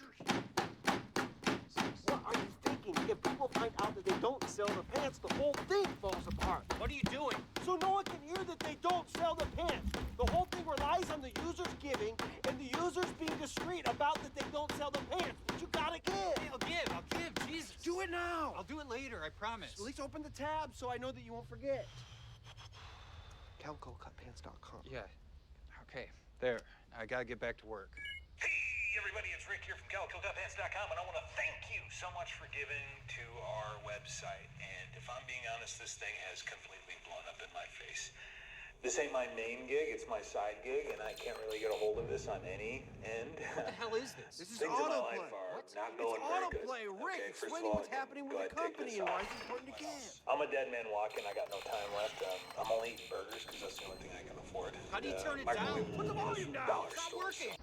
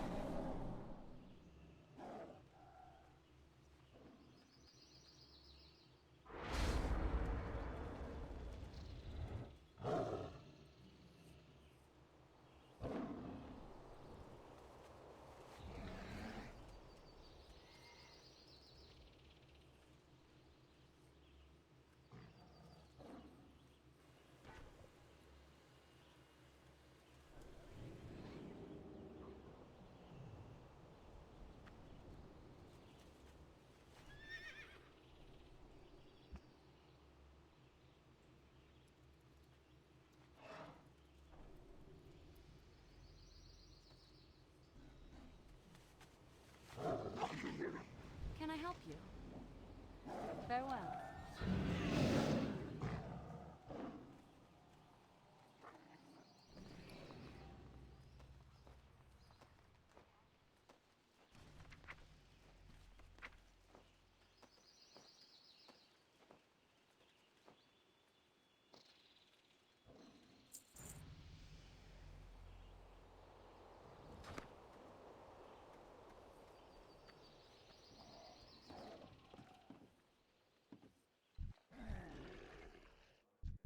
Well met.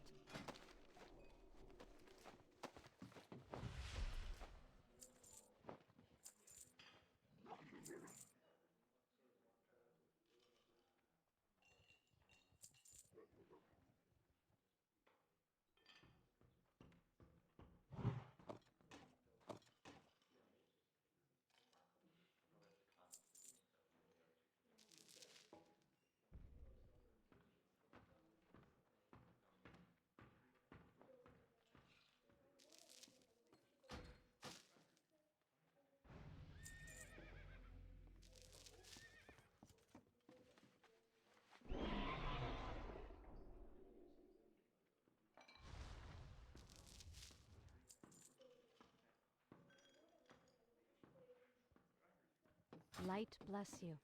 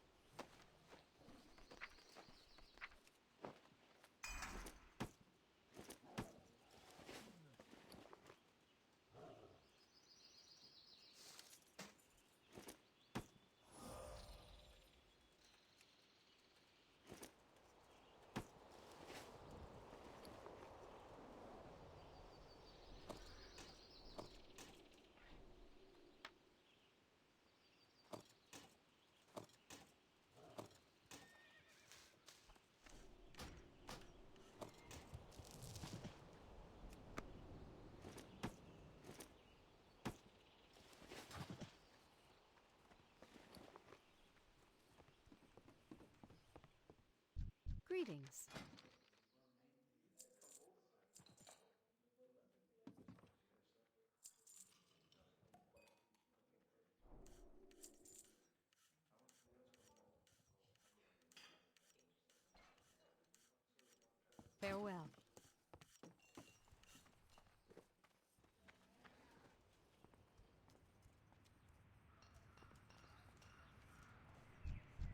with you.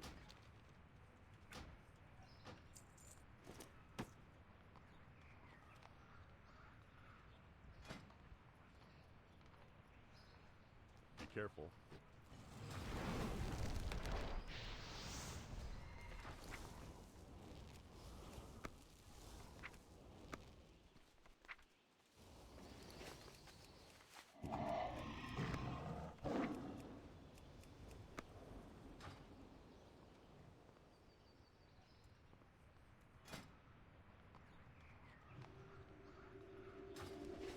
Need help?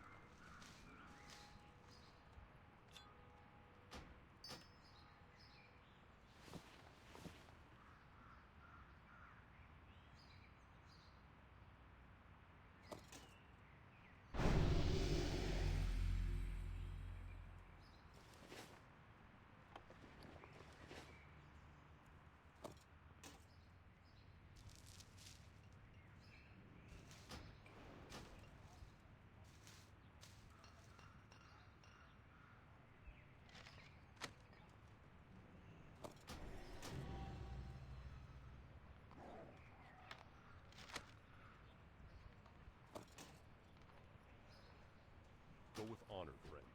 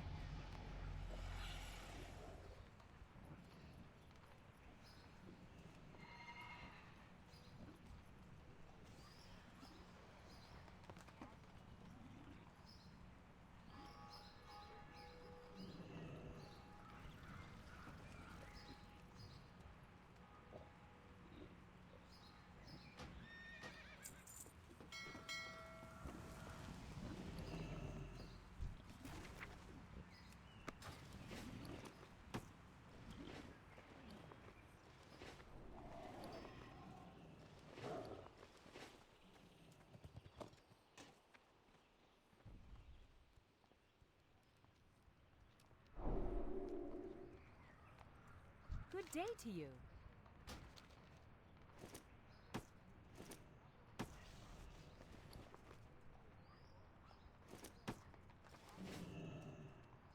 Safe travels.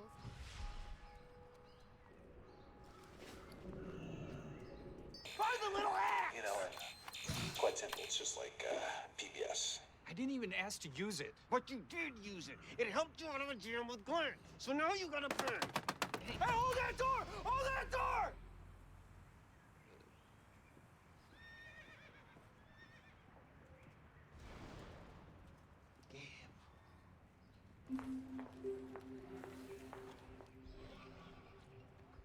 Hey, Jeff, here's that thing you asked for, that paper.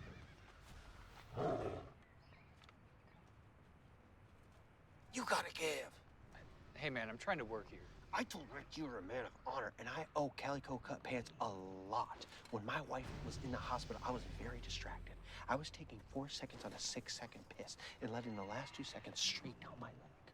What? And it helped to know I had the trapeze net of the site, so I could focus on what I really needed to focus on, which is to be there for my wife and answer the questions for the doctors. Like, what did she go near? Or on a hike, did she walk too close to a tower? Or, I don't know, not this probably, but did she eat a battery? And Rick knew I wasn't gonna give that month, and he barely hounded me. I'm sorry.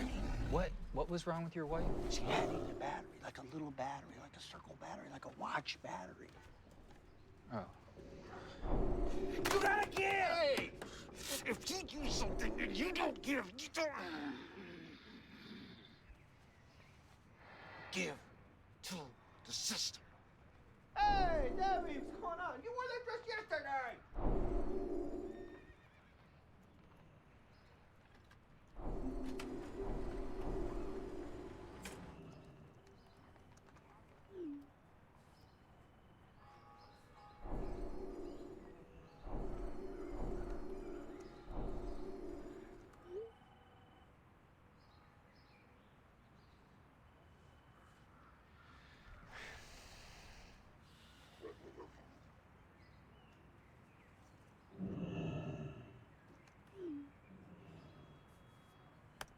I'm The Rock, Mike The Rock Davis, from the WWW.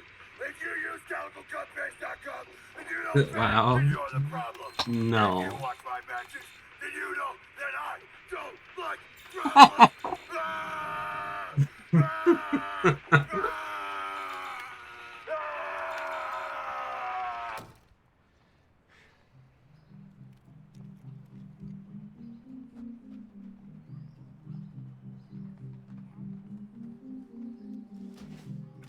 Hey.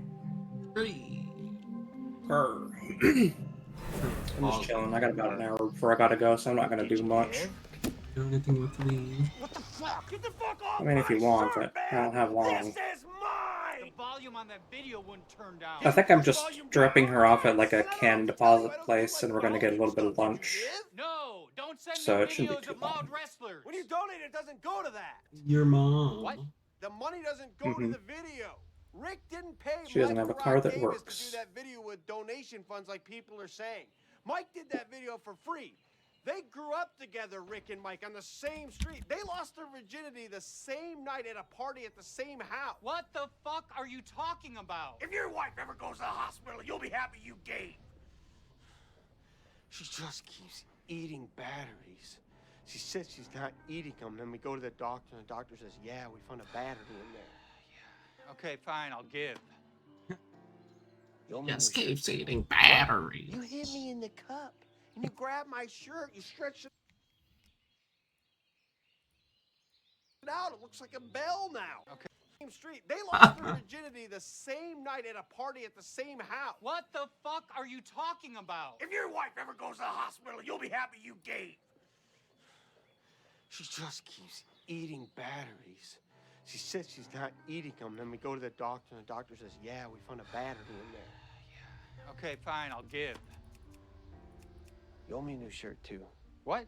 You hit me in the cup, and you grabbed my shirt. You stretched it out. It looks like a bell now. You can't do that. Okay, fine, I'll get you a new shirt. I wish I never told you about CalicoCutPants.com.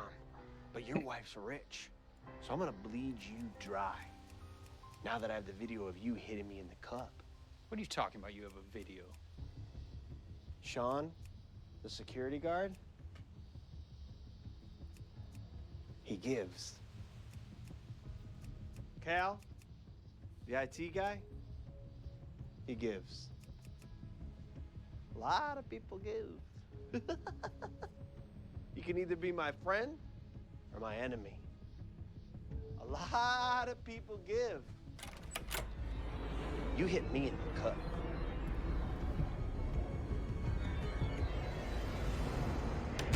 LA's got me on my knees, hustling so hard I can barely breathe. It's fake smiles, fake mirth, fake deaths, fake births. Yeah, I don't know much about this show, but I get the vibe that it's somewhere between like The Office and It's Always Sunny.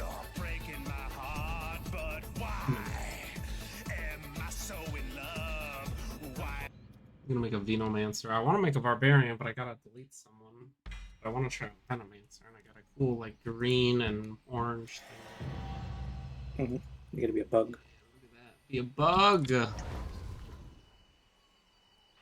Them bowlers, light venom. Two venoms.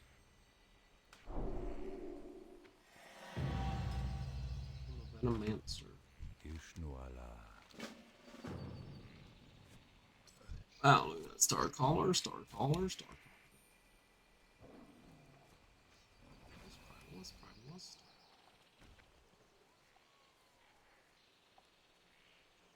Primalist. Runemaster.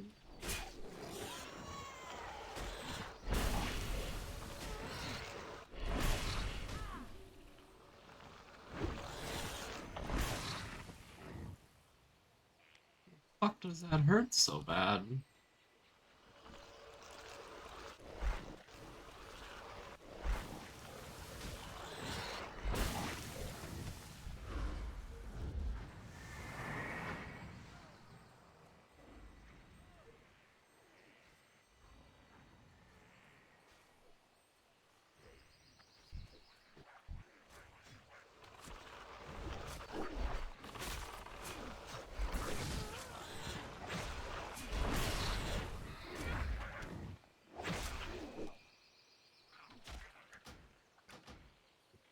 Varieties of Druid. I really need to try fucking Barbarian. I really do.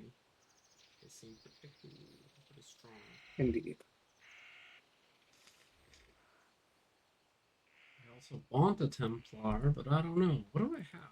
There's too many classes. Mm-hmm. You'd think they'd give you enough space to use all of them, but There's no. things you can do on the website to get a couple of the DP up to like 60 if you get it authenticated, but I didn't do the authenticated thing. But you can do other things, just like verify your email. You get 10 things. That's a free class specialization.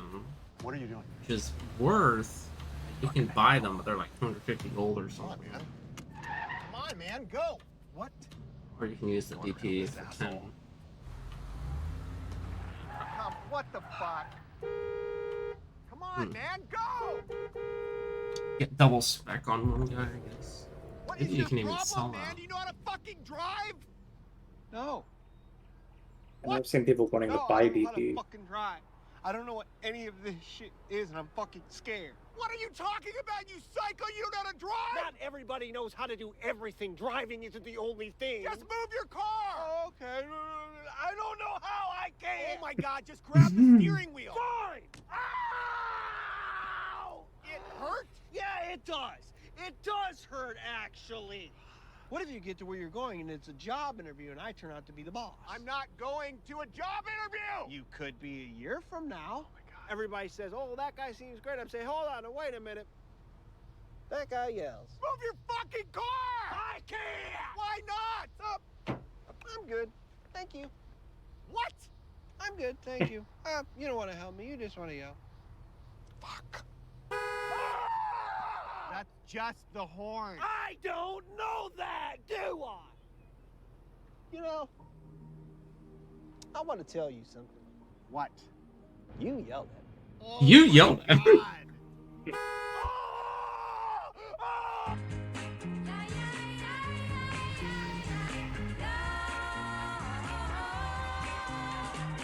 She slams on her computer screen when she sees me behind her. I'm like, lady, I need to look at your computer to get ideas. I've been all over the world. You've been all over the world. Why would you want to steal her ideas? Thank you. I need to get my ideas from a lady in a coffee shop.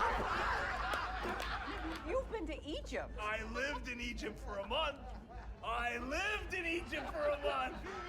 Partying with Hal is the best. Oh, hey guys, are we gonna split this 10 ways? Wait. Has anyone ever played credit card roulette? Oh my god. Hal is a genius at having fun. I truly believe that. Okay, so here's how it works. Everyone throw in your credit card. Okay. Put them in the snack and pick a card. Whoever's card it is has to pay for the entire meal. I think I really am gonna like Necro. Every night I've ever gone out with. Man, I love has been Necromancers. insane, I and now you're might starting really to like see this. Listen, you only go around Seems this whole pretty blue good. marble once, so you might as well have the best damn time while you're here, right? He's a complete night owl. There you go. But I think I might go Horde for Necro. My pleasure. Drum roll, please. Just so I can try and get a good experience on both sides. Ooh, Leslie. I'm not paying it. What's that? I'm not paying the bill. That's fucking crazy. This is too much money. I'm not paying it. I mean, maybe if I would have gotten a bite of everyone's meal or something. No, I just don't want to do it. I just don't want to pay it. I gotta figure out if cultist or, Okay, or you know, necromancer I'm gonna or pay. chronomancer are gonna be. Why don't you just pick my card? Then I have the blood mage with yeah, you that's and fair. the cultist Hell, you with do you. not have to do that. It's fine. You gotta This get is the my blood dumb mage. idea. It's fine. It's all fine. I'm not Yeah, gonna we're pay getting for there. it. It's fine. It's gotta be fine. We're making I ain't pretty gonna good fucking pay for progress. it. I'm not paying. Just put it all in there. Of course.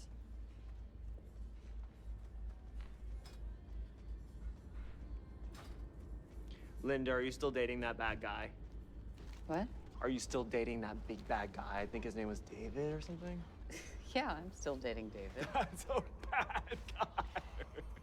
That is a redneck. Linda. Dump him, girl.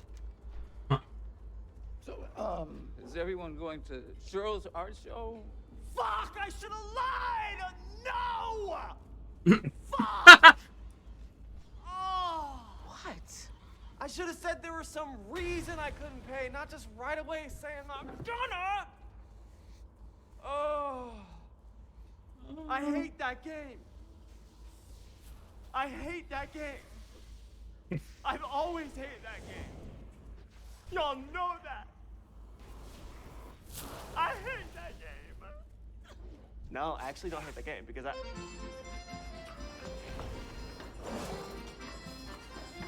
Hey, give me that. No way, I had it first. Give me that right now. No. No. No, I'm sorry, guys. I'm not in the mood for the hilarious Waiter brothers, okay? I think you guys are funny. I like the three funny Waiter brothers. I'm just not in the mood because of what I did tonight because I forgot to lie. Wait a minute. Didn't you say there's gonna be 5 people at this table? No, I said there's gonna be only 4 people. You said there's gonna be 5. Baby, baby, baby, baby, baby, baby. You can target Grave March. You can tell them to attack a target as you're casting. I would love to feel like a kid again. And battle my one. to get This is skates. really efficient. And they're just good. They go in there, they taunt, I sit there and cast. That Done. Alex gets Over. the funniest, unique 8 stuff. fucking Last year spiders he got dead. me The magic was. I had them use their command undead, just makes them do their special attack for some power. They literally one-shot the spider. They both went kablam. Fucking deleted the spider, like they stepped on it. Impersonator, that is so funny. This is so random. Wow. I honestly almost forgot because I moved this week. So I was like, I'm so distracted, but I have to outdo myself from last year. Oh my god, Johnny Carson just fucking hit me. What the hell? What the fuck are you doing? He can't! Oh, he can! He can what? He can hit. He can hit you. Who are you? I'm with Stable of Stars. That's my guy. He's one of our Carsons. Okay, well, he just hit Todd. Right. That's why I ran over screaming, he can, because he can. He can't just hit people. That's assault. That's against the law. Well, your friend paid for him to be here as a joke at a low price point. And at that price point, at Stable of Stars, he can hit. Fine! He got him so bad. That's our friend. He really whacked him. It's fine! Ugh. Guys, please, it's fine. Matt, what the hell? Joni, I had no idea they could hit. They can't. I mean, I had no They idea can't. to say that at that price point they can't. Wild. Wild. What do you mean? Wild. Johnny, go around! Go to other people. Don't just go to them. Move, go around! Oh, my God. Sorry. I gotta push him around the party, make sure everybody gets to see him. Whose house is it? It's mine. There's no, like, cute restaurants or anything. What? Look, we don't want to insult you, but since it was a joke, he got the low price point, which we now know means at Star Wagon Or Stable Star. that you allow them to hit. They're not gonna hit. Oh, right, yes. At that price point, yes, they are allowed to hit. I'm sorry, I don't know what I'm saying. So, understanding all of that, we were just hoping that maybe there's another version of this where We might still be able to play everyone together, kind but I want you to of make a gets guy on what horse, they dude. want. I know it's not your fault. What the fuck The- are the- you doing? I have these are solo characters, so it doesn't really matter.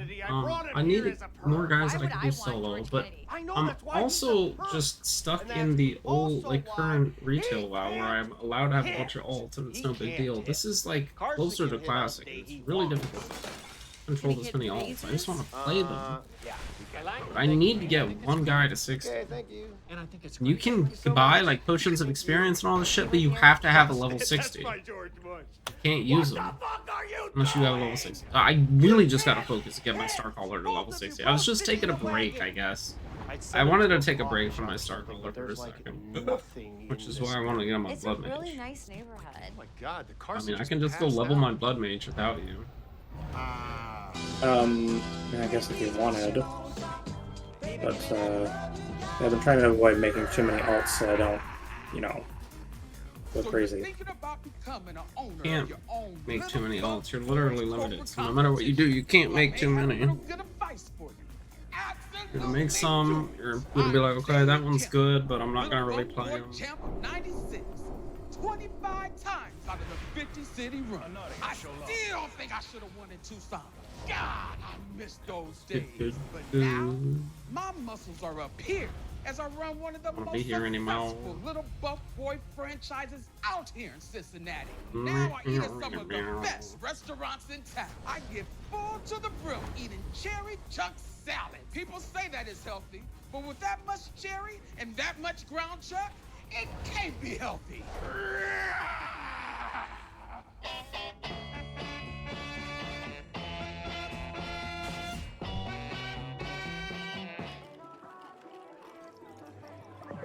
Wow, this place is amazing. Look at all the attention to detail. I did think it would look a little more galactic, though, didn't you? I think it looks very galactic. You do? You want to leave? You too scared? No, it's fun. Oh, that's great. Buddy told me about this place. He said it was nuts. Fucker.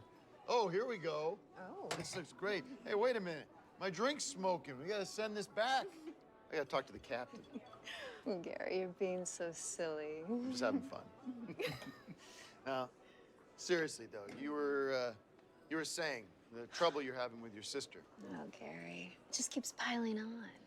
I mean, every time we think we're out of the woods, she just falls right back into her old habits. It must be so difficult for you, Janine. Danger, danger. What the hell? Danger, danger. Unknown species What is this is part of the show. What the? Look at this. This stuff moves. It's like CGI. The money going into this place. Hey, what's an alien gotta do to get a drink around here? I just came from a planet that was all bugs, and I can safely say a lot better looking than this crowd. Shit. Whoa. I came here looking for intelligent life, and I can tell you right now, it ain't at table 7. Oh. They're like, huh? I came here looking for the perfect specimen to abduct. Hey, table 3, hard pass. Oh. Hard pass. Brutal. That is nuts. Anyways, my friend Bruce is going through the same thing that your sister's going through. Guy had everything. Look at table 5. She's thinking, I should have swiped left. Not right now, buddy. Okay. If this date were a movie, it'd be War of the Worlds. You have no clue. Talk about abduction. Someone abducted all the fun from this date. Our sister's addicted to drugs, okay? Does that sound boring to you? What? That's what we're talking What? about, dude. It's okay, Gary. I'm sorry if that's the most boring thing you've ever heard. That she's scared because her sister loves drugs so much and she can't stop taking them. I didn't know. Exactly. You know nothing about her. This woman's been through absolute hell. Just to get school supplies, her mom had to drink puke for a local morning radio show. Did you know that? What? She knew that every little pencil she broke meant her mom had to take another big gulp of vomit for the Davy and Rascal show. Does that sound boring to you? She did it more than once.